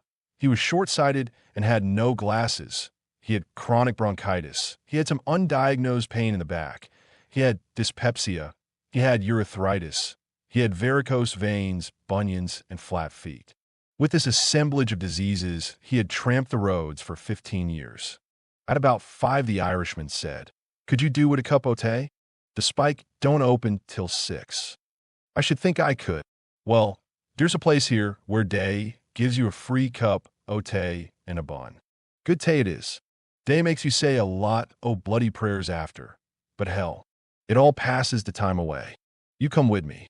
He led the way to a small tin-roofed shed in a side street, rather like a village cricket pavilion. About 25 other tramps were waiting. A few of them were dirty, old, habitual vagabonds. The majority decent-looking lads from the north, probably miners or cotton operatives out of work. Presently the door opened, and a lady in a blue silk dress, wearing gold spectacles and a crucifix, welcomed us in. Inside were 30 or 40 hard chairs, a harmonium, and a very gory lithograph of the crucifixion. Uncomfortably, we took off our caps and sat down. The lady handed out the tea, and while we ate and drank, she moved to and fro, talking benignly. She talked upon religious subjects, about Jesus Christ always having a soft spot for poor rough men like us, and about how quickly the time passed when you were in church, and what a difference it made to a man on the road if he said his prayers regularly. We hated it. We sat against the wall, fingering our caps. A tramp feels indecently exposed with his cap off, and turning pink and trying to mumble something when the lady addressed us. There was no doubt that she meant it all kindly. As she came up to one of the North Country lads with the plate of buns, she said to him, "And you, my boy, how long is it since you knelt down and spoke with your Father in heaven?" Poor lad, not a word could he utter, but his belly answered for him, with a disgraceful rumbling which it set up at sight of the food. Thereafter he was so overcome with shame that he could scarcely swallow his bun. Only one man managed to answer the lady in her own style, and he was a spry, red-nosed fellow looking like a corporal who had lost his stripe for drunkenness. He could pronounce the words, "the dear Lord Jesus," with less shame than anyone I ever saw. No doubt he had learned the knack in prison. Tea ended, and I saw the tramps looking furtively at one another. An unspoken thought was running from man to man. Could we possibly make off before the prayer started? Someone stirred in his chair, not getting up actually, but with just a glance at the door, as though half suggesting the idea of departure. The lady quelled him with one look. She said in a more benign tone than ever, "I don't think you need go quite yet. The casual ward doesn't open till 6, and we have time to kneel down and say a few words to our Father first. I think we should all feel better after that, shouldn't we?" The red-nosed man was very helpful, pulling the harmonium into place and handing out the prayer books. His back was to the lady as he did this, and it was his idea of a joke to deal the books like a pack of cards, whispering to each man as he did so, "There why, our mate, there's a nap, and for aces and a king," etc. Bareheaded, we knelt down among the dirty teacups and began to mumble that we had left undone those things that we ought to have done, and done those things that we ought not to have done, and there was no health in us. The lady prayed very fervently, but her eyes roved over us all the time, making sure that we were attending. When she was not looking, we grinned and winked at one another and whispered bawdy jokes just to show that we did not care, but it stuck in our throats a little. No one except the red-nosed man was self-possessed enough to speak the responses above a whisper. We got on better with the singing, except that one old tramp knew no tune but "Onward, Christian Soldiers," and reverted to it sometimes, spoiling the harmony. The prayers lasted half an hour, and then, after a handshake at the door, we made off. "Well," said somebody as soon as we were out of hearing, "the trouble's over." I thought them. Prayers was never going to end. "You had your bun," said another. "You got to pay for it." "Pray for it, you mean?" "Ah, you don't get much for nothing. They can't even give you a 2-penny cup of tea without you go down on you. Knees for it." There were murmurs of agreement. Evidently the tramps were not grateful for their tea. And yet it was excellent tea, as different from coffee shop tea as good Bordeaux, is from a muck called colonial claret, and we were all glad of it. I am sure, too, that it was given in a good spirit, without any intention of humiliating us. So in fairness, we ought to have been grateful. Still, we were not. Chapter 27. At about 5:45, the Irishman led me to the spike. It was a grim, smoky yellow cube of brick, standing in a corner of the workhouse grounds. With its rows of tiny, barred windows and a high wall and iron gates separating it from the road, it looked much like a prison. Already a long queue of ragged men had formed up, waiting for the gates to open. They were of all kinds and ages, the youngest a fresh-faced boy of 16, the oldest a doubled-up, toothless mummy of 75. Some were hardened tramps, recognizable by their sticks and billies and dust-darkened faces. Some were factory hands out of work, some agricultural laborers, one a clerk in collar and tie, two certainly imbeciles. Seen in the mass, lounging there, they were a disgusting sight. Nothing villainous or dangerous, but a graceless, mangy crew, nearly all ragged and palpably underfed. They were friendly, however, and asked no questions. Many offered me tobacco, cigarette ends, that is. We leaned against the wall, smoking, and the tramps began to talk about the spikes they had been in recently. It appeared from what they said that all spikes are different, each with its peculiar merits and demerits. And it is important to know these when you are on the road. An old hand will tell you the peculiarities of every spike in England, as, at A, you are allowed to smoke, but there are bugs in the cells. At B, the beds are comfortable, but the porter is a bully. At C, they let you out early in the morning, but the tea is undrinkable. At D, the officials steal your money if you have any, and so on interminably. There are regular beaten tracks where the spikes are within a day's march of one another. I was told that the Barnet St Albans route is the best, and they warn me to steer clear of Billericay and Chelmsford, also Idehill and Kent. Chelsea was said to be the most luxurious spike in England. Someone, praising it, said that the blankets there were more like prison than the spike. Tramps go far afield in summer, and in winter they circle as much as possible round the large towns, where it is warmer and there is more charity. But they have to keep moving, for you may not enter any one spike or any two London spikes more than once in a month, on pain of being confined for a week. Sometime after 6 the gates opened, and we began to file in one at a time. In the yard was an office where an official entered in a ledger our names and trades and ages, also the places we were coming from and going to. This last is intended to keep a check on the movements of tramps. I gave my trade as painter. I had painted watercolors. Who is not? The official also asked us whether we had any money, and every man said no. It is against the law to enter the spike with more than 8d, and any sum less than this one is supposed to hand over at the gate. But as a rule, the tramps prefer to smuggle their money in, tying it tight in a piece of cloth so that it will not chink. Generally, they put it in the bag of tea and sugar that every tramp carries, or among their papers. The papers are considered sacred and are never searched.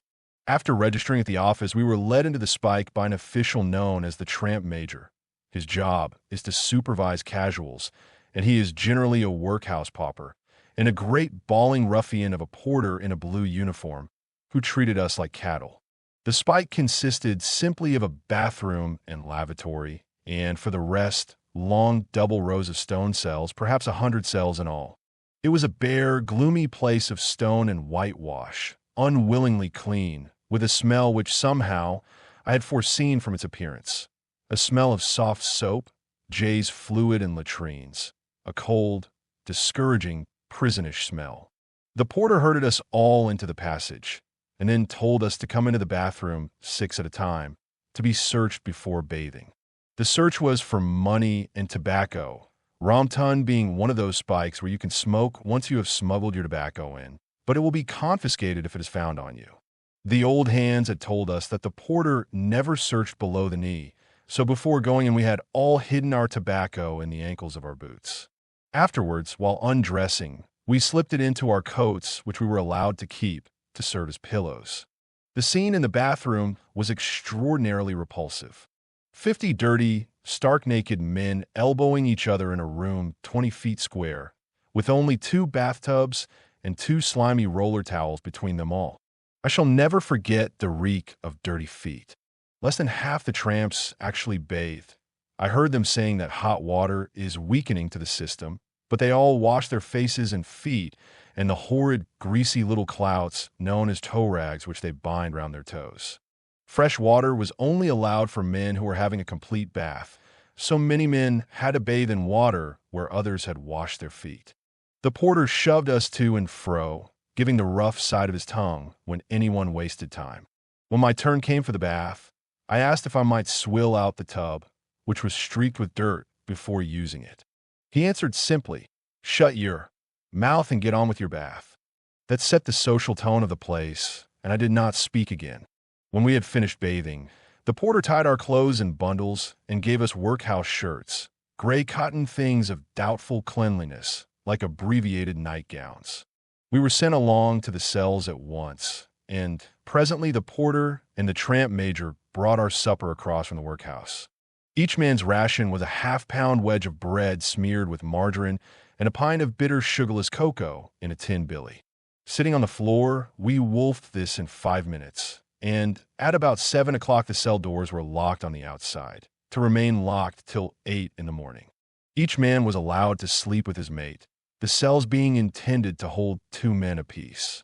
I had no mate, and was put in with another solitary man, a thin, scrubby-faced fellow with a slight squint. The cell measured 8 feet by 5 by 8 high, was made of stone, and had a tiny barred window high up in the wall and a spy hole in the door, just like a cell in a prison. In it were 6 blankets, a chamber pot, a hot water pipe, and nothing else whatever. I looked round the cell with a vague feeling that there was something missing. Then, with a shock of surprise, I realized what it was and exclaimed, "But I say, damn it, where are the beds?" "Beds?" said the other man, surprised. "There aren't no beds. What you expect? This is one of them spikes where you sleeps on the floor. Christ, ain't you got used to that yet?" It appeared that no beds was quite a normal condition in the spike. We rolled up our coats and put them against the hot water pipe and made ourselves as comfortable as we could. It grew foully stuffy, but it was not warm enough to allow of our putting all the blankets underneath so that we could only use one to soften the floor. We lay a foot apart, breathing into one another's face, with our naked limbs constantly touching and rolling against one another whenever we fell asleep. One fidgeted from side to side, but it did not do much good. Whichever way one turned, there would be first a dull, numb feeling, then a sharp ache as the hardness of the floor wore through the blanket. One could sleep, but not for more than 10 minutes on end. About midnight, the other man began making homosexual attempts upon me, a nasty experience in a locked, pitch-dark cell. He was a feeble creature, and I could manage him easily, but of course it was impossible to go to sleep again. For the rest of the night, we stayed awake, smoking and talking. The man told me the story of his life. He was a fitter, out of work for 3 years. He said that his wife had promptly deserted him when he lost his job, and he had been so long away from women that he had almost forgotten what they were like. "Homosexuality is general among tramps of long standing," he said. At 8, the porter came along the passage, unlocking the doors and shouting all out. The doors opened, letting out a stale, fetid stink. At once the passage was full of squalid, gray-shirt figures, each chamber pot in hand, scrambling for the bathroom. It appeared that in the morning only 1 tub of water was allowed for the lot of us, and when I arrived, 20 tramps had already washed their faces. I took one glance at the black scum floating on the water and went unwashed.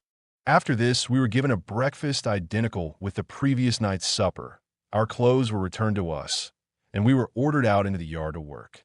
The work was peeling potatoes for the paupers' dinner, but it was a mere formality to keep us occupied until the doctor came to inspect us. Most of the tramps frankly idled. The doctor turned up at about 10 o'clock, and we were told to go back to our cells, strip, and wait in the passage for the inspection. Naked and shivering, we lined up in the passage. You cannot conceive what ruinous, degenerate curs we looked, standing there in the merciless morning light. A tramp's clothes are bad, but they conceal far worse things. To see him as he really is, unmitigated, you must see him naked.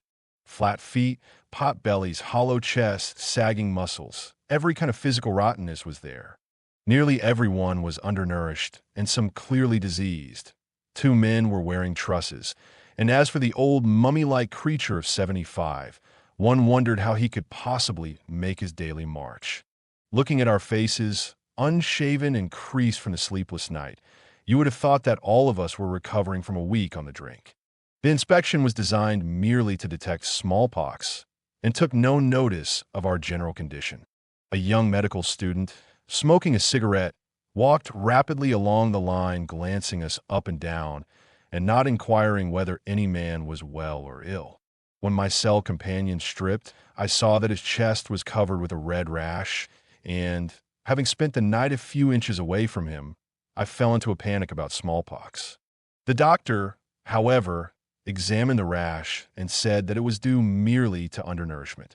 After the inspection, we dressed and were sent into the yard, where the porter called our names over, gave us back any possessions we had left at the office, and distributed meal tickets. These were worth 6 pence each and were directed to coffee shops on the route we had named the night before. It was interesting to see that quite a number of the tramps could not read and had to apply to myself and other scholars to decipher their tickets. The gates were opened, and we dispersed immediately. How sweet the air does smell, even the air of a back street in the suburbs, after the shut-in, subfacal stench of the spike. I had a mate now, for while we were peeling potatoes, I had made friends with an Irish tramp named Paddy Jacques, a melancholy pale man who seemed clean and decent. He was on Edbury's spike and suggested that we should go together. We set out, getting there at 3 in the afternoon. It was a 12-mile walk, but we made it 14 by getting lost among the desolate North London slums. Our meal tickets were directed to a coffee shop in Ilford. When we got there, the little chit of a serving maid, having seen our tickets and grasped that we were tramps, tossed her head in contempt and for a long time would not serve us. Finally, she slapped on the table 2 large teas and 4 slices of bread and dripping. That is 8 penny worth of food. It appeared that the shop habitually cheated the tramps of 2 pence or so on each ticket. Having tickets instead of money, the tramps could not protest or go elsewhere. Chapter 28.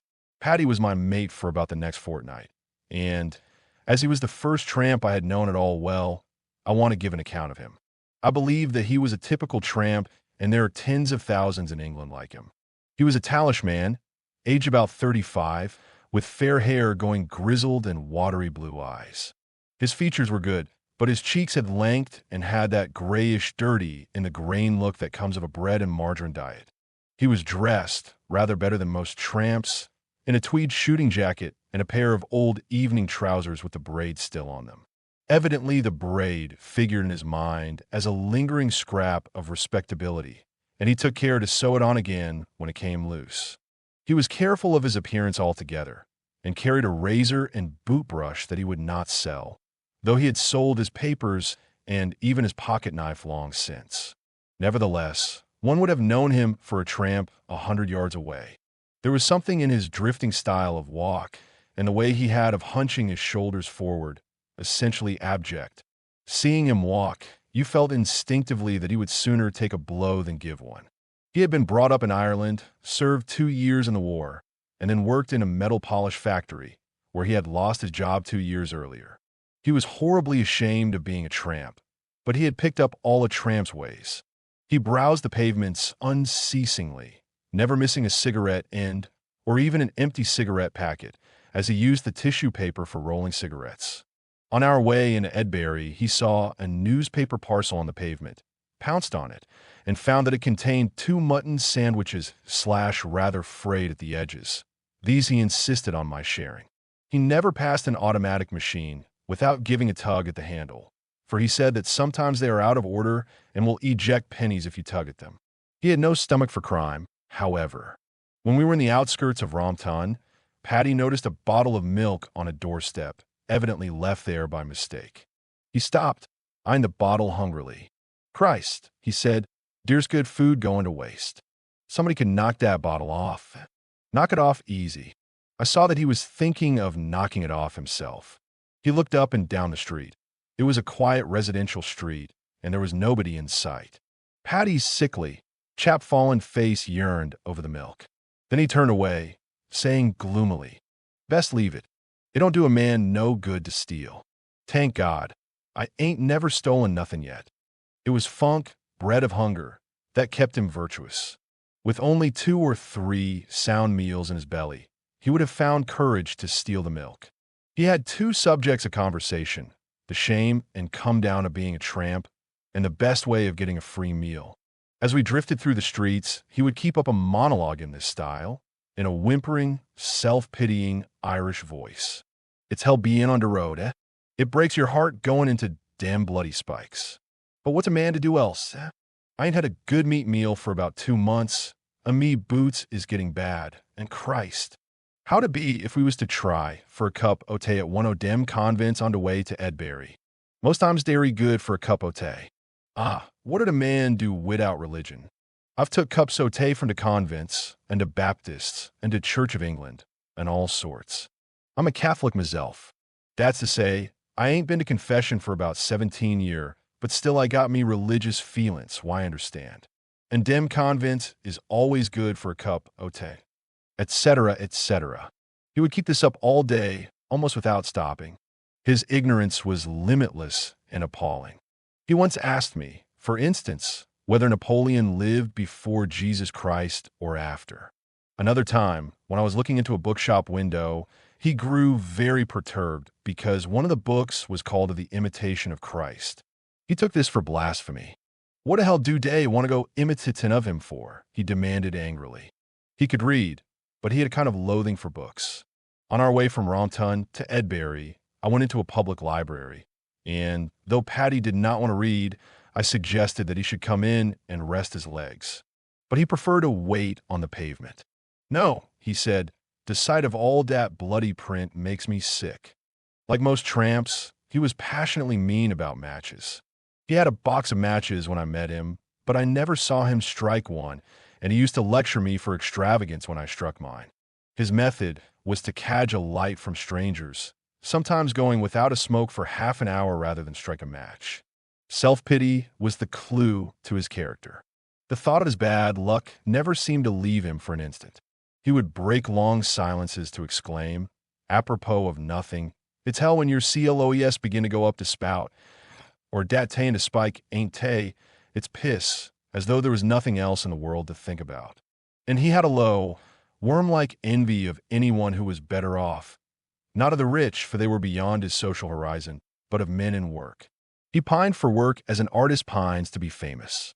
If he saw an old man working, he would say bitterly, "Look at dat old, keepin' able-bodied men out o' work," or if it was a boy, "It's dem young devils what's taking the bread out of our mouths." And all foreigners to him were dem bloody Dagos, for according to his theory, foreigners were responsible for unemployment. He looked at women with a mixture of longing and hatred. Young, pretty women were too much above him to enter into his ideas, but his mouth watered at prostitutes. A couple of scarlet-lipped old creatures would go past. Paddy's face would flush pale pink, and he would turn and stare hungrily after the women. "Tarts," he would murmur like a boy at a sweet shop window. He told me once that he had not had to do with a woman for 2 years, since he had lost his job, that is, and he had forgotten that one could aim higher than prostitutes. He had the regular character of a tramp, abject, envious, a jackal's character. Nevertheless, he was a good fellow, generous by nature, and capable of sharing his last crust with a friend. Indeed, he did literally share his last crust with me more than once. He was probably capable of work, too, if he had been well fed for a few months. But 2 years of bread and margarine had lowered his standards hopelessly. He had lived on this filthy imitation of food till his own mind and body were compounded of inferior stuff.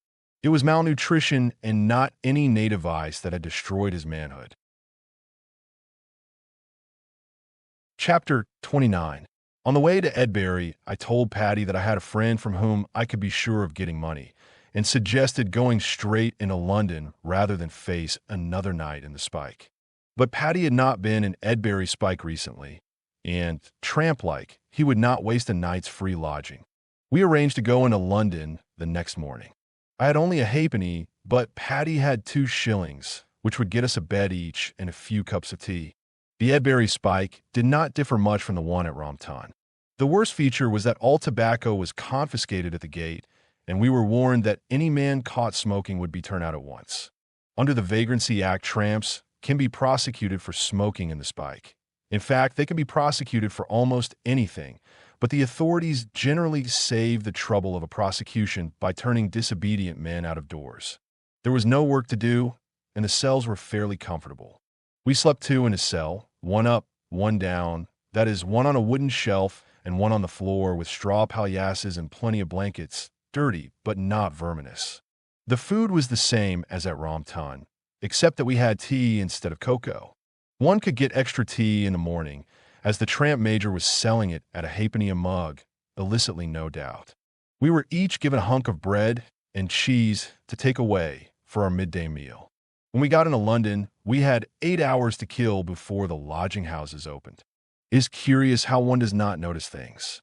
I had been in London innumerable times, and yet till that day, I had never noticed one of the worst things about London, the fact that it costs money even to sit down.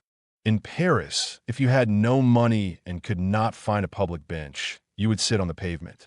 Heaven knows what sitting on the pavement would lead to in London. Prison, probably. For we had stood 5 hours, and our feet seemed red-hot from the hardness of the stones. We were hungry, having eaten our ration as soon as we left the Spike, and I was out of tobacco. It mattered less to Patty, who picked up cigarette ends. We tried 2 churches and found them locked. Then we tried a public library, but there were no seats in it. As a last hope, Patty suggested trying a Rotten house. By the rules, they would not let us in before 7, but we might slip in unnoticed. We walked up to the magnificent doorway. The Rotten houses really are magnificent, and very casually, trying to look like regular lodgers, began strolling. Instantly, a man, lounging in the doorway, a sharp-faced fellow, evidently in some position of authority, barred the way. "You men sleep ere last night?" "No." "Then off." We obeyed and stood 2 more hours on the street corner. It was unpleasant, but it taught me not to use the expression street corner loafer, so I gained something from it. At 6 we went to a Salvation Army shelter. We could not book beds till 8, and it was not certain that there would be any vacant, but an official, who called us brother, let us in on the condition that we paid for 2 cups of tea. The main hall of the shelter was a great whitewashed barn of a place, oppressively clean and bare, with no fires.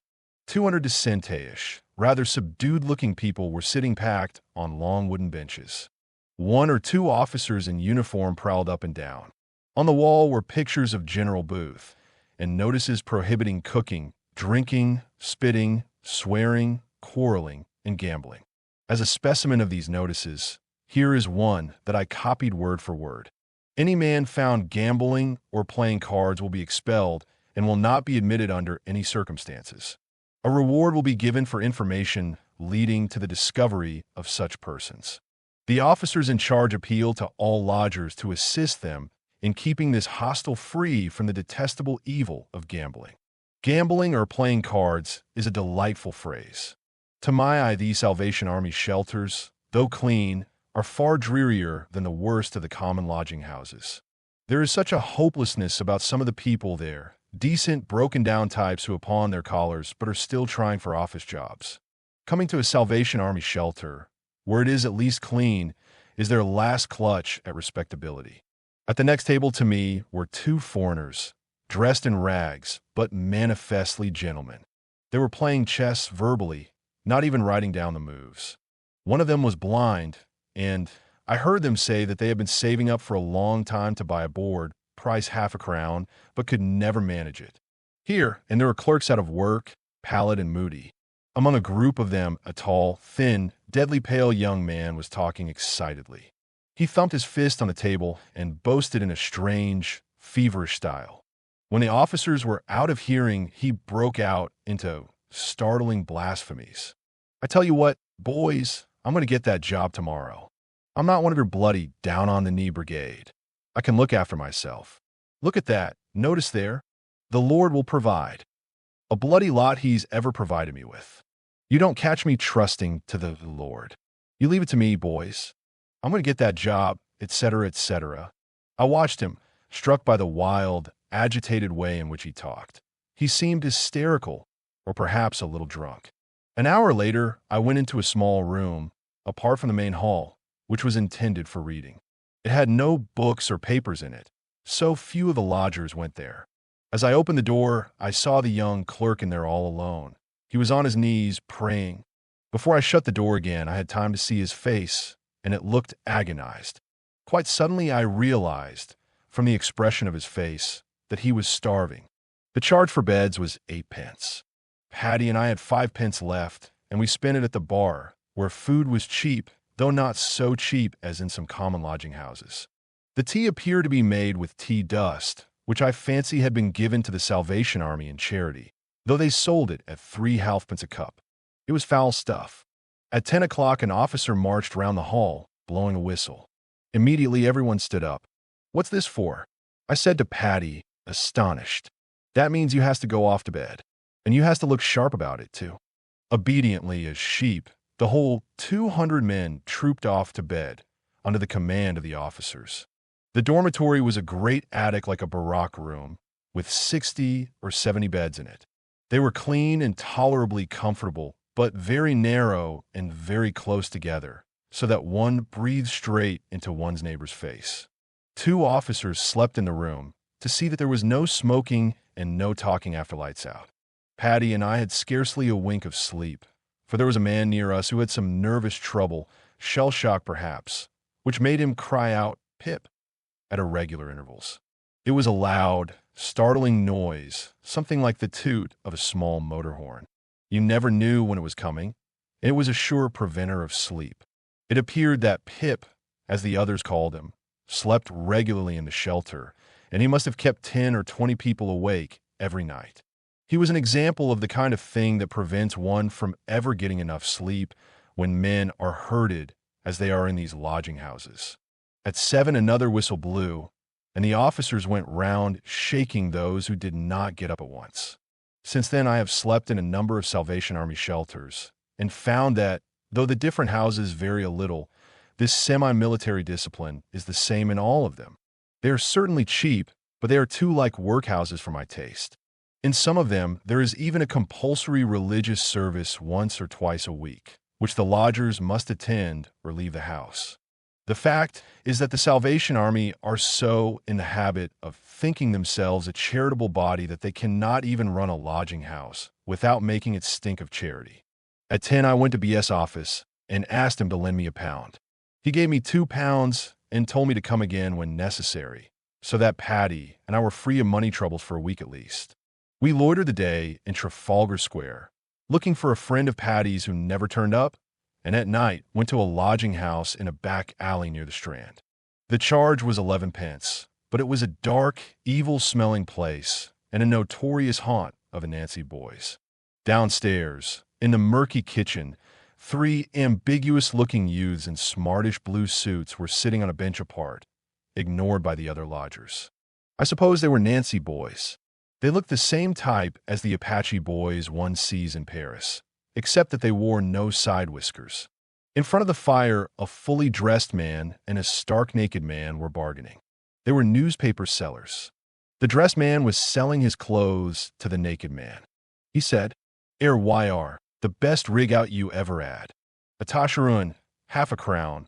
For the coat, 2 ogs for the trousers, 1 and a tanner for the boots, and an OG for the cap and scarf. That's 7 bob. You gotta hope. I'll give you 1 and a tanner for the coat, a OG for the trousers, and 2 ogs for the rest. That's 4 and a tanner. Take the old lot for 5 and a tanner, chum. Right YR off with him. I gotta get out to sell my late edition." The clothed man stripped, and in 3 minutes their positions were reversed. The naked man dressed, and the other kilted with a sheet of the Daily Mail. The dormitory was dark and close, with 15 beds in it. There was a horrible hot reek of urine, so beastly that at first one tried to breathe in small, shallow puffs, not filling one's lungs to the bottom. As I lay down in bed, a man loomed out of the darkness, leant over me, and began babbling in an educated, half-drunken voice. "An old public school boy, what? He had heard me say something to Patty. Don't meet many of the old school here. I am an old Etonian. 20 years hence this weather and all that. He began to quaver out the Eton boating song, not untunefully. Jolly boating weather, and a hay harvest. Stop that! Noise! Shouted several lodgers. Low types, said the old Etonian, very low types. Funny sort of place for you and me. Do you know what my friends say to me? They say, you are past redemption. Quite true, I am past redemption. I've come down in the world, not like these, here, who couldn't come down if they tried. We chaps who have come down ought to hang together a bit. Youth will be still in our faces, May I offer you a drink? He produced a bottle of cherry brandy, and at the same moment lost his balance and fell heavily across my legs. Patty, who was undressing, pulled him upright. Get back to your bed, you silly old. The old Etonian walked unsteadily to his bed and crawled under the sheets with all his clothes on, even his boots. Several times in the night, I heard him murmuring, you are past redemption, as though the phrase appealed to him. In the morning, he was lying asleep, fully dressed, with the bottle clasped in his arms. He was a man of about 50, with a refined, worn face, and, curiously enough, quite fashionably dressed. It was queer to see his good patent leather shoes sticking out of that filthy bed. It occurred to me, too, that the cherry brandy must have cost the equivalent of a fortnight's lodging, so he could not have been seriously hard up. Perhaps he frequented common lodging houses in search of the Nancy boys. The beds were not more than 2 feet apart. About midnight, I woke up to find that the man next to me was trying to steal the money from beneath my pillow. He was pretending to be asleep while he did it, sliding his hand under the pillow as gently as a rat. In the morning, I saw that he was a hunchback with long, ape-like arms. I told Patty about the attempted theft. He laughed and said, Christ, you gotta get used to that. Dese lodging houses is full o' thieves. In some houses dear's nothing safe but to sleep with all your clothes on. I seen him steal a wooden leg off a cripple before now. Once I see a man, 14-stone man he was, come into a lodging house with £4.10. He puts it under his mattress. Now, he says, any that touches that money does it over my body, he says. But they done him all the same. In the morning, he woke up on the floor. For fellers had took his mattress by the corners and lifted him off as light as a feather. He never saw his £4.10 again. Chapter 30. The next morning we began looking once more for Patty's friend, who was called Bozo, and was a screever, that is, a pavement artist. Addresses did not exist in Patty's world, but he had a vague idea that Bozo might be found in Lambeth, and in the end we ran across him on the embankment, where he had established himself not far from Waterloo Bridge. He was kneeling on the pavement with a box of chalks, copying a sketch of Winston Churchill from a penny notebook. The likeness was not all bad. Bozo was a small, dark, hook-nosed man, with curly hair growing low on his head. His right leg was dreadfully deformed, the foot being twisted heel forward in a way horrible to see. From his appearance, one could have taken him for a Jew, but he used to deny this vigorously. He spoke of his hook nose as Roman, and was proud of his resemblance to some Roman emperor. It was Vespasian, I think. Bozo had a strange way of talking, cockneyfied and yet very lucid and expressive. It was as though he had read good books, but had never troubled to correct his grammar. For a while Patty and I stayed on the embankment, talking, and Bozo gave us an account of the screeving trade. I repeat what he said more or less in his own words. I'm what they call a serious screever. I don't draw in blackboard chalks like these others. I use proper colors the same as what painters use. Bloody expensive they are, especially the reds. I use 5 bobs worth of colors in a long day, and never less than 2 bobs worth. Cartoons is my line, politics and cricket and that. Look here, he showed me his notebook. Here's likenesses of all the political blokes what I've copied from the papers. I have a different cartoon every day. For instance, when the budget was on, I had one of Winston trying to push an elephant marked debt, and underneath I wrote, will he budget? See? You can have cartoons about any of the parties, but you mustn't put anything in favor of socialism, because the police won't stand it. Once I did a cartoon of a boa constrictor marked capital swallowing a rabbit marked labor. The copper came along and saw it, and he says, "You rub that out and look sharp about it," he says. I had to rub it out. The coppa's got the right to move you on for loitering, and it's no good giving them a back answer. I asked Bozo what one could earn at screeving. He said, "This time of year, when it don't rain, I take about 3 quid between Friday and Sunday. People get their wages Fridays, you see. I can't work when it rains. The colors get washed off straight away. Take the year round, I make about £1 a week because you can't do much in the winter. Boat race day and cup final day, I've took as much as £4. But you have to cut it out of them. You don't take a bob if you just sit and look at them. A halfpenny's the usual drop, gift, and you don't get even that unless you give them a bit of back chat. Once they've answered you, they feel ashamed not to give you a drop. The best thing's to keep changing your picture, because when they see you drawing, they'll stop and watch you. The trouble is the beggars scatter as soon as you turn round with the hat. You really want a knobber, assistant at this game. You keep at work and get a crowd watching you, and the knobber comes casual like round the back of them. They don't know he's the knobber. Then suddenly he pulls his cap off, and you got them between two fires like. You'll never get a drop off real toffs. It's shabby sort of blokes you get most off, and foreigners. I've had even sixpences off Japs and blackies in that. They're not so bloody mean as what an Englishman is. Another thing to remember is to keep your money covered up, except perhaps a penny in the hat. People won't give you anything if they see you got a bob or two already. Bozo had the deepest contempt for the other screevers on the embankment. He called them the salmon platers. At that time, there was a screever almost every 25 yards along the embankment, 25 yards being the recognized minimum between pitches. Bozo contemptuously pointed out an old white-bearded screever 50 yards away. "You see that silly old fool? You've been doing the same picture every day for 10 years. A faithful friend, he calls it. It's of a dog pulling a child out of the water. The silly old bastard can't draw any better than a child of 10. He's learned just that one picture by rule of thumb, like you learn to put a puzzle together. There's a lot of that sort out here. They come pinching my ideas sometimes, but I don't care. The silly can't think of anything for themselves, so I'm always ahead of them. The whole thing with cartoons is being up to date. Once a child got its head stuck in the railings of Chelsea Bridge. Well, I heard about it, and my cartoon was on the pavement before they'd got the child's head out of the railings. Prompt I am. Bozo seemed an interesting man, and I was anxious to see more of him. That evening I went down to the embankment to meet him, as he had arranged to take Patty and myself to a lodging house south of the river. Bozo washed his pictures off the pavement and counted his takings. It was about 16 shillings, of which he said 12 or 13 would be profit. We walked down into Lambeth. Bozo limped slowly, with a queer crab-like gait, half sideways, dragging his smashed foot behind him. He carried a stick in each hand and slung his box of colors over his shoulder. As we were crossing the bridge, he stopped in one of the alcoves to rest.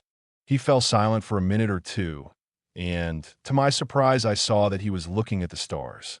He touched my arm and pointed to the sky with his stick. "Say, will you look at Aldebaran? Look at the color. Like a great blood orange." From the way he spoke, he might have been an art critic in a picture gallery. I was astonished. I confess that I did not know which Aldebaran was. Indeed, I had never even noticed that the stars were of different colors. Bozo began to give me some elementary hints on astronomy, pointing out the chief constellations. He seemed concerned at my ignorance. I said to him, surprised, "You seem to know a lot about stars." "Not a great lot. I know a bit, though. I got 2 letters from the Astronomer Royal thanking me for writing about meteors. Now and again I go out at night and watch for meteors. The stars are a free show. It don't cost anything to use your eyes." What a good idea. I should never have thought of it. Well, you got to take an interest in something. It don't follow that, because a man's on the road, he can't think of anything but tea and 2 slices. But isn't it very hard to take an interest in things like stars, living this life? Screeving, you mean? Not necessarily. It don't need turn you into a bloody rabbit. That is, not if you set your mind to it. It seems to have that effect on most people. Of course, Look at Patty, a tea-swilling old moocher, only fit to scrounge for fag ends. That's the way most of them go. I despise them. But you don't need to get like that. If you've got any education, it don't matter to you if you're on the road for the rest of your life. Well, I found just the contrary, I said. It seems to me that when you take a man's money away, he's fit for nothing from that moment. No, not necessarily. If you set yourself to it, you can live the same life, rich or poor. You can still keep on with your books and your ideas. You just got to say to yourself, I'm a free man in here. He tapped his forehead, and you're all right. Bozo talked further in the same strain, and I listened with attention. He seemed a very unusual screever, and he was, moreover, the first person I had heard maintain that poverty did not matter. I saw a good deal of him during the next few days, for several times it rained, and he could not work. He told me the history of his life, and it was a curious one. The son of a bankrupt bookseller, he had gone to work as a house painter at 18, and then served 3 years in France and India during the war. After the war, he had found a house painting job in Paris, and had stayed there several years. France suited him better than England. He despised the English, and he had been doing well in Paris, saving money, and engaged to a French girl. One day the girl was crushed to death under the wheels of an omnibus. Bozo went on the drink for a week, and then returned to work, rather shaky. The same morning he fell from a stage on which he was working 40 feet on to the pavement and smashed his right foot to pulp. For some reason, he received only £60 compensation. He returned to England, spent his money in looking for jobs, tried hawking books in Middlesex Street Market, then tried selling toys from a tray, and finally settled down as a screever. He had lived hand to mouth ever since, half-starved throughout the winter, and often sleeping in the spike or on the embankment. When I knew him, he owned nothing but the clothes he stood up in, and his drawing materials, and a few books. The clothes were the usual beggar's rags, but he wore a collar and tie, of which he was rather proud. The collar, a year or more old, was constantly going round the neck, and Bozo used to patch it with bits cut from the tail of his shirt, so that the shirt had scarcely any tail left. His damaged leg was getting worse, and would probably have to be amputated, and his knees, from kneeling on the stones, had pads of skin on them as thick as boot soles. There was clearly no future for him but beggary and a death in the workhouse. With all this, he had neither fear, nor regret, nor shame, nor self-pity. He had faced his position and made a philosophy for himself. Being a beggar, he said, was not his fault, and he refused either to have any compunction about it or to let it trouble him. He was the enemy of society and quite ready to take to crime if he saw a good opportunity. He refused on principle to be thrifty. In the summer, he saved nothing, spending his surplus earnings on drink, as he did not care about women. If he was penniless when winter came on, then society must look after him. He was ready to extract every penny he could from charity, provided that he was not expected to say thank you for it. He avoided religious charities, however, for he said it stuck in his throat to sing hymns for buns. He had various other points of honor. For instance, it was his boast that never in his life, even when starving, had he picked up a cigarette end. He considered himself in a class above the ordinary run of beggars, who, he said, were an abject lot, without even the decency to be ungrateful. He spoke French passably, and had read some of Zola's novels, all Shakespeare's plays, Gulliver's Travels, and a number of essays. He could describe his adventures in words that one remembered. For instance, speaking of funerals, he said to me, "Have you ever seen a corpse burned? I have in India. They put the old chap on the fire, and the next moment I almost jumped out of my skin because he'd started kicking. It was only his muscles contracting in the heat. Still, it gave me a turn. Well, he wriggled about for a bit like a kipper on hot coals, and then his belly blew up and went off with a bang you could have heard 50 yards away. It fair put me against cremation." Or, again, apropos of his accident, "The doctor says to me, 'You fell on one foot, my man. And bloody lucky for you, you didn't fall on both feet,' he says.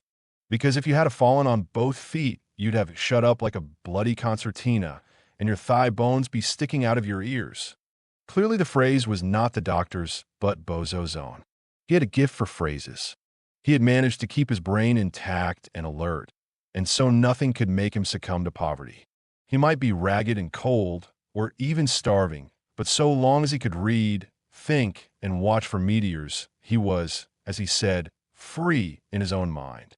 He was an embittered atheist, the sort of atheist who does not so much disbelieve in God as personally dislike him, and took a sort of pleasure in thinking that human affairs would never improve. Sometimes, he said, when sleeping on the embankment, it had consoled him to look up at Mars or Jupiter and think that there were probably embankment sleepers there. He had a curious theory about this. Life on Earth, he said, is harsh because the planet is poor in the necessities of existence. Mars, with its cold climate and scanty water, must be far poorer, and life correspondingly harsher. Whereas on Earth you are merely imprisoned for stealing sixpence. On Mars you are probably boiled alive. This thought cheered Bozo, I do not know why. He was a very exceptional man. Chapter 31. The charge at Bozo's lodging house was 9 pence a night. It was a large, crowded place, with accommodation for 500 men and a well-known rendezvous of tramps, beggars, and petty criminals. All races, even black and white, mixed in it on terms of equality. There were Indians there, and when I spoke to one of them in bad Urdu, he addressed me as Turn, a thing to make one shudder, if it had been in India. We had got below the range of color prejudice. One had glimpses of curious lives. Old Grandpa, a tramp of 70 who made his living, or a great part of it, by collecting cigarette ends and selling the tobacco at 3p an ounce. The doctor, he was a real doctor who had been struck off the register for some offense, and besides selling newspapers gave medical advice at a few pence a time. A little Chittagonian lascar, barefoot and starving, who had deserted his ship and wandered for days through London, so vague and helpless that he did not even know the name of the city he was in. He thought it was Liverpool, until I told him. A begging letter writer, a friend of Bozo's, who wrote pathetic appeals for aid to pay for his wife's funeral, and, when a letter had taken effect, blew himself out with huge, solitary gorges of bread and margarine. He was a nasty, hyena-like creature. I talked to him and found that, like most swindlers, he believed a great part of his own lies. The lodging house was an Alsatia for types like these. While I was with Bozo, he taught me something about the technique of London begging. There is more in it than one might suppose. Beggars vary greatly, and there is a sharp social line between those who merely cadge and those who attempt to give some value for money. The amounts that one can earn by the different gags also vary. The stories in the Sunday papers about beggars who die with £2,000 sewn into their trousers are, of course, lies, but the better-class beggars do have runs of luck when they earn a living wage for weeks at a time. The most prosperous beggars are street acrobats and street photographers. On a good pitch, a theater cue, for instance, a street acrobat will often earn £5 a week. Street photographers can earn about the same, but they're dependent on fine weather. They have a cunning dodge to stimulate trade. When they see a likely victim approaching, one of them runs behind the camera and pretends to take a photograph. Then, as the victim reaches them, they exclaim, "There YR, sir, took your photo lovely. That'll be a bob. But I never asked you to take it," protests the victim. "What? You didn't want it took? Why, we thought you signaled with your end." "Well, there's a plate wasted. That's cost us 6p, that ass." At this, the victim usually takes pity and says he will have the photo after all. The photographers examine the plate and say that it is spoiled, and that they will take a fresh one free of charge. Of course, they have not really taken the first photo, and so, if the victim refuses, they waste nothing. Organ grinders, like acrobats, are considered artists rather than beggars. An organ grinder named Shorty, a friend of Bozo's, told me all about his trade. He and his mate worked the coffee shops and public houses round Whitechapel and the Commercial Road. It is a mistake to think that organ grinders earn their living in the street. 9/10 of their money is taken in coffee shops and pubs. Only the cheap pubs, for they are not allowed into the good class ones. Shorty's procedure was to stop outside a pub and play one tune, after which his mate, who had a wooden leg and could excite compassion, went in and passed round the hat. It was a point of honor with Shorty always to play another tune after receiving the drop, an encore, as it were. The idea being that he was a genuine entertainer and not merely paid to go away. He and his mate took 2 or 3 pounds a week between them, but as they had to pay 15 shillings a week for the hire of the organ, they only averaged £1 a week each. They were on the streets from 8 in the morning till 10 at night, and later on Saturdays. Screevers can sometimes be called artists, sometimes not. Bozo introduced me to one who was a real artist. That is, he had studied art in Paris and submitted pictures to the salon in his day. His line was copies of old masters, which he did marvelously, considering that he was drawing on stone. He told me how he began as a screever. My wife and kids are starving. I was walking home late at night with a lot of drawings I've been taking round the dealers and wondering how the devil to raise a bob or two. Then, in the Strand, I saw a fellow kneeling on the pavement drawing and people giving him pennies. As I came past, he got up and went into a pub. Damn it, I thought, if he can make money at that, so can I. So on the impulse, I knelt down and began drawing with his chalks. Heaven knows how I came to do it. I must have been lightheaded with hunger. The curious thing was that I'd never used pastels before. I had to learn the technique as I went along. Well, people began to stop and say that my drawing wasn't bad, ere they gave me 9 pence between them. At this moment, the other fellow came out of the pub. "What in are you doing on my pitch?" he said. I explained that I was hungry and had to earn something. "Oh," said he, "come have a pint with me." So I had a pint, and since that day, I've been a screever. I make £1 a week. You can't keep 6 kids on £1 a week, but luckily my wife earns a bit taking and sewing. The worst thing in this life is the cold, and the next worst is the interference you have to put up with. At first, not knowing any better, I used sometimes to copy a nude on the pavement. The first I did was outside St. Martin's in the Fields Church. A fellow in black, I suppose he was a church warden or something, came out in a tearing rage. "Do you think we can have that obscenity outside God's holy house?" he cried. So I had to wash it out.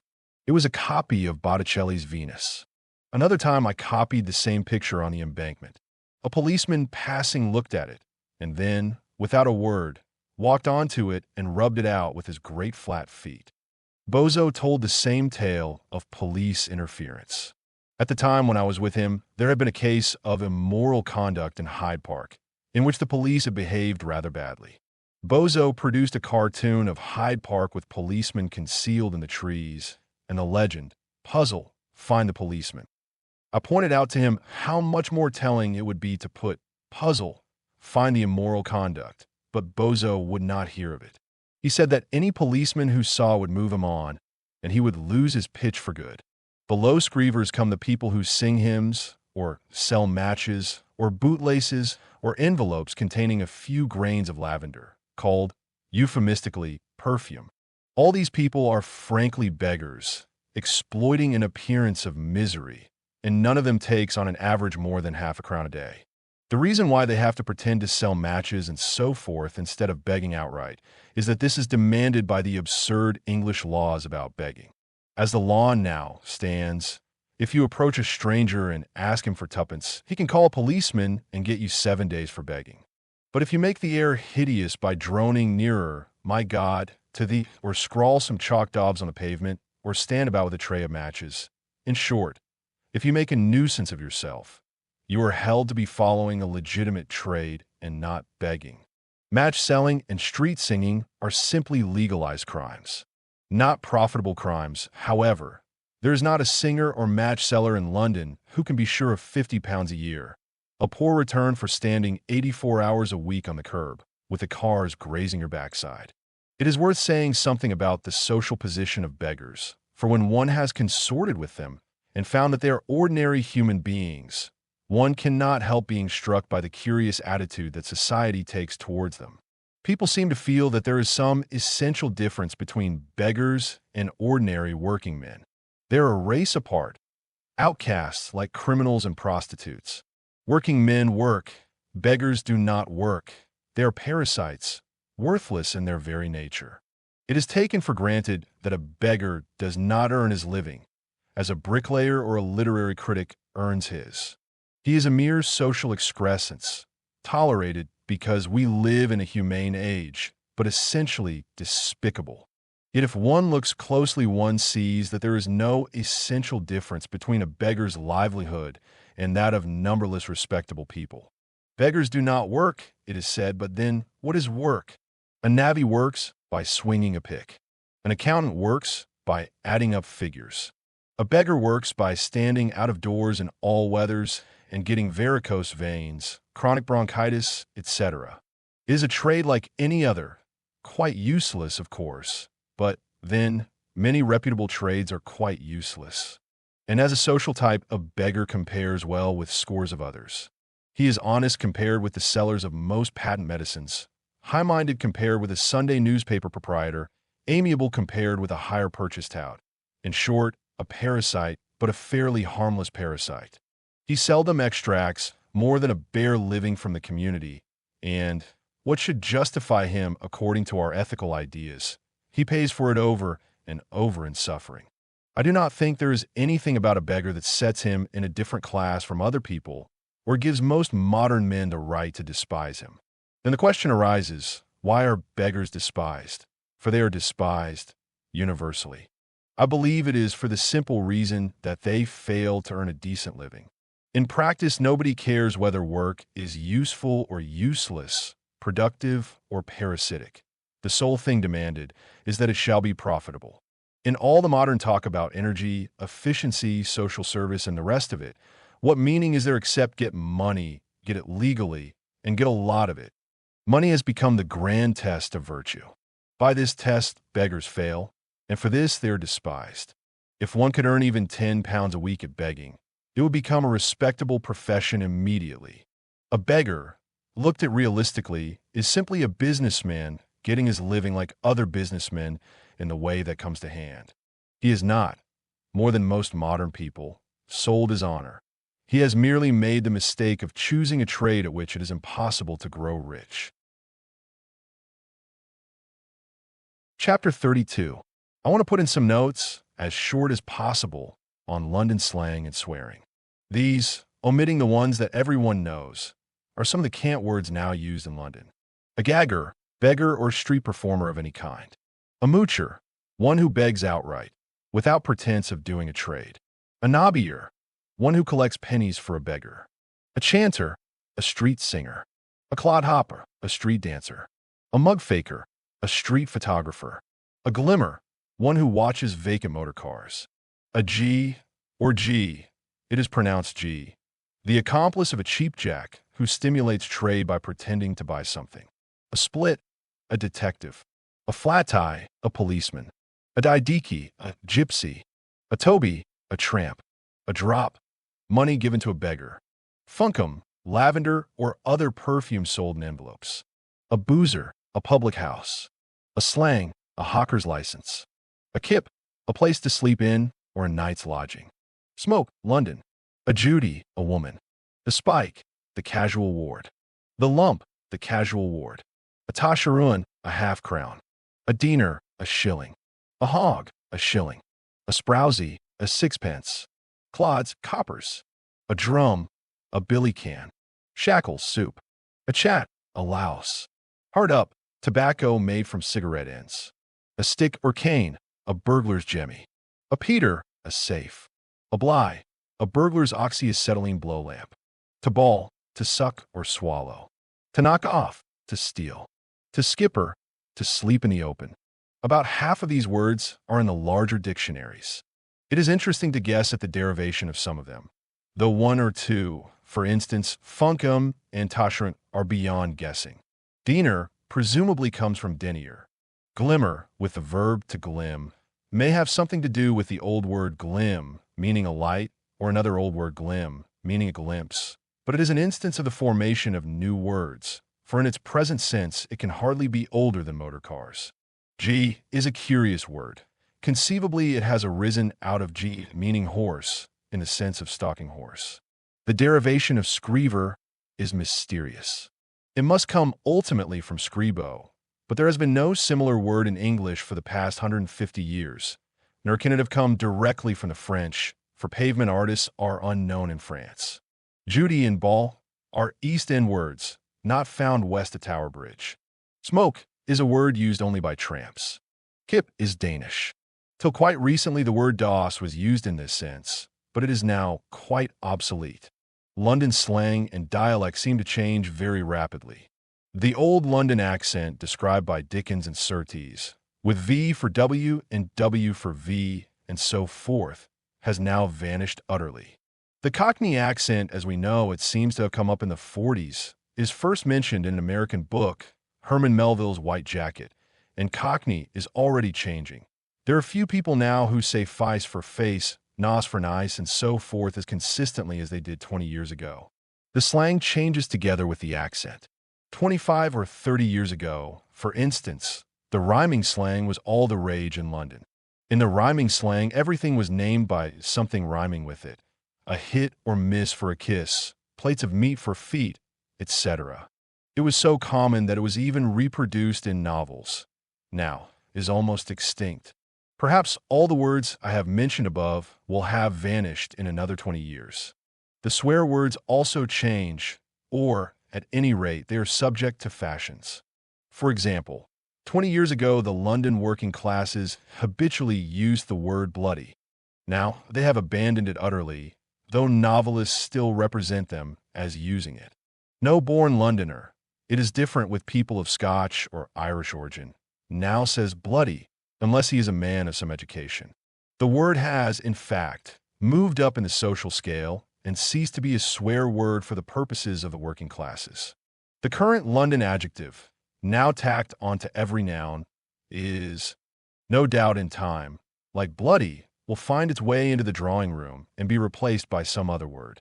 The whole business of swearing, especially English swearing, is mysterious. Of its very nature, swearing is as irrational as magic. Indeed, it is a species of magic. But there is also a paradox about it, namely this: our intention in swearing is to shock and wound, which we do by mentioning something that should be kept secret, usually something to do with the sexual functions. But the strange thing is that when a word is well established as a swear word, it seems to lose its original meaning. That is, it loses the thing that made it into a swear word. A word becomes an oath because it means a certain thing, and because it has become an oath, it ceases to mean that thing. For example, the Londoners do not now use, or very seldom use, this word in its original meaning. It is on their lips from morning till night, but it is a mere expletive and means nothing. Similarly with, which is rapidly losing its original sense. One can think of similar instances in French, for example, which is now a quite meaningless expletive. The word also is still used occasionally in Paris, but the people who use it, or most of them, have no idea of what it once meant. The rule seems to be that words accepted as swear words have some magical character, which sets them apart and makes them useless for ordinary conversation. Words used as insults seem to be governed by the same paradox as swear words. A word becomes an insult, one would suppose, because it means something bad, but in practice its insult value has little to do with its actual meaning. For example, the most bitter insult one can offer to a Londoner is bastard, which, taken for what it means, is hardly an insult at all. And the worst insult to a woman, either in London or Paris, is cow, a name which might even be a compliment, for cows are among the most likable of animals. Evidently, a word is an insult simply because it is meant as an insult, without reference to its dictionary meaning. Words, especially swear words, being what public opinion chooses to make them. In this connection, it is interesting to see how a swear word can change character by crossing a frontier. In England, you can print "Je men foes" without protest from anybody. In France, you have to print it "Je men f." Or, as another example, take the word barn shoot, a corruption of the Hindustani word bahinchit, a vile and unforgivable insult in India. This word is a piece of gentle badinage in England. I have even seen it in a school textbook. It was in one of Aristophanes' plays, and the annotator suggested it as a rendering of some gibberish spoken by a Persian ambassador. Presumably the annotator knew what bahinchit meant, but because it was a foreign word, it had lost its magical swear word quality and could be printed. One other thing is noticeable about swearing in London, and that is that the men do not usually swear in front of the women. In Paris, it is quite different. A Parisian workman may prefer to suppress an oath in front of a woman, but he is not at all scrupulous about it, and the women themselves swear freely. The Londoners are more polite or more squeamish in this matter. These are a few notes that I have set down more or less at random. It is a pity that someone capable of dealing with the subject does not keep a yearbook of London slang and swearing, registering the changes accurately. It might throw useful light upon the formation, development, and obsolescence of words. Chapter 33. The 2 pounds that B had given me lasted about 10 days. That it lasted so long was due to Patty, who had learned parsimony on the road and considered even one sound meal a day a wild extravagance. Food, to him, had come to mean simply bread and margarine, the eternal tin 2 slices, which will cheat hunger for an hour or two. He taught me how to live, food, bed, tobacco, and all at the rate of half a crown a day. And he managed to earn a few extra shillings by glimming in the evenings. It was a precarious job, because illegal, but it brought in a little and eked out our money. One morning we tried for a job as sandwich men. We went at 5 to an alleyway behind some offices, but there was already a queue of 30 or 40 men waiting, and after 2 hours we were told that there was no work for us. We had not missed much, for sandwich men have an enviable job. They are paid about 3 shillings a day for 10 hours' work. It is hard work, especially in windy weather, and there is no skulking, for an inspector comes round frequently to see that the men are on their beat. To add to their troubles, they are only engaged by the day, or sometimes for 3 days, never weekly, so that they have to wait hours for their job every morning. The number of unemployed men who are ready to do the work makes them powerless to fight for better treatment. The job all sandwich men covet is distributing handbills, which is paid for at the same rate. When you see a man distributing handbills, you can do him a good turn by taking one, for he goes off duty when he has distributed all his bills. Meanwhile, we went on with the lodging house life, a squalid, eventless life of crushing boredom. 4 days together, there was nothing to do but sit in the underground kitchen, reading yesterday's newspaper, or, when one could get hold of it, a back number of the Union Jack. It rained a great deal at this time, and everyone who came in steamed, so that the kitchen stank horribly. One's only excitement was the periodical TN2 slices. I do not know how many men are living this life in London. It must be thousands at the least. As to Paddy, it was actually the best life he had known for 2 years past. His interludes from tramping, the times when he had somehow laid hands on a few shillings, had all been like this. The tramping itself had been slightly worse. Listening to his whimpering voice, he was always whimpering when he was not eating. One realized what torture unemployment must be to him. People are wrong when they think that an unemployed man only worries about losing his wages. On the contrary, an illiterate man, with the work habit in his bones, needs work even more than he needs money. An educated man can put up with enforced idleness, which is one of the worst evils of poverty. But a man like Paddy, with no means of filling up time, is as miserable out of work as a dog on the chain. That is why it is such nonsense to pretend that those who have come down in the world are to be pitted above all others. The man who really merits pity is the man who has been down from the start and faces poverty with a blank, resourceless mind. It was a dull rhyme, and little of it stays in my mind, except for talks with Bozo. Once the lodging house was invaded by a slumming party. Patty and I had been out, and coming back in the afternoon, we heard sounds of music downstairs. We went down to find 3 gentle people, sleekly dressed, holding a religious service in our kitchen. They were a grave and reverend seigneur in a frock coat, a lady sitting at a portable harmonium, and a chinless youth toying with a crucifix. It appeared that they had marched in and started to hold the service, without any kind of invitation whatever. It was a pleasure to see how the lodgers met this intrusion. They did not offer the smallest rudeness to the slummers. They just ignored them. By common consent, everyone in the kitchen, 100 men, perhaps, behaved as though the slummers had not existed. There they stood patiently singing and exhorting, and no more notice was taken of them than if they had been earwigs. The gentleman in the frock coat preached a sermon, but not a word of it was audible. It was drowned in the usual din of songs, oaths, and the clattering of pans. Men sat at their meals and card games 3 feet away from the harmonium, peaceably ignoring it. Presently the slummers gave it up and cleared out, not insulted in any way, but merely disregarded.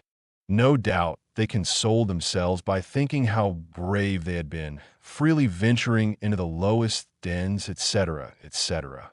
Bozo said that these people came to the lodging house several times a month.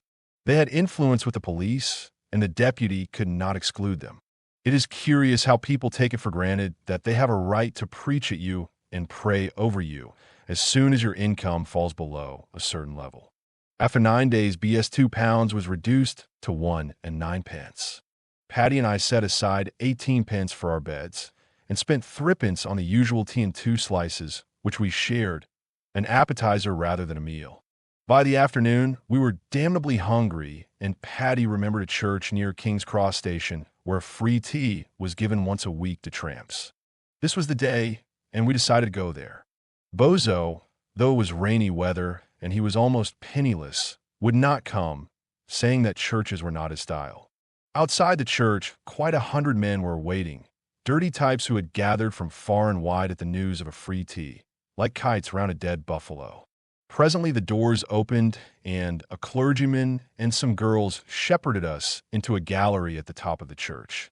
It was an evangelical church, gaunt and willfully ugly, with texts about blood and fire blazoned on the walls, and a hymn book containing 1,251 hymns.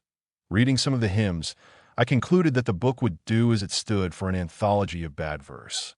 There was to be a service after the tea, and the regular congregation were sitting in the well of the church below. It was a weekday, and there were only a few dozen of them, mostly stringy old women who reminded one of boiling fowls. We ranged ourselves in the gallery pews and were given our tea. It was a 1-pound jam jar of tea each, with 6 slices of bread and margarine. As soon as tea was over, a dozen tramps who had stationed themselves near the door bolted to avoid the service. The rest stayed, less from gratitude than lacking the cheek to go. The organ let out a few preliminary hoots, and the service began. And instantly, as though at a signal, the tramps began to misbehave in the most outrageous way. One would not have thought such scenes possible in a church. All round the gallery men lolled in their pews, laughed, chattered, leaned over and flicked pellets of bread among the congregation. I had to restrain the man next to me, more or less by force, from lighting a cigarette. The tramps treated the service as a purely comic spectacle. It was indeed a sufficiently ludicrous service, the kind where there are sudden yells of hallelujah and endless extempore prayers, but their behavior passed all bounds. There was one old fellow in the congregation, Brother Boodle or some such name, who was often called on to lead us in prayer, and whenever he stood up the tramps would begin stamping as though in a theater. They said that on a previous occasion he had kept up an extempore prayer for 25 minutes, until the minister had interrupted him. Once when Brother Boodle stood up, a tramp called out, 2 to 1, "You don't beat 7 minutes," so loud that the whole church must hear. It was not long before we were making far more noise than the minister. Sometimes somebody below would send up an indignant hush, but it made no impression. We had set ourselves to guide the service, and there was no stopping us. It was a queer, rather disgusting scene. Below were the handful of simple, well-meaning people, trying hard to worship, and above were the 100 men whom they had fed, deliberately making worship impossible. A ring of dirty, hairy faces grinned down from the gallery, openly jeering. What could a few women and old men do against 100 hostile tramps? They were afraid of us, and we were frankly bullying them. It was our revenge upon them for having humiliated us by feeding us. The minister was a brave man. He thundered steadily through a long sermon on Joshua and managed almost to ignore the sniggers and chattering from above. But in the end, perhaps goaded beyond endurance, he announced loudly, "I shall address the last 5 minutes of my sermon to the unsaved sinners." Having said which, he turned his face to the gallery and kept it so for 5 minutes, lest there should be any doubt about who were saved and who unsaved. But much we cared. Even while the minister was threatening hellfire, we were rolling cigarettes. And at the last amen, we clattered down the stairs with a yell, many agreeing to come back for another free tea next week. The scene had interested me. It was so different from the ordinary demeanor of tramps, from the abject, worm-like gratitude with which they normally accept charity. The explanation, of course, was that we outnumbered the congregation and so were not afraid of them. A man receiving charity practically always hates his benefactor. It is a fixed characteristic of human nature, and when he has 50 or 100 others to back him, he will show it. In the evening, after the free tea, Patty unexpectedly earned another 18 pence at Glimming. It was exactly enough for another night's lodging, and we put it aside and went hungry till 9 the next evening. Bozo, who might have given us some food, was away all day. The pavements were wet, and he had gone to the Elephant and Castle, where he knew of a pitch under shelter. Luckily, I still had some tobacco, so that the day might have been worse. At 8:30, Patty took me to the Embankment, where a clergyman was known to distribute meal tickets once a week. Under Charing Cross Bridge, 50 men were waiting, mirrored in the shivering puddles. Some of them were truly appalling specimens. They were embankment sleepers, and the embankment dredges up worse types than the Spike. One of them, I remember, was dressed in an overcoat without buttons, laced up with rope, a pair of ragged trousers, and boots exposing his toes. Not a rag else. He was bearded like a fakir, and he had managed to streak his chest and shoulders with some horrible black filth resembling train oil. What one could see of his face under the dirt and hair was bleached white as paper by some malignant disease. I heard him speak, and he had a goodish accent, as of a clerk or shopwalker. Presently the clergyman appeared, and the men ranged themselves in a queue in the order in which they had arrived. The clergyman was a nice, chubby, youngish man, and, curiously enough, very like Charlie, my friend in Paris. He was shy and embarrassed, and did not speak except for a brief good evening. He simply hurried down the line of men, thrusting a ticket upon each, and not waiting to be thanked. The consequence was that, for once, there was genuine gratitude, and everyone said that the clergyman was a good feller. Someone, in his hearing, I believe, called out, "Well, he'll never be a bishop." This, of course, intended as a warm compliment. The tickets were worth 6 pence each, and were directed to an eating house not far away. When we got there, we found that the proprietor, knowing that the tramps could not go elsewhere, was cheating by only giving 4 pennyworth of food for each ticket. Patty and I pooled our tickets and received food, which we could have got for 7 pence or 8 pence at most coffee shops. The clergyman had distributed well over £1 in tickets, so that the proprietor was evidently swindling the tramps to the tune of 7 shillings or more a week. This kind of victimization is a regular part of a tramp's life, and it will go on as long as people continue to give meal tickets instead of money. Patty and I went back to the lodging house and, still hungry, loafed in the kitchen, making the warmth of the fire a substitute for food. At 10:30, Bozo arrived, tired out and haggard, for his mangled leg made walking an agony. He had not earned a penny at screeving, all the pitches under shelter being taken, and for several hours he had begged outright, with one eye on the policeman. He had amassed 8 pence, a penny short of his kip. It was long past the hour for paying, and he had only managed to slip indoors when the deputy was not looking. At any moment he might be caught and turned out to sleep on the embankment. Bozo took the things out of his pockets and looked them over, debating what to sell. He decided on his razor, took it round the kitchen, and in a few minutes he had sold it for 3 pence, enough to pay his kip, buy a basin of tea, and leave a halfpenny over. Bozo got his basin of tea and sat down by the fire to dry his clothes.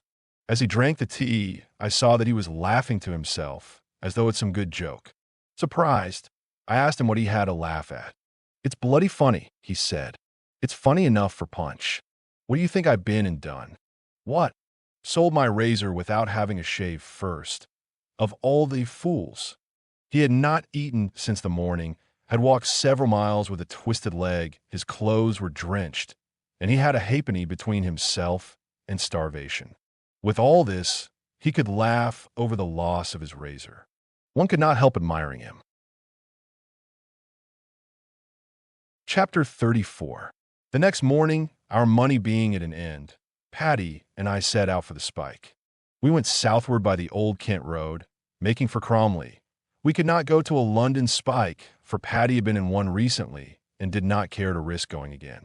It was a 16-mile walk over asphalt, blistering to the heels, and we were acutely hungry.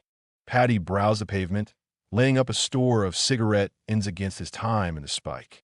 In the end, his perseverance was rewarded, for he picked up a penny. We bought a large piece of stale bread and devoured it as we walked. When we got to Cromley, it was too early to go to the Spike, and we walked several miles farther to a plantation beside a meadow where one could sit down. It was a regular caravanserai of tramps. One could tell it by the worn grass and the sodden newspaper and rusty cans that they had left behind. Other tramps were arriving by ones and twos. It was jolly autumn weather. Nearby, a deep bed of tansies was growing. It seems to me that even now I can smell the sharp reek of those tansies warring with the reek of tramps. In the meadow, 2 cart-horse colts, raw sienna color with white manes and tails, were nibbling at a gate. We sprawled about on the ground, sweaty and exhausted. Someone managed to find dry sticks and get a fire going, and we all had milkless tea out of a tin drum, which was passed around. Some of the tramps began telling stories. One of them, Bill, was an interesting type, a genuine sturdy beggar of the old breed, strong as Hercules and a frank foe of work. He boasted that with his great strength he could get a navvying job any time he liked. But as soon as he drew his first week's wages, he went on a terrific drunk and was sacked. Between whiles he mooched, chiefly from shopkeepers. He talked like this: "I ain't going far in Kent. Kent a tight county, Kent is. There's too many been moochin' about 'ere. The bakers get so as they'll throw their bread away sooner'n give it you. Now Oxford, that's the place for mooch in, Oxford is. When I was in Oxford, I mooched bread, and I mooched bacon, and I mooched beef, and every night I mooched tanners for my kip off of the students. The last night, I was tuppence short of my kip, so I goes up to a parson and mooches him for thrippence. He give me thrippence, and the next moment he turns round and gives me in charge for beggin'. 'You been beggin',' the copper says. 'No, I ain't,' I says. 'I was a skin the gentleman the time,' I says. The copper starts feeling inside my coat, and he pulls out a pound of meat and 2 loaves of bread. 'Well, what's all this then?' he says. 'You better come long to the station,' he says. 'The beak give me 7 days. I don't mooch from no more, parsons. But Christ, what do I care for a lay-up of 7 days, etc., etc.' It seemed that his whole life was this, a round of mooching, drunks, and lay-ups. He laughed as he talked of it, taking it all for a tremendous joke. He looked as though he made a poor thing out of begging, for he wore only a corduroy suit, scarf, and cap, no socks or linen. Still, he was fat and jolly, and he even smelled of beer, a most unusual smell in a tramp nowadays. 2 of the tramps had been in Cromley Spike recently, and they told a ghost story connected with it. Years earlier, they said there had been a suicide there. A tramp had managed to smuggle a razor into his cell, and there cut his throat. In the morning, when the tramp major came round, the body was jammed against the door, and to open it they had to break the dead man's arm.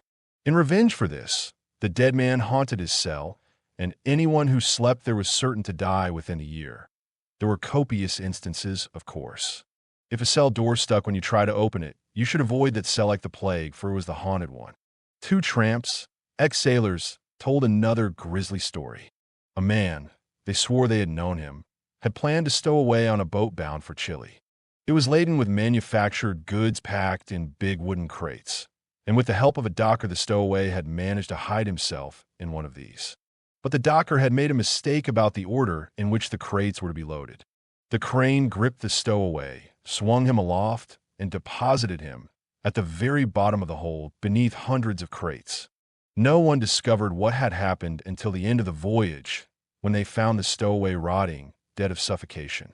Another tramp told the story of Gilderoy, the Scottish robber. Gilderoy was the man who was condemned to be hanged, escaped, captured the judge who had sentenced him, and, splendid fellow, hanged him. The tramps liked the story, of course, But the interesting thing was to see that they had got it all wrong. Their version was that Gilderoy escaped to America, whereas in reality, he was recaptured and put to death. The story had been amended, no doubt deliberately, just as children amend the stories of Samson and Robin Hood, giving them happy endings which are quite imaginary. This set the tramps talking about history, and a very old man declared that the one-bite law was a survival from days when the nobles hunted men instead of deer. Some of the others laughed at him, but he had the idea firm in his head. He had heard, too, of the Corn Laws, and the Jus Primi Noctis he believed it had really existed. Also of the Great Rebellion, which he thought was a rebellion of poor against rich. Perhaps he had got it mixed up with the peasant rebellions. I doubt whether the old man could read, and certainly he was not repeating newspaper articles. His scraps of history had been passed from generation to generation of tramps, perhaps for centuries in some cases. It was oral tradition lingering on, like a faint echo from the Middle Ages. Patty and I went to the Spike at 6 in the evening, getting out at 10 in the morning. It was much like Rompton and Edbury, and we saw nothing of the ghost. Among the casuals were two young men named William and Fred, ex-fishermen from Norfolk, a lively pair and fond of singing. They had a song called Unhappy Bella that is worth writing down. I heard them sing it half a dozen times during the next 2 days, and I managed to get it by heart except a line or two, which I have guessed. It ran, Bella was young and Bella was fair, with bright blue eyes and golden hair. Oh, unhappy Bella! Her step was light and her heart was gay, but she had no sense, and one fine day she got herself put in the family way by a wicked, heartless, cruel deceiver. Poor Bella was young. She didn't believe that the world is hard and men deceive. Oh, unhappy Bella! She said, my man will do what's just. He'll marry me now, because he must. Her heart was full of loving trust in a wicked, heartless, cruel deceiver. She went to his house. That dirty skunk had packed his bags and done a bunk. Oh, unhappy Bella! Her landlady said, get out, you whore. I won't have your sort darkening my door. Poor Bella was put to affliction sore by a wicked, heartless, cruel deceiver. All night she tramped the cruel snows. What she must have suffered, nobody knows. Oh, unhappy Bella! And when the morning dawned so red, alas, alas, poor Bella was dead, sent so young to her lonely bed by a wicked, heartless, cruel deceiver. So thus, you see, do what you will, the fruits of sin are suffering still. Oh, unhappy Bella! As into the grave they laid her low. The men said, alas, but life is so. But the women chanted, sweet and low. It's all the men, the dirty bastards. Written by a woman, perhaps. William and Fred, the singers of this song, were thorough scallywags, the sort of men who get tramps a bad name. They happened to know that the tramp major at Cromley had a stock of old clothes, which were to be given at need to casuals. Before going in, William and Fred took off their boots, ripped the seams and cut pieces off the soles, more or less ruining them.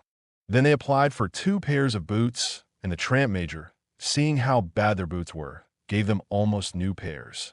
William and Fred were scarcely outside the Spike in the morning before they had sold these boots for 1 9 pence. It seemed to them quite worthwhile, for 1 9 pence, to make their own boots practically unwearable. Leaving the Spike, we all started southward, a long slouching procession for Lower Binfield and Idehill. On the way, there was a fight between 2 of the tramps. They had quarreled overnight. There was some silly casus belli about one saying to the other, bullshit, which was taken for Bolshevik, a deadly insult, and they fought it out in a field. A dozen of us stayed to watch them. The scene sticks in my mind for one thing. The man who was beaten going down, and his cap falling off and showing that his hair was quite white. After that, some of us intervened and stopped the fight. Patty had meanwhile been making inquiries, and found that the real cause of the quarrel was, as usual, a few pennyworth of food. We got to Lower Binfield quite early, and Patty filled in the time by asking for work at back doors. At one house, he was given some boxes to chop up for firewood, and, saying he had a maid outside, he brought me in and we did the work together. When it was done, the householder told the maid to take us out a cup of tea. I remember the terrified way in which she brought it out, and then, losing her courage, set the cups down on the path, and bolted back to the house, shutting herself in the kitchen. So Dreadful is the name of tramp. They paid us 6 pence each, and we bought a threepenny loaf and half an ounce of tobacco, leaving 5 pence. Paddy thought it wiser to bury our 5 pence, for the tramp major at Lower Binfield was renowned as a tyrant and might refuse to admit us if we had any money at all. It is quite a common practice of tramps to bury their money. If they intend to smuggle at all a large sum into the spike, they generally sew it into their clothes, which may mean prison if they're caught, of course. Paddy and Bozo used to tell a good story about this. An Irishman, Bozo said it was an Irishman. Paddy said an Englishman, not a tramp, and in possession of 30 pounds, was stranded in a small village where he could not get a bed. He consulted a tramp, who advised him to go to the workhouse. It is quite a regular proceeding, if one cannot get a bed elsewhere, to get one at the workhouse, paying a reasonable sum for it. The Irishman, however, thought he would be clever and get a bed for nothing, so he presented himself at the workhouse as an ordinary casual. He had sewn the 30 pounds into his clothes. Meanwhile, the tramp who had advised him had seen his chance, and that night he privately asked the tramp major for permission to leave the spike early in the morning, as he had to see about a job. At 6 in the morning, he was released and went out in the Irishman's clothes. The Irishman complained of the theft and was given 30 days for going into a casual ward under false pretenses. Chapter 35. Arrived at Lower Binfield, we sprawled for a long time on the green, watched by cottagers from their front gates. A clergyman and his daughter came and stared silently at us for a while, as though we had been aquarium fishes, and then went away again. There were several dozen of us waiting. William and Fred were there, still singing, and the men who had fought, and Bill the moocher. He had been mooching from Baker's and had quantities of stale bread tucked away between his coat and his bare body. He shared it out, and we were all glad of it. There was a woman among us, the first woman tramp I had ever seen. She was a fattish, battered, very dirty woman of 60 in a long, trailing black skirt. She put on great airs of dignity, and if anyone sat down near her, she sniffed and moved farther off. "Where you bound for, missus?" one of the tramps called to her. The woman sniffed and looked into the distance. "Come on, missus," he said, "cheer up. Be chummy. We're all in the same boat here." "Thank you," said the woman bitterly. "When I want to get mixed up with a set of tramps, I'll let you know." I enjoyed the way she said tramps. It seemed to show you in a flash the whole other soul, a small, blinkered, feminine soul that had learned absolutely nothing from years on the road. She was, no doubt, a respectable widow woman, become a tramp through some grotesque accident. The spike opened at 6. This was Saturday, and we were to be confined over the weekend, which is the usual practice. Why? I do not know, unless it is from a vague feeling that Sunday merits something disagreeable. When we registered, I gave my trade as journalist. It was truer than painter, for I had sometimes earned money from newspaper articles, but it was a silly thing to say, being bound to lead to questions. As soon as we were inside the spike and had been lined up for the search, the tramp major called my name. He was a stiff, soldierly man of 40, not looking the bully he had been represented, but with an old soldier's gruffness. He said sharply, "Which of you is blank?" I forget what name I had given. "Me, sir." "So, you're a journalist?" "Yes, sir," I said, quaking. A few questions would betray the fact that I had been lying, which might mean prison. But the tramp major only looked me up and down and said, "Then you are a gentleman?" "I suppose so." He gave me another long look. "Well, that's bloody bad luck, governor," he said. "Bloody bad luck, that is." And thereafter he treated me with unfair favoritism and even with a kind of deference. He did not search me, and in the bathroom he actually gave me a clean towel to myself, an unheard of luxury. So powerful is the word gentleman in an old soldier's ear. By 7 we had wolfed our bread and tea and were in our cells. We slept one in a cell, and there were bedsteads and straw paillasses, so that one ought to have had a good night's sleep. But no spike is perfect, and the peculiar shortcoming at Lower Binfield was the cold. The hot pipes were not working, and the 2 blankets we had been given were thin cotton things and almost useless. It was only autumn, but the cold was bitter. One spent the long 12-hour night in turning from side to side, falling asleep for a few minutes and waking up shivering. We could not smoke, for our tobacco, which we had managed to smuggle in, was in our clothes, and we should not get these back till the morning. All down the passage one could hear groaning noises and sometimes a shouted oath. No one, I imagine, got more than an hour or two of sleep. In the morning, after breakfast and the doctor's inspection, the tramp major herded us all into the dining room and locked the door upon us. It was a lime-washed, stone-floored room, unutterably dreary, with its furniture of deal boards and benches, and its prison smell. The barred windows were too high to look out of, and there were no ornaments save a clock and a copy of the workhouse rules. Packed elbow to elbow on the benches, we were bored already, though it was barely 8 in the morning. There was nothing to do, nothing to talk about, not even room to move. The sole consolation was that one could smoke, for smoking was connived at so long as one was not caught in the act. Scotty, a little hairy tramp with a bastard accent sired by Cockney out of Glasgow, was tobaccoless, his tin of cigarette ends having fallen out of his boot during the search and been impounded. I stood him the makings of a cigarette. We smoked furtively, thrusting our cigarettes into our pockets, like schoolboys, when we heard the tramp major coming. Most of the tramps spent 10 continuous hours in this comfortless, soulless room. Heaven knows how they put up with it. I was luckier than the others, for at 10 o'clock the tramp major told off a few men for odd jobs, and he picked me out to help in the workhouse kitchen, the most coveted job of all. This, like the clean towel, was a charm worked by the word gentleman. There was no work to do in the kitchen, and I sneaked off into a small shed used for storing potatoes, where some workhouse paupers were skulking to avoid the Sunday morning service.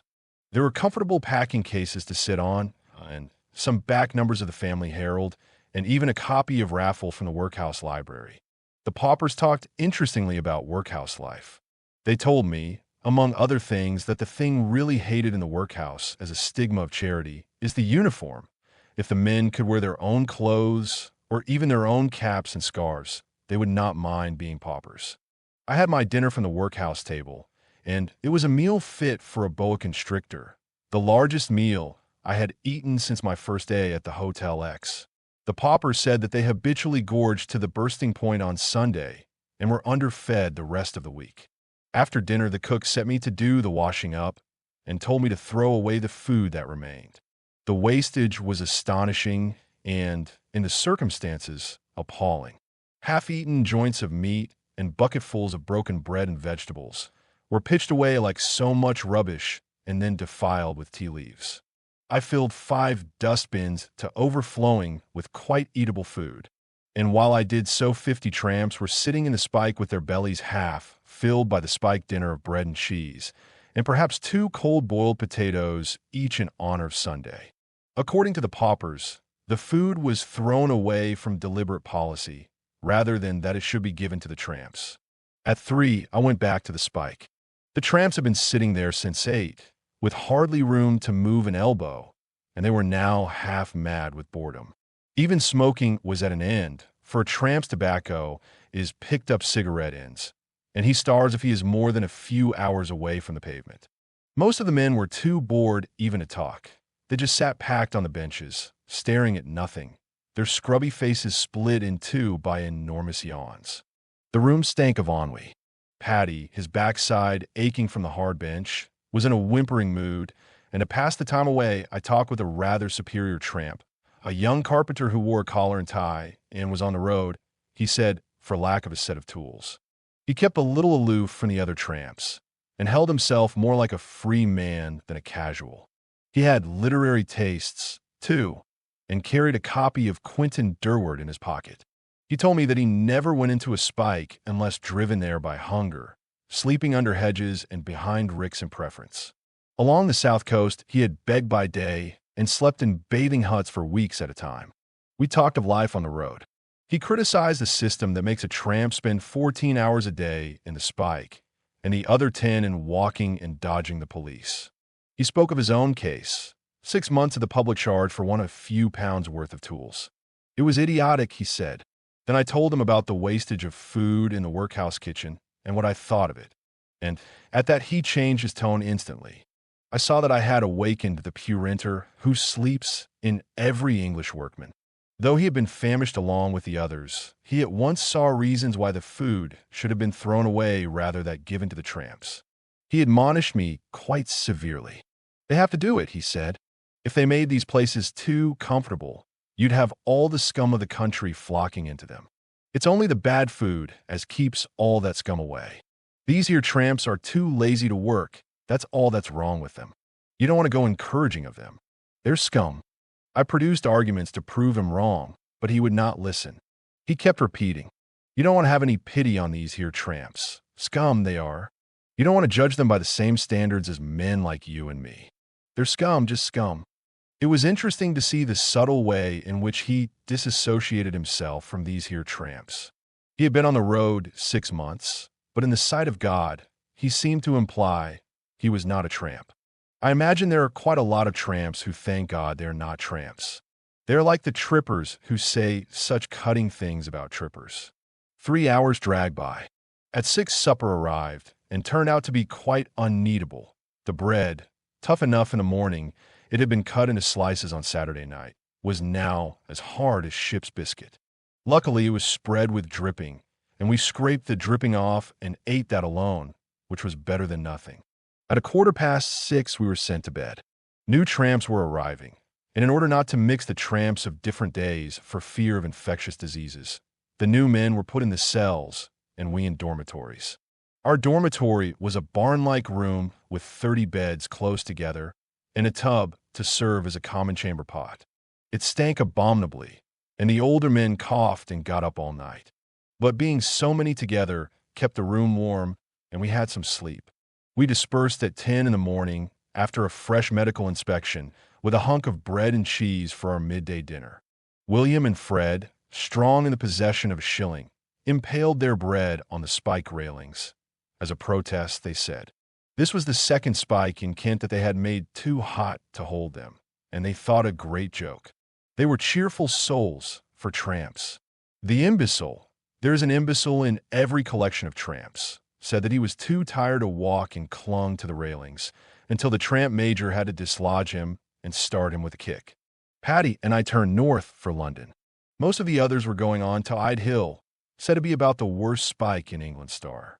Once again, it was jolly autumn weather, and the road was quiet with few cars passing. The air was like sweetbriar after the spike's mingled stenches of sweat, soap, and drains. We too seemed the only tramps on the road. Then I heard a hurried step behind us, and someone calling. It was little Scotty, the Glasgow tramp, who had run after us panting. He produced a rusty tin from his pocket.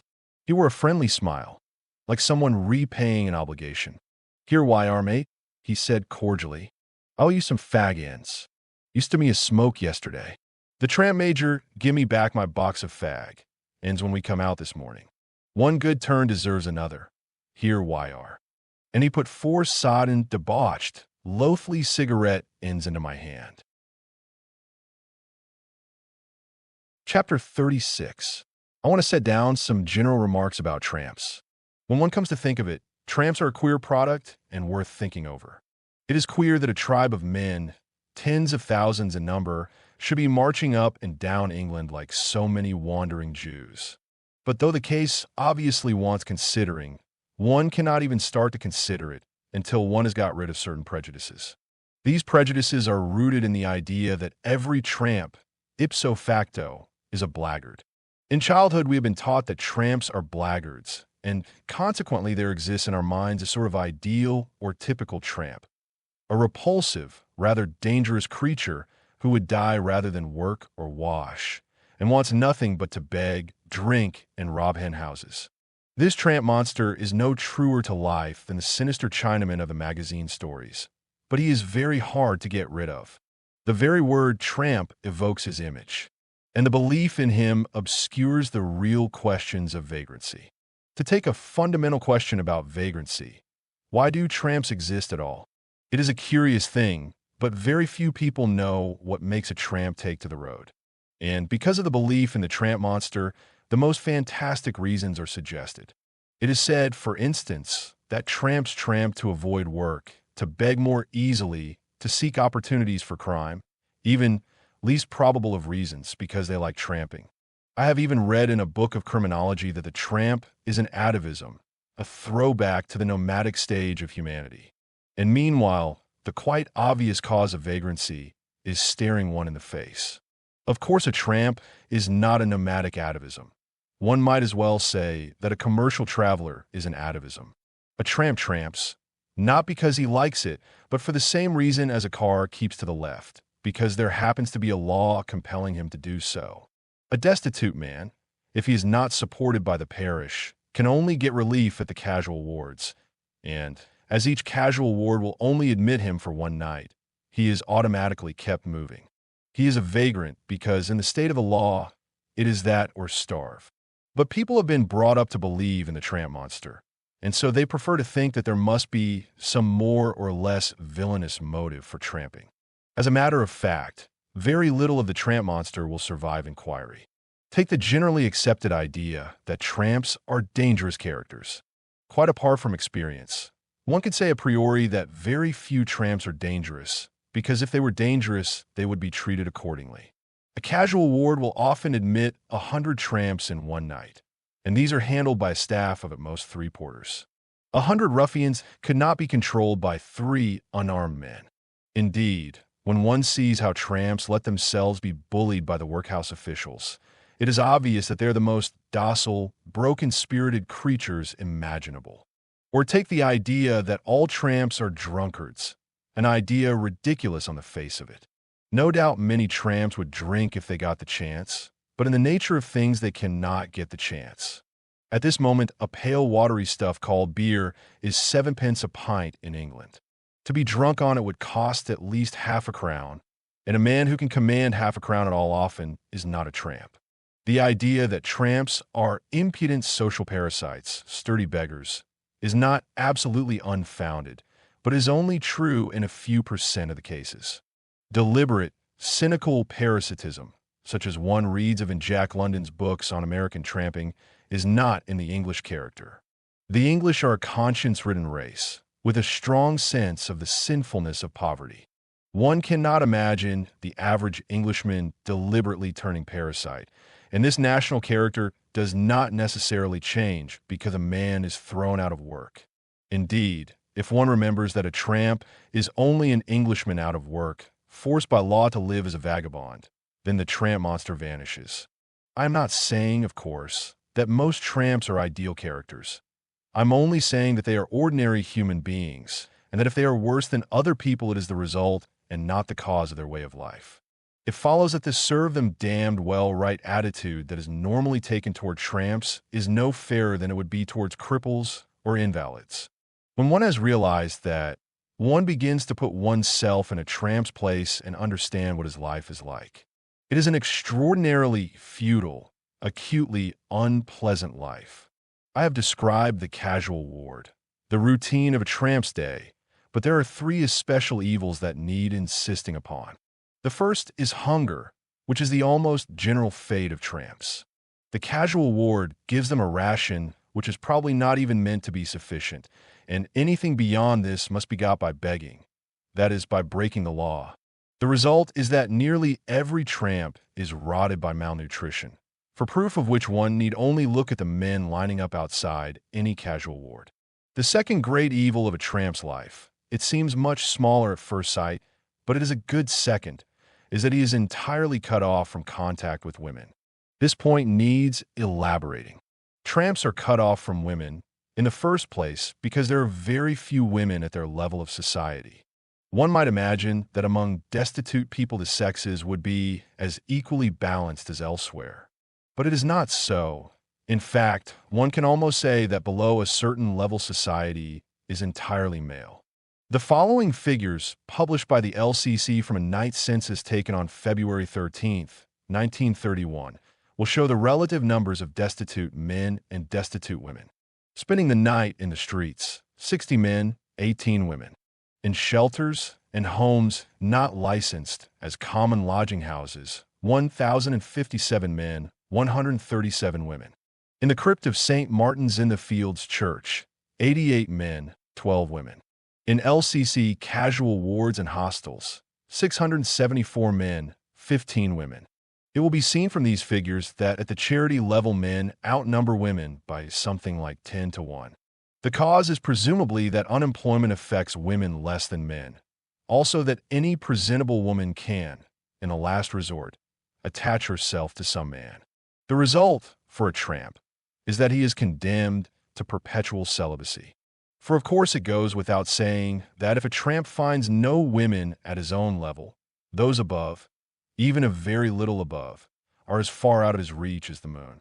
The reasons are not worth discussing, but there is no doubt that women never, or hardly ever, condescend to men who are much poorer than themselves. A tramp, therefore, is a celibate from the moment when he takes to the road. He is absolutely without hope of getting a wife, a mistress, or any kind of woman except, very rarely, when he can raise a few shillings, a prostitute. It is obvious what the results of this must be: homosexuality, for instance, and occasional rape cases. But deeper than these, there is the degradation worked in a man who knows that he is not even considered fit for marriage. The sexual impulse, not to put it any higher, is a fundamental impulse, and starvation of it can be almost as demoralizing as physical hunger. The evil of poverty is not so much that it makes a man suffer as that it rots him physically and spiritually. And there can be no doubt that sexual starvation contributes to this rotting process. Cut off from the whole race of women, a tramp feels himself degraded to the rank of a cripple or a lunatic. No humiliation could do more damage to a man's self-respect. The other great evil of a tramp's life is enforced idleness. By our vagrancy laws, things are so arranged that when he is not walking the road, he is sitting in a cell, or, in the intervals, lying on the ground waiting for the casual ward to open. It is obvious that this is a dismal, demoralizing way of life, especially for an uneducated man.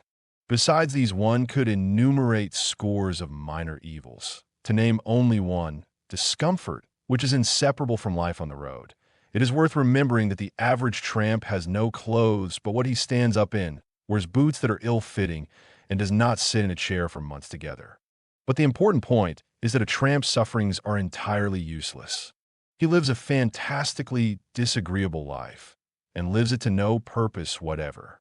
One could not, in fact, invent a more futile routine than walking from prison to prison, spending perhaps 18 hours a day in a cell and on the road. There must be at the least several tens of thousands of tramps in England. Each day they expend innumerable foot-pounds of energy, enough to plow thousands of acres, build miles of road, put up dozens of houses, in mere, useless walking.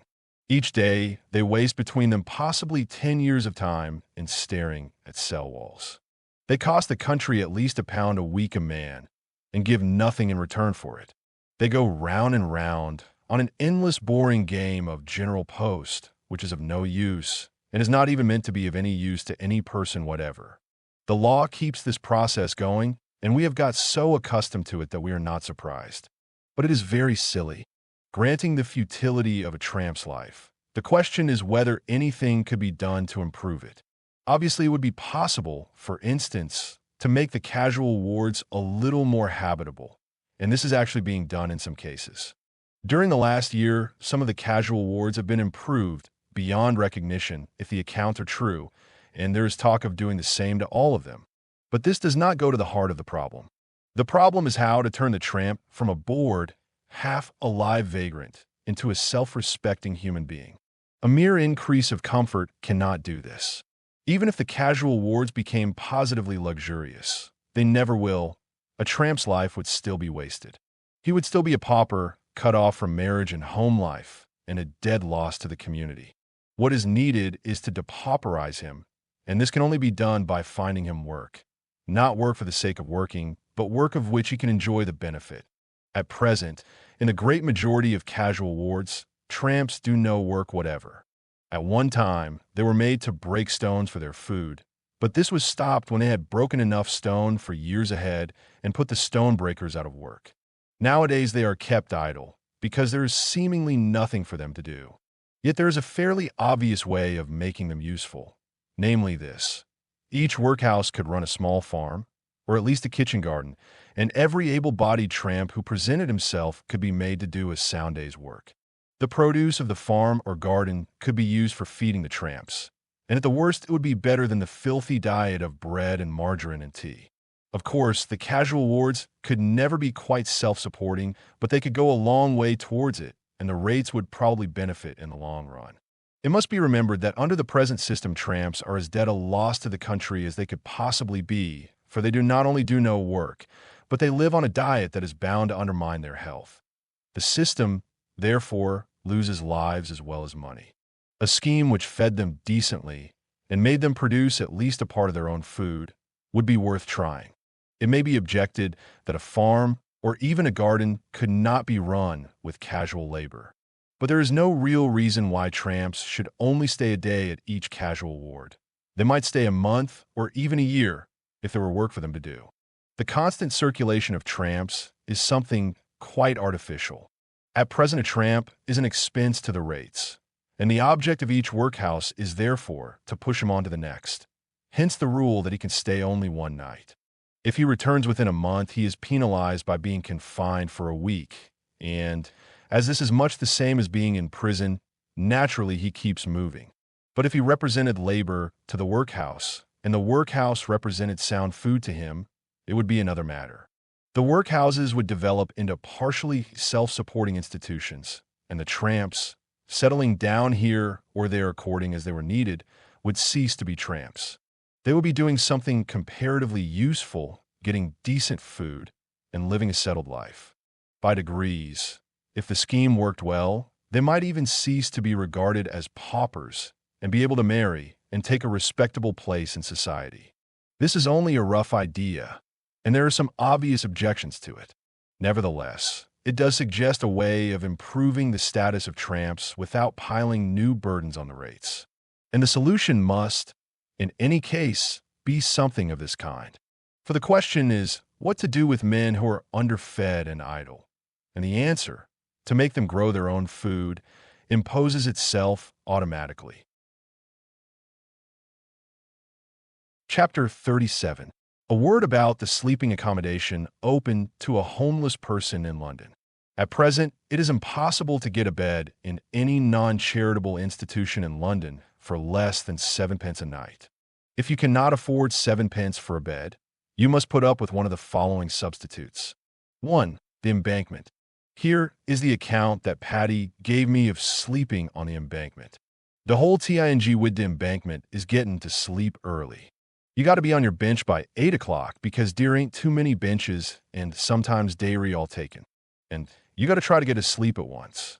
'Tis too cold to sleep much after 12 o'clock, and the police turns you off at 4 in the morning.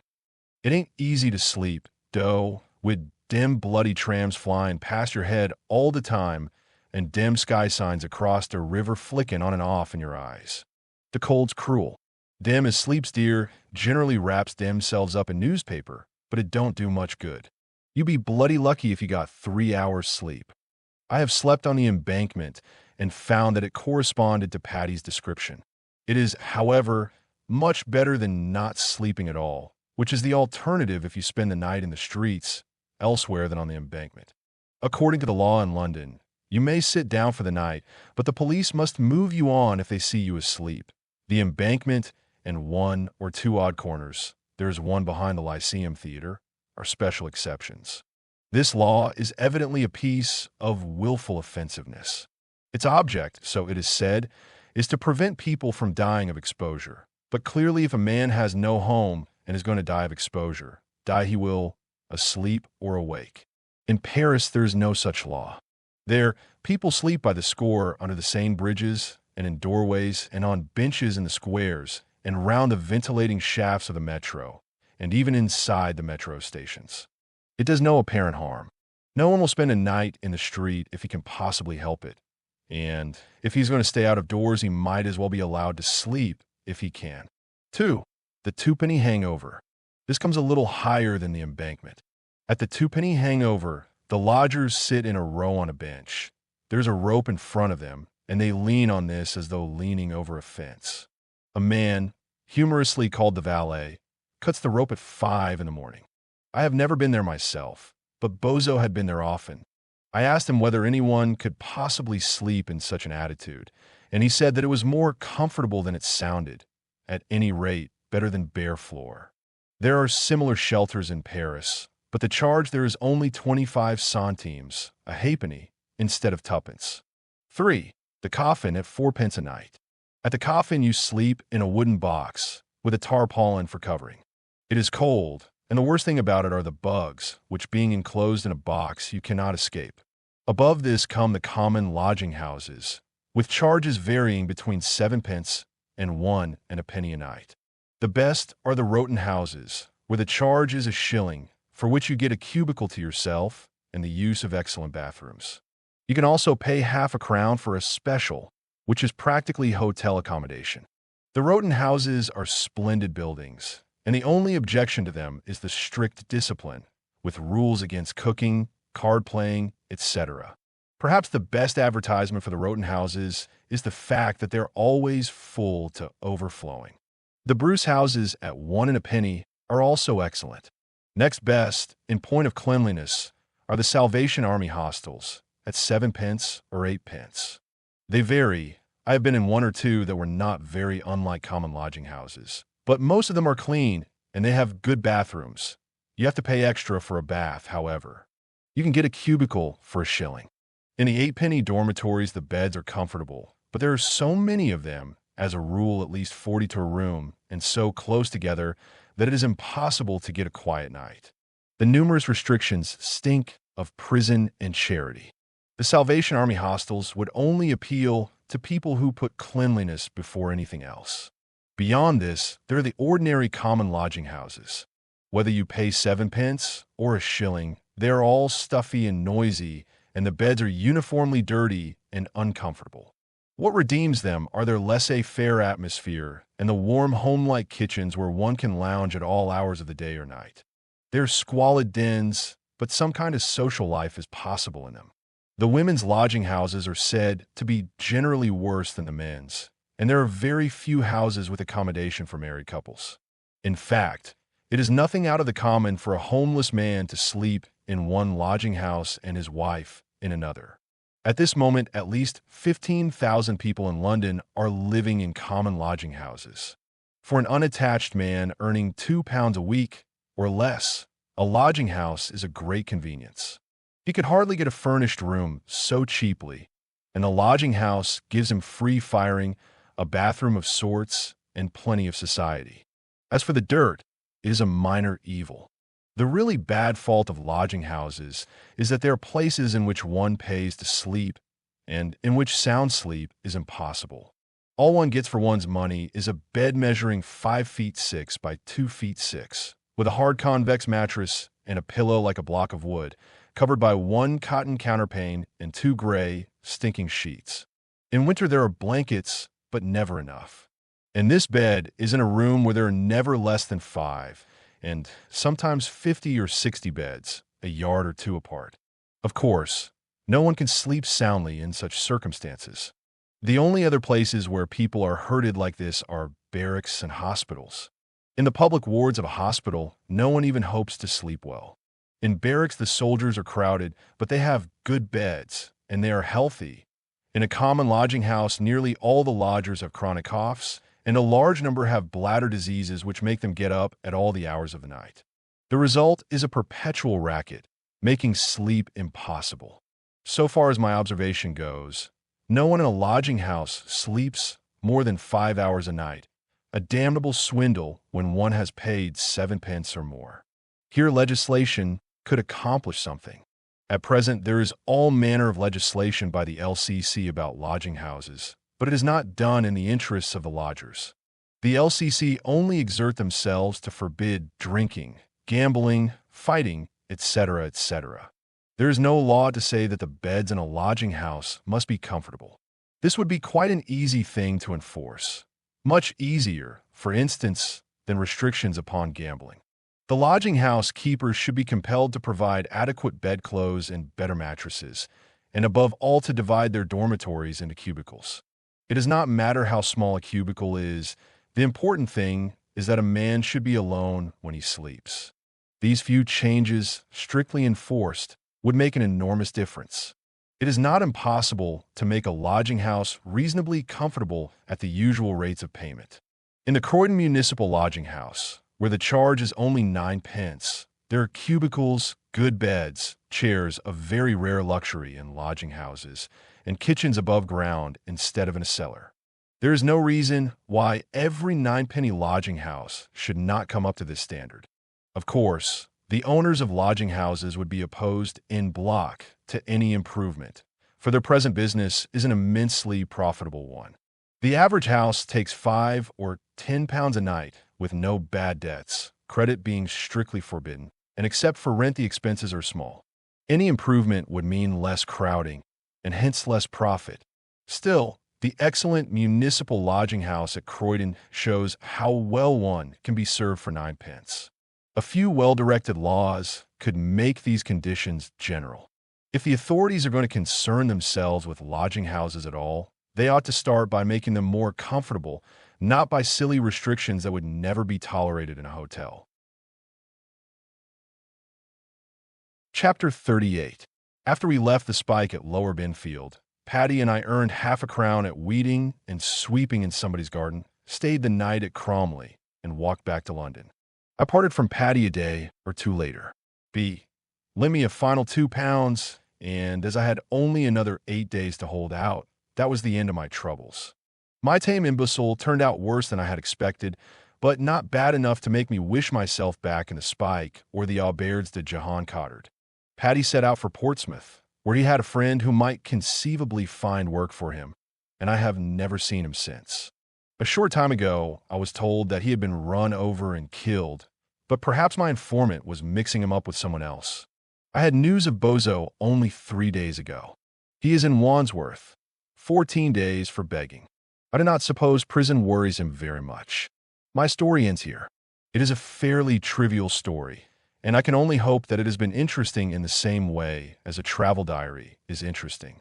I can at least say, here is the world that awaits you if you are ever penniless. Some days I want to explore that world more thoroughly. I should like to know people like Mario and Patty and Bill the Moocher, not from casual encounters, but intimately. I should like to understand what really goes on in the souls of plongeurs and tramps and embankment sleepers. At present, I do not feel that I have seen more than the fringe of poverty. Still, I can point to one or two things I have definitely learned by being hard up. I shall never again think that all tramps are drunken scoundrels, nor expect a beggar to be grateful when I give him a penny, nor be surprised if men out of work lack energy, nor subscribe to the Salvation Army, nor pawn my clothes, nor refuse a handbill, nor enjoy a meal at a smart restaurant. That is a beginning.